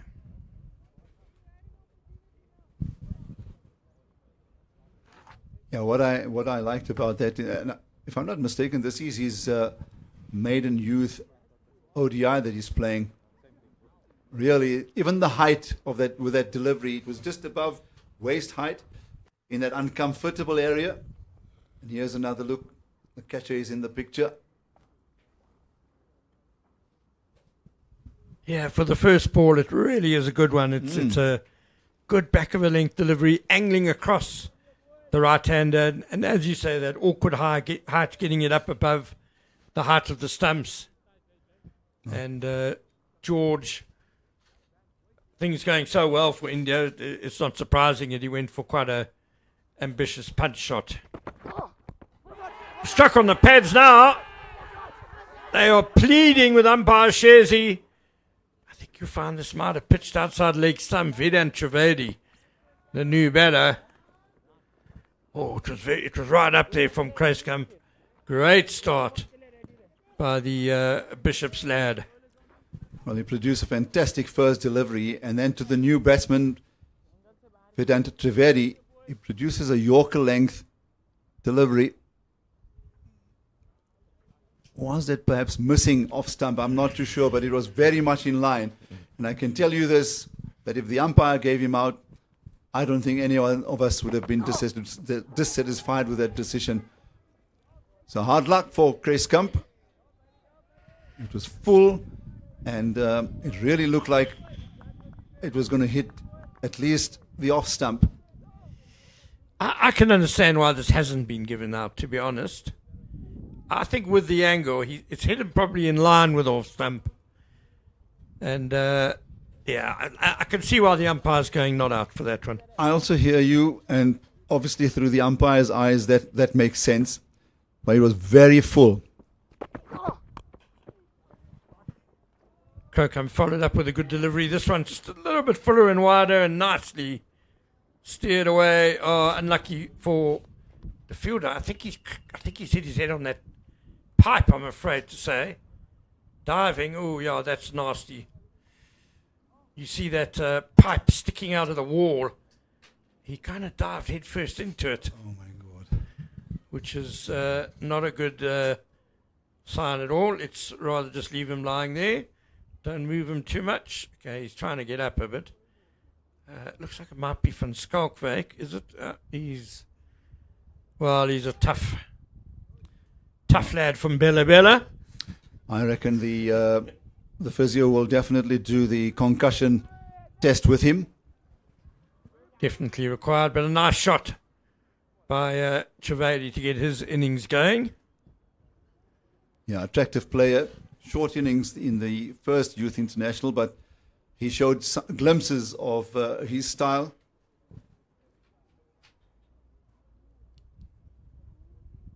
"21 of 30 deliveries, he hit 4 fours on that occasion. And there you can see the concussion test is being administered to Jorik van Skalkwyk. I would ask him to spell his name backwards. There's that LBW shout again. Listen, I'm not wearing my South African hat when I say I think that was out. Tokazizi Sherzi, the umpire, was a bowler. So surely he would have given it out if he had half a chance. Lovely shot that again by Trivedi. And just look away. Oh my God. Yeah, if you don't like some EFC in your cricket. But Van Skalkwyk seems okay to continue. He generally has a role to play with the ball as well. Bowls a few overs of spin. So SA Under-19 will be relieved that he's good to continue. Well, he tumbled over, and it all happened so quickly. For a moment, I thought that maybe he's hit his shoulder in the wall, but then he grabbed his head, and that was clearly worrying, but glad to tell everyone that he's on the field. Kreiskamp continues to ask probing questions. He's definitely brought some energy. And Trivedi's having a bit of an uncomfortable start to his innings. Yeah, very sharp off the pitch, I must say, in this first over of his impressive That's a proper short delivery, but angling in at the batsman, and he's taken the shot to his right forearm.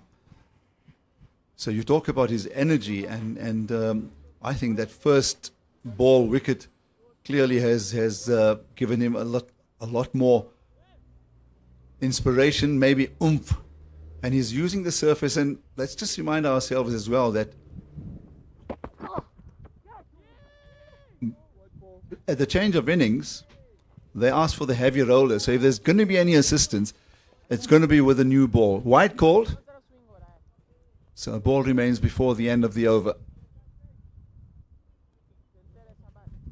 Because it tightens the surface when you use the heavy roller.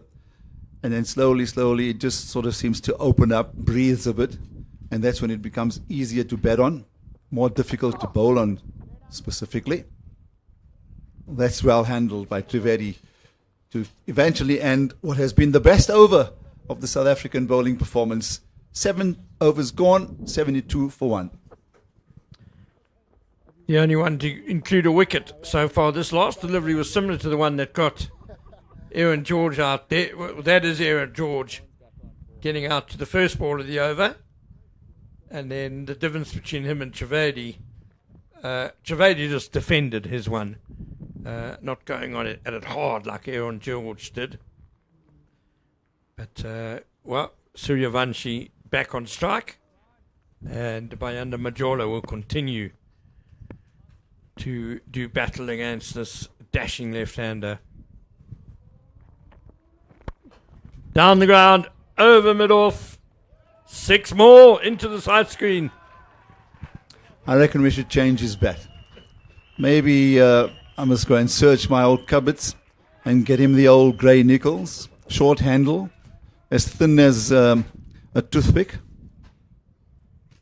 Magnificent hit. That's why I'm not talking about the stroke itself.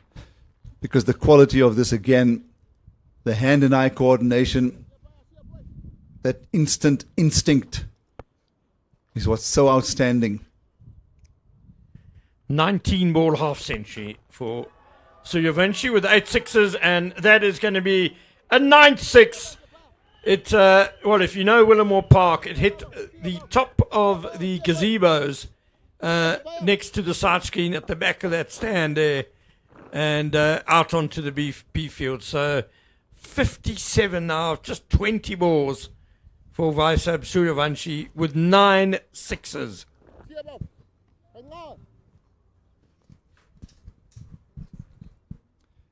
Yeah, for those who do know this ground pretty well, that is a big 6. As I said earlier, I've watched many matches at this particular ground, but I've not seen stroke play of this belligerence, this kind, and also the finding the distance in the shots that he's hit. Quite sensational. We're going to run out of superlatives and hyperboles.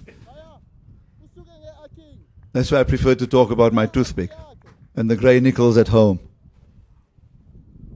It used to be the super short handle.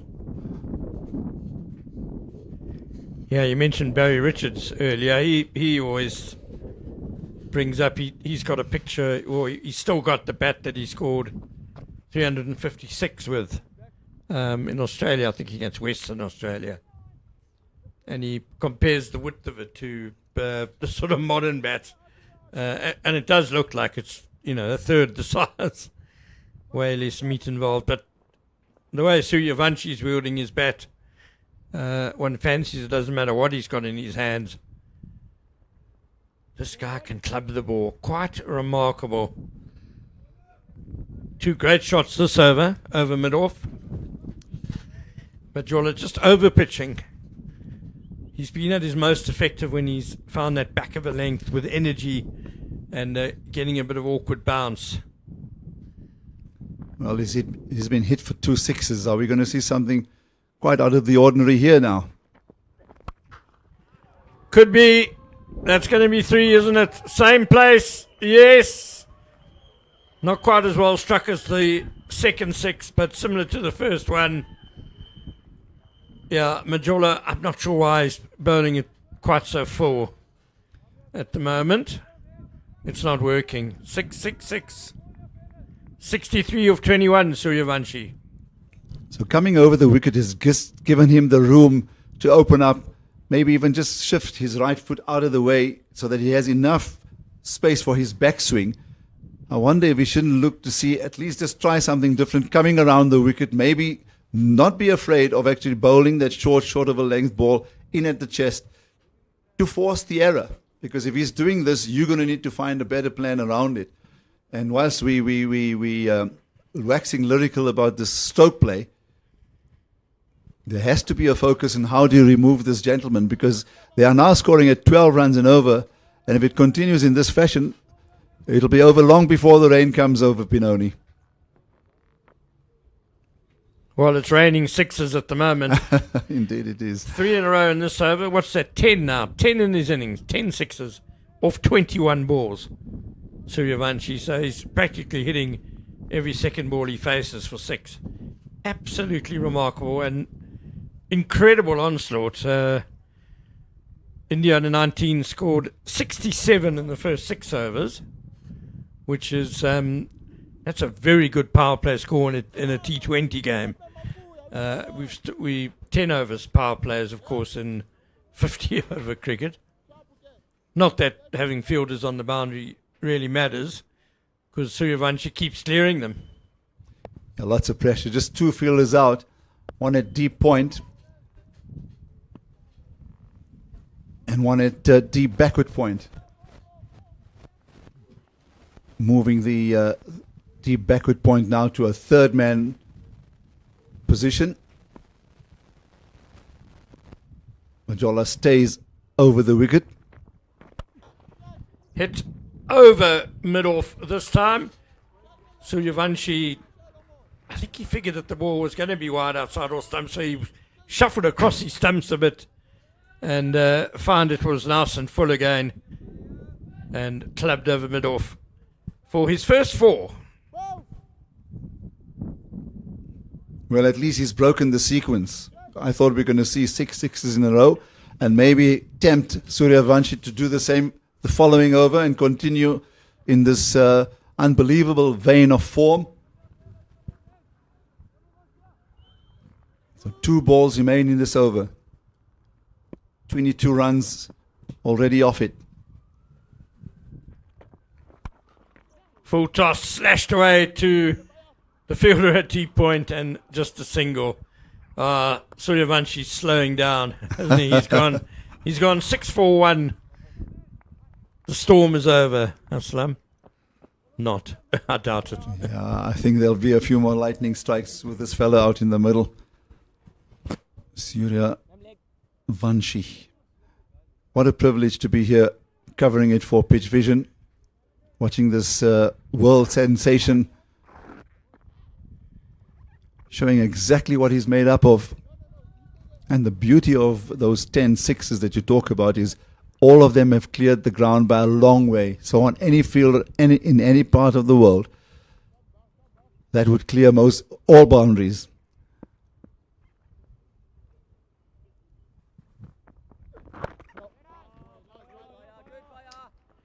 Wonder what's it like being the non-striker.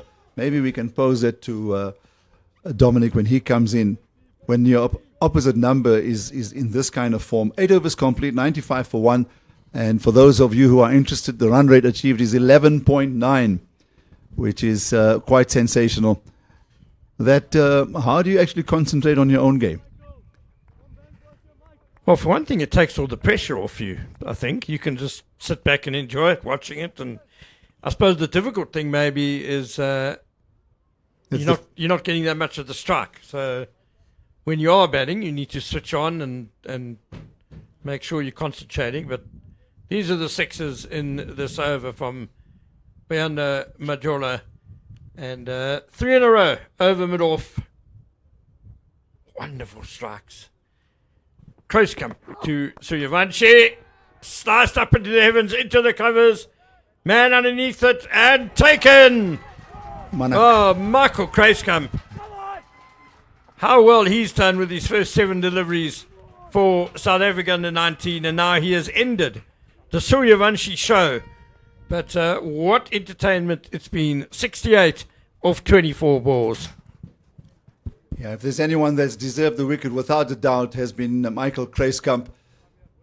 I did say earlier, if you continue to at least attack the body and keep it short at a good length, there's every chance that you're going to pick up a wicket. And there's a good lesson in that. So 68 of 24, 10 sixes and 1 4. I almost read it the other way around because that's the norm, isn't it? 95 for 2. Absolutely, Aslam. A quite remarkable onslaught here from India under 19's 14-year-old captain, Vaibhav Suryavanshi. But this is how it ends. Back of a length from Kruiskamp. Good heat, good energy, good pace and bounce. And Suryavanshi trying to really slap that off the back foot over the covers rather than going square. And it was just sliced up into the air. I'm just thinking about Manak under that. The pressure that he must have been under. I think I went into prayer mode for him as well and for the rest of the team.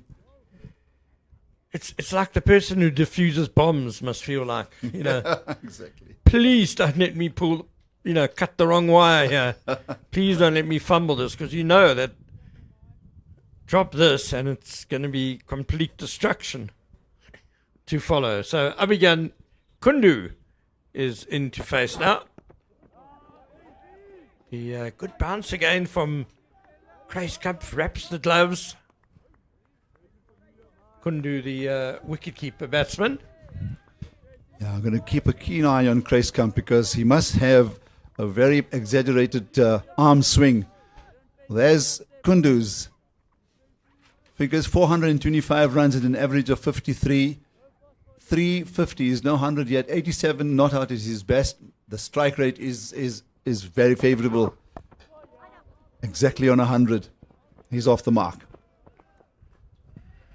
Yeah, that 87 not out was against Australia under 19s. Batted well in the first one day, did Kundu.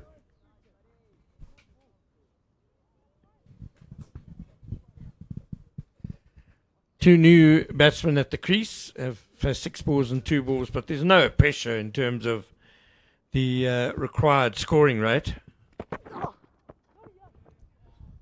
That's a good take down the leg side. Wide call was also by the umpire, so 97 for 2. I'm just not flabbergasted, but just for a moment, I'm trying to let it sink in what we've just witnessed. 10 fours and 10 sixes and 1 4 in a period of 8.1 overs. Has this happened at any other time? Not necessarily only at youth level, but this certainly will be the first at youth level. Full toss, beautifully placed. Just wide of Bulbulia for 4. Kruiskamp, having produced the best of deliveries, will have to just be lenient on him for 1 error. He's picked up 2 very important wickets. Both the top order batsmen out. The opening stand was worth 67 when George was out for 20. And then the Suryavanshi show continued. And fortunately, it's been brought to an end, an abrupt end it was.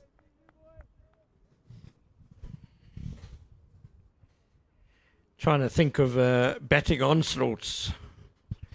Aslam. That's better by Kruiskamp. The mind goes to Chris Gale. Double 100 in the IPL. AB de Villiers at the Wanderers against the West Indies a couple of times. But, no. The world record 150. Then I'm thinking about... Well, Suryavanshi broke that record. That's right, he did. Last month, the fastest ever 150 in 50 over cricket. Easy caught behind.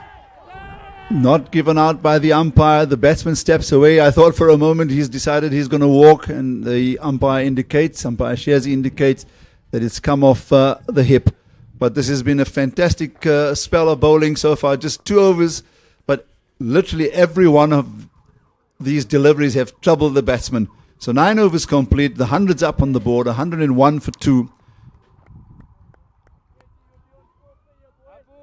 I was about to say what's come to mind is the first of the T20 hundreds that was scored was by Chris Gayle here on South African soil. I think, was it at the World Cup?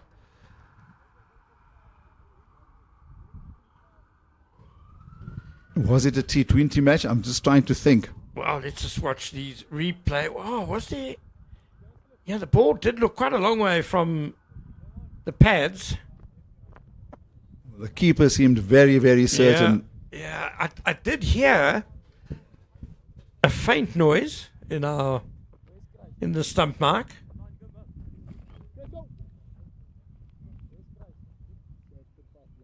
So Wow. Inati Kitsini into the attack. We'll have a first look at the spinner. Here's a slow motion. Yeah, there was nowhere near any part of the body apart from the hand and forearm coming into play there.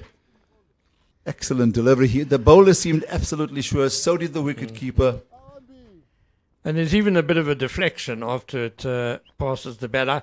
I fancy he got a bit of glove on that, to be honest. But we've had 4 replays to make up our mind. Umpire shares he only had 1 at real-time speed. So, spinner, Inati Kachini, good record so far in youth ODIs.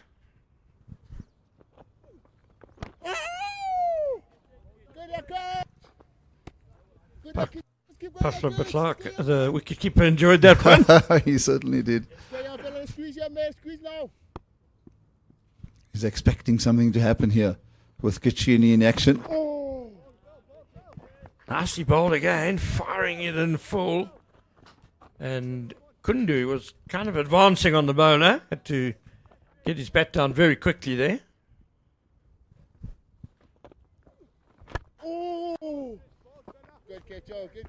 I like the pace that Kachini bowls it, very brisk. Good for white ball cricket.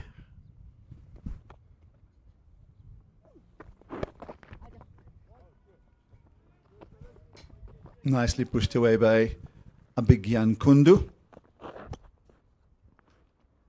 Well, Dominic's going to be replacing you. So I'm going to be chatting to him about Kruiskamp and that arm swing as he gets into that delivery stride. And what's the reason why he's getting that amount of pace out of the pitch, which at most times is not necessarily docile, but it hasn't helped any of the other seamers as much as it's helped him. He's got an interesting action, Krokam. Yeah, it's quite whippy, I think, which generates pace. Yeah, that's a good description. Because Kachini, Majola has certainly made the ball talk from the other end as well, but unfortunately he was also at the receiving end of Suryavanshi's attack, onslaught. the fielder keeps it to just a single to end the over. A good start by Inati Kachini. 2 off the over. 10 overs gone. It's 103 for 2. And as promised, Dominic Hendricks, the 2010 ICC Under-19 World Cup Player of the Tournament, will be joining us, Slumkota. Yeah, 2 privileges for me, or for us, watching a 14-year-old sensation and then sharing the commentary box with Dominic Hendricks. 40-year-old sensation.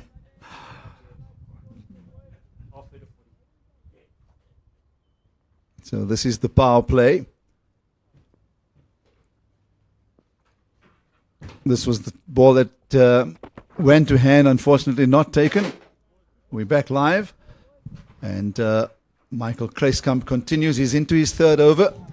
It's good afternoon to Dominic Hendricks once again. I'm sure you've been watching this sensational opening burst from the Indian batting, particularly the skipper. You can share your thoughts with us. I know for us it's generally the first time we've actually seen him in action. So Kruiskamp in again.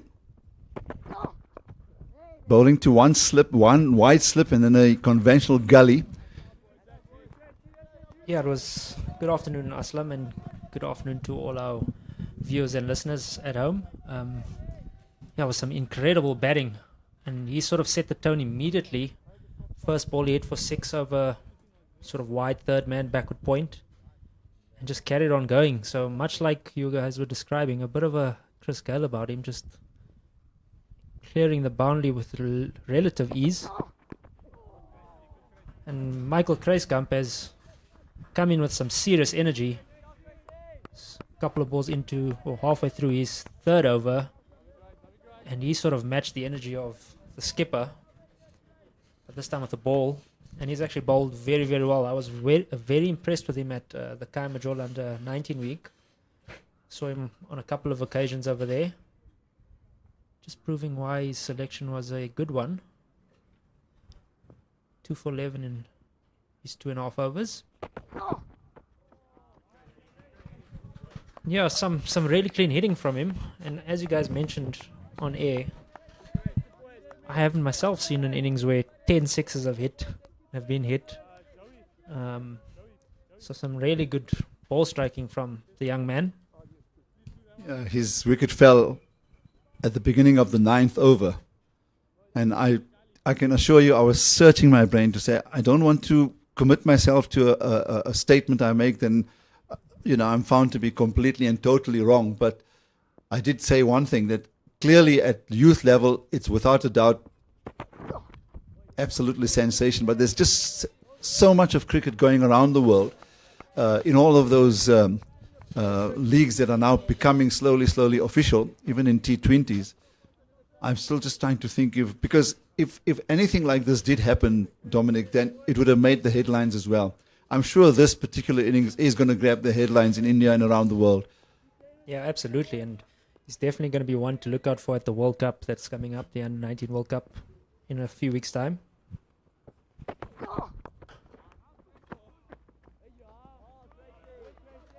And I'll say this, actually, if you're putting on those kind of performances at such a young age, is definitely one talent to look out for in the future. Absolutely.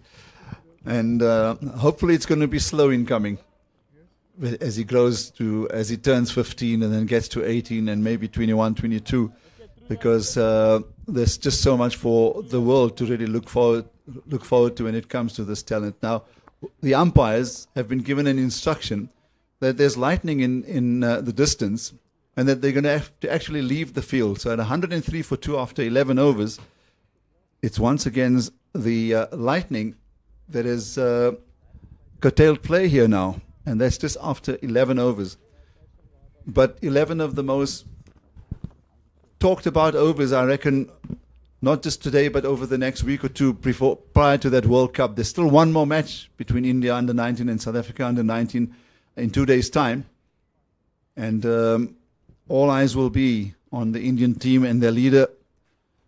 But whilst we've got a bit of time, maybe you can take us through, first of all, what we saw with him, and then maybe just to, since you've mentioned that you saw a bit of Kruiskamp in the Kaya Majola week, to give us a short analysis on what you've seen and what we can expect. Yeah, so to just go back to Surya Vanchi's knock, he played a phenomenal knock, 68 of 24 deliveries, and he sort of hit it to all parts of the ground, particularly through the offside. We saw in that last over against Bayanda Majola, he hit him over long off about 3 or 4 times in a row. But just some really good ball striking all around the ground, particularly on the shorter side, which I found the openers were slightly too short to him.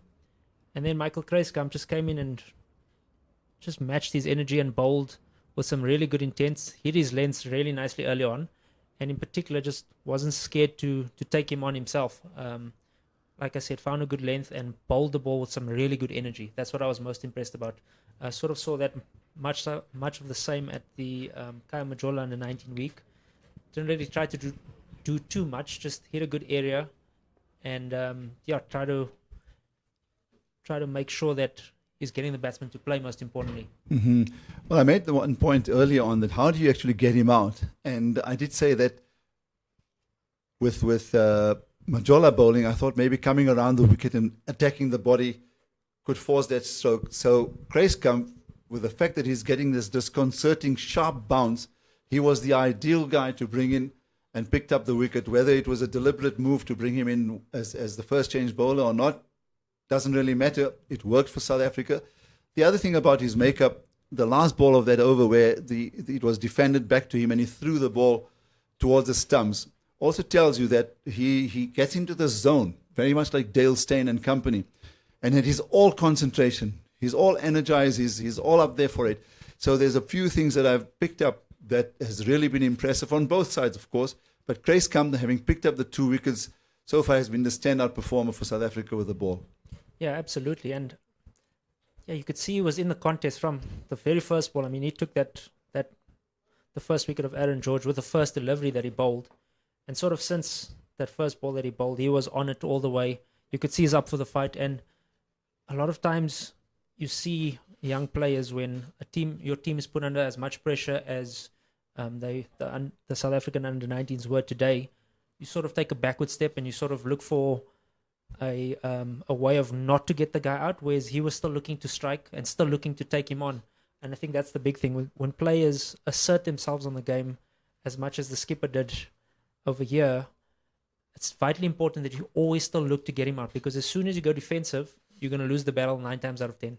Correct. And he didn't give you any chance of even maybe planning where to place the fielders, because 10 sixes cleared the boundary in a big way. He had 1 single in that and then a 4. An innings that I'll be talking about for a long, long time. So, unfortunately, lightning in the distance has forced the umpires to curtail play or to call off play for now, with India in reply at 103 for 2, still needing 143 to win. Let's just hope that it passes over, and unlike the situation we had in the first match, it was incomplete. It was eventually decided on the DLS method, and India won by 25 runs. I'm really looking forward to see if South Africa have the ability to fight back, and to see how India, in fact, can go through and see if they can get into an unassailable lead. So until we have cricket from Benoni, it's goodbye.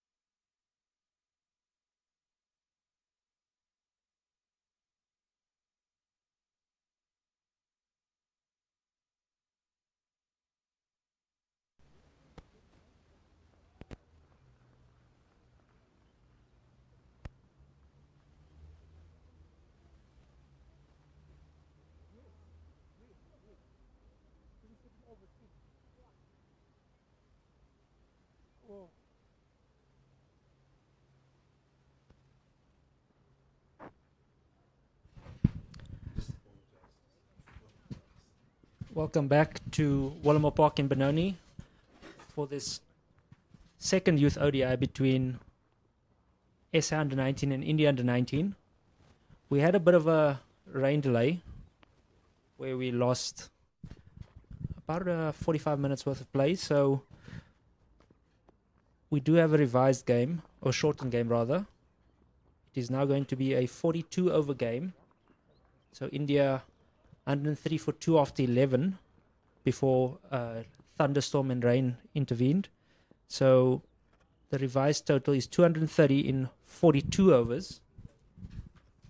And play will get going in the next 3 minutes. And if you're joining us for the first time, South Africa Under-19 won the toss this morning and chose to bat. They were bowled out within their 50 overs for 245, and India Under-19 after 11 overs are 103 for 2, where we saw some exceptional batting from Surya Vanshi. And with me in the commentary box is Mr. Aslam Kota. Thank you very much. Yes, so indeed, with the initial threat of lightning and a light shower, that just delayed proceedings, but the umpires, after having lost just about under an hour, they have decided that they're going to limit this to 42 overs. So 8 overs taken off the Indian innings, and they need that target, as Dominic has mentioned, 230. So 103 for 2 it is, and the 2 batsmen out in the middle, Abhigyan Kundu, who came in after the fall of Vaibhav Suryavansh's wicket. He's on 2, and Vedant Trivedi is on 9. And it'll be very interesting to see how they get on with things. Clearly given a fantastic start, so the run rate achieved over 9 runs. And how do they go about their batting now? They've been very impressive in the way they got themselves together in the first one-day international. Today they were given a belligerent start by their captain, 68 of 24 balls, 10 fours, 10 sixes and 1 4.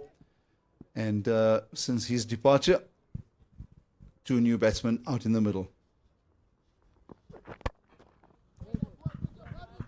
And to resume things is Bayanda Majola, who came under a bit of fire from Surya Vanshni. He made this ground look very, very small in that power play. As Aslam mentioned, he hit 10 massive sixes. And those would have been sixes on almost any ground in the world.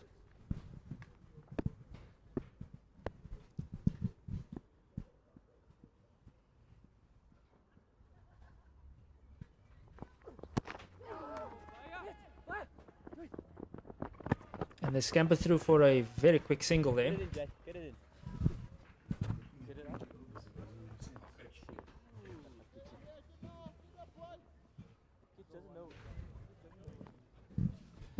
Yes, I see you were pointing towards a huge scoreboard. It shows 104 for 2. That's where India are right now.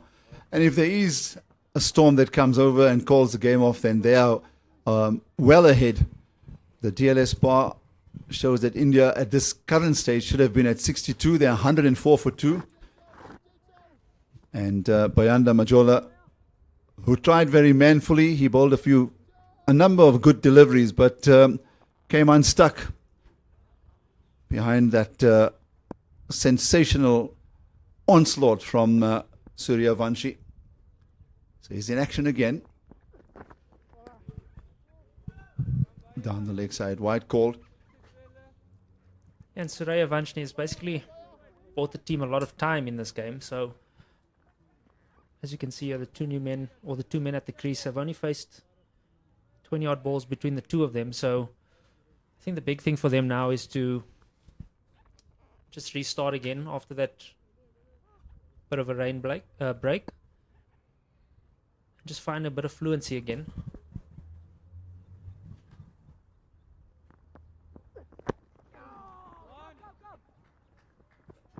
Scamper through for a single. Also seemed to hurry him into the stroke. So Majola does have that ability. We've seen a few balls shoot off a length. He's pretty sharp off the track. And I get the feeling that Trivedi was just fortunate to get the bat edge on that. Had it struck him in front, I'm sure there would have been a loud appeal. Abhigyan Kundu.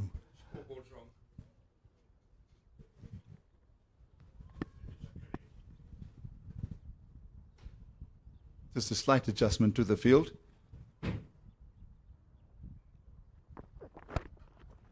Oh, and this is beautifully punched. Just in front of, or just behind point rather, to bring up Kundu's first boundary. And so well timed from him. Just a bit of width on offer there. Yeah, indeed. Shades of Dominic Hendricks with that open face stroke to the offside for 4. 110 for 2. We'll keep an eye on the scoreboard because we're still looking to get updates on this revised target as well as the number of overs. In fact, the overs have now been corrected. So 31 overs remain, 120 runs needed. So 182 balls remain and 120 needed for the Indians to go 2-0 up in this one-day youth series.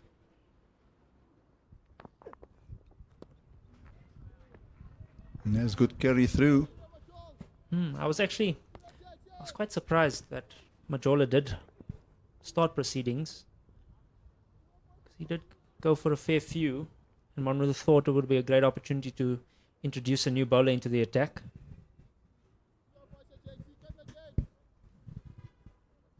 But I do suppose after that initial onslaught in the power play, the only way that South Africa are going to win this game is if they bowl India out. So, looking to strike. And short and pulled with great authority, well in front of square. Two fantastic strokes from Abhigyan Kundu. That steer to the offside that went away through the boundary, and then this lofted drive over the mid-wicket region. Few bounces into the boundary for 4. It was a pull, was it? Yeah, indeed. Beautifully played, as you say, and the placement, everything was perfect about it.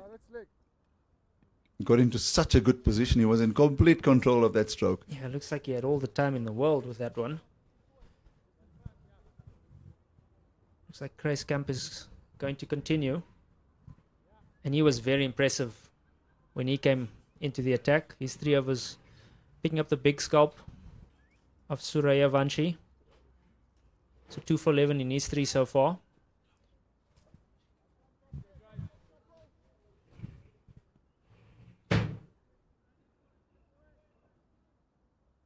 Two or three quick wickets, that's what South Africa need now. It's a pretty easy target for them. 8 wickets in hand, 179 balls remain for them to set themselves that target of 116.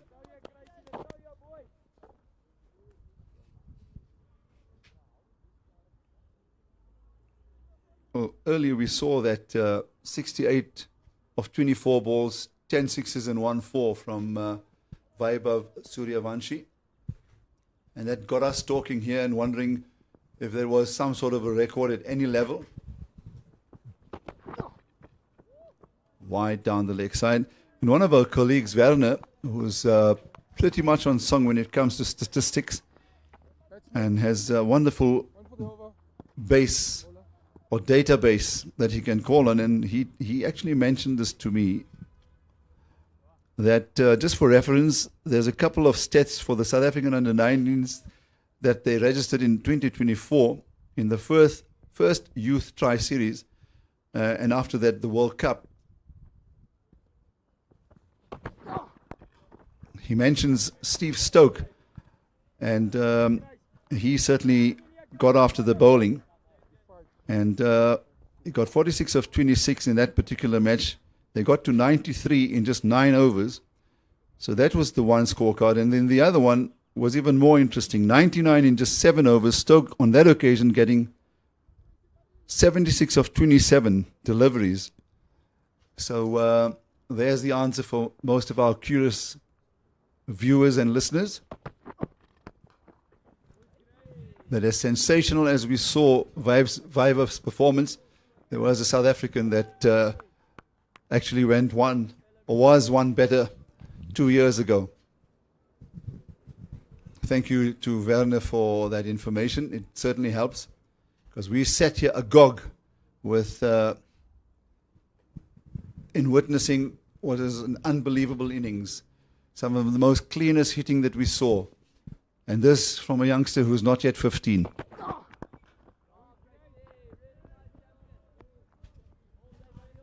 And as you mentioned, there was some really impressive ball striking.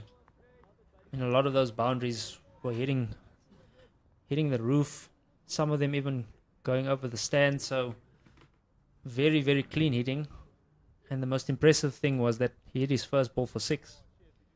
So took it on from the very first ball.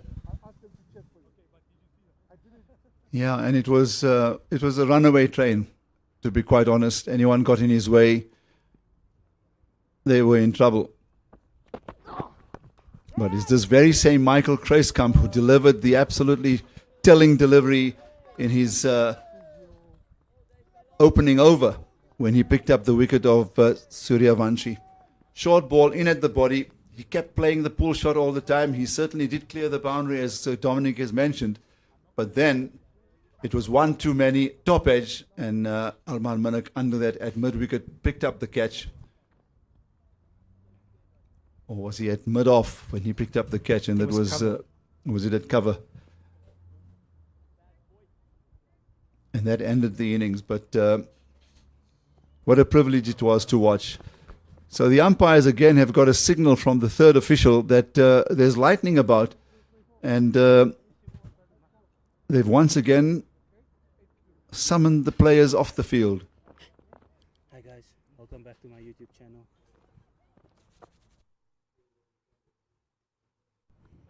Doing ASMR. 115 for 2. What do you have there on your phone, Dominic? So I've got a app that we use for lightning detection, and there was indeed 2 strikes inside a 10k radius. So that immediately means we need to get off the field, because that's way too close for any players and match officials, and gives the ground staff a bit of time to get on if need be. Yeah, tough for the players, because they are so eager to get as much match time and game time behind them before the all-important World Cup. And more so, I'm sure, the visitors from India, as they try to get used to conditions, as the captain did say at the toss this morning, that they needed to just make sure that they adjust themselves to the playing conditions in South Africa. And according to Suryavanshi, obviously he was told that the conditions are very similar in South Africa as they are in Zimbabwe, where they will open their campaign. And they were very eager to get as much game time in as possible. So that's the state of play, exactly halfway as far as the target is concerned. 115 for 2 in that 12.5 overs of the 42 that are allotted to them now. Hopefully it's just another short delay, so there won't be any further reductions to the overs and the target. So with Abhigyan Kundu on 11 and Vidhan Trivedi, the 2 on 10 will resume once the umpires decide that play will continue. They need 115 to win. Until later, it's goodbye from Benoni.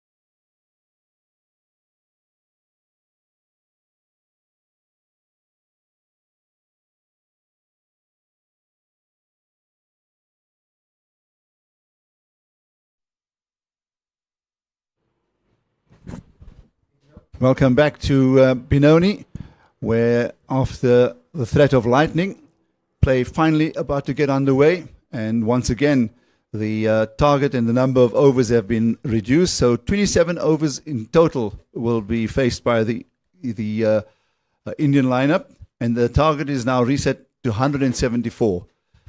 So 85 balls remain. They need 59 to win. And it's all set up for hopefully a close finish. Although having said that, 59 to win of 85, given how these gentlemen have betted throughout, shouldn't be too much of a task. From our point of view, Dominic Hendricks, as you move in next to me, let's just hope there's no further interruptions and that this game can actually come to some sort of a conclusion. Yeah, absolutely, Aslam, man. That's the unfortunate thing about the summer on the Highveld. We do experience a lot of thunderstorms and lightning. So lightning was the major issue the second time around here, where there were a few too many strikes within a close radius of the ground. So just for safety purposes, we had to evacuate the field. Yeah, it's tough for the umpires. I mean, I'm sure they want the game to get on just as much as we do, but now they are governed by very strict rules, and especially the lightning rule on the Highveld. We were talking off air how they've actually revised the playing conditions where it was somewhere, what did you say, between 10 kilometers the radius, or... No, further than, so it was 20 actually. And they've reduced it? Or they've increased it to 20? Yeah, nevertheless. Increased to 20, yeah. Price come back into the attack, and he's completed the over, which was interrupted. And he's been the impressive bowler. Just one wide coming off that particular over. He's picked up the 2 wickets that have fallen. So this partnership worth 20 runs.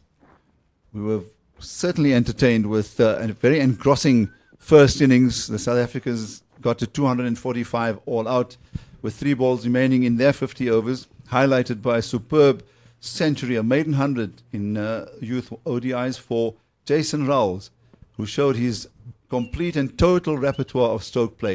114 over 113, 7 fours and 3 sixes.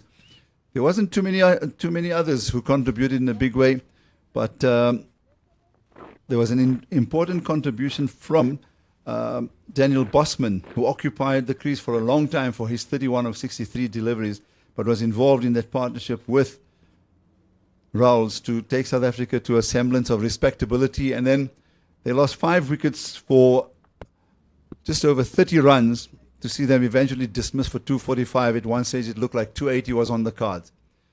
So J.J. Passon, for the first time, operating from the far end. It's driven uppishly. Just get through for 2.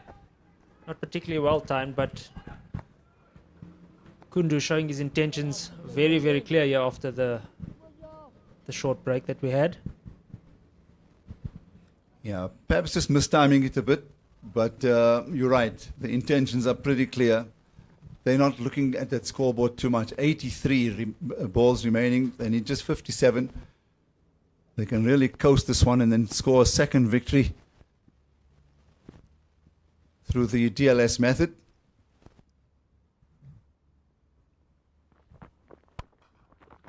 Oh, that's a full-blooded cut, but there's protection in the deep, so they'll pick up just a single.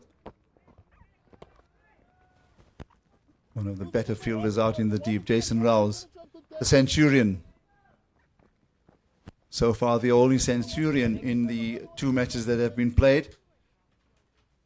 93, Harvansh Singh managed to score 93 of 95 in that first game, falling 7 short of what would have been a deserved 100. He got to 90, got dropped. 3 runs later, he was out. But until then, it was just a joy to watch. So Passon into Trivedi now.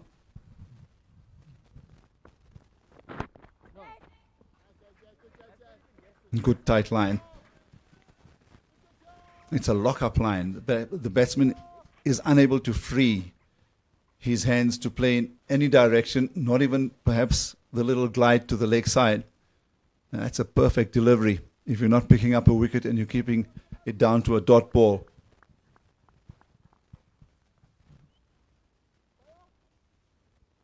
It's just a pity both games didn't go all the way, because you want to see the depth in the South African team, how the chaps perform, especially, and I'm sure they're under some kind of pressure because they know they're running in towards the World Cup, heading towards the World Cup. Beautiful soft hands on that occasion from Trivedi, straight to the field at backward point.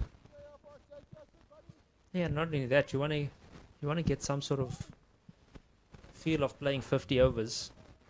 Not that they haven't played a lot of 50 over cricket, but as a side, you want to get as much game time together as possible. And you want to be tested. That's the big thing. So these reduced games, yes, you were tested for a short period of time, but you also want to be experienced being put under pressure for a bit longer than that.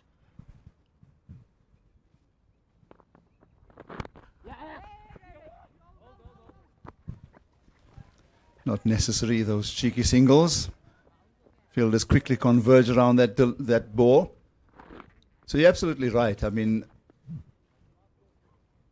when you change formats, it's trying to get your mind attuned to the 50 over format in this case. And from a bowling point of view, because from 4 overs you're now bowling 10. And in the longer version, obviously, you may have an entire day where you bowl 15, maybe even 20 overs. So it's a complete adjustment, even from a captaincy point of view. How best do you use the resources that you have on hand? Neatly played. Good line in length from JJ Besson in this over. He's not allowed too much of room. So 4 runs of that over ends the 14th of 27. Yeah, the other point I actually wanted to make, Aslam, was that sort of the South African side in this game just sort of got those 2 quick wickets, and it was a great opportunity for them to fight back and claw their way back into the side. And with the impact that Suraya Vanshi made in the power play, the reduced game actually just you don't get to see that fight back necessarily as much, because it's such a shortened target now. Just have to play good cricket, and you'd hope India would get over the line. Rescam continues. I'm not too sure what the limit is as far as the overs are concerned for bowlers, but Rescam into his 5th over now. So I think it would be, if my memory serves correct, it would be 2 sixes and 3 fives, I think, to complete the 27. Because that too is then obviously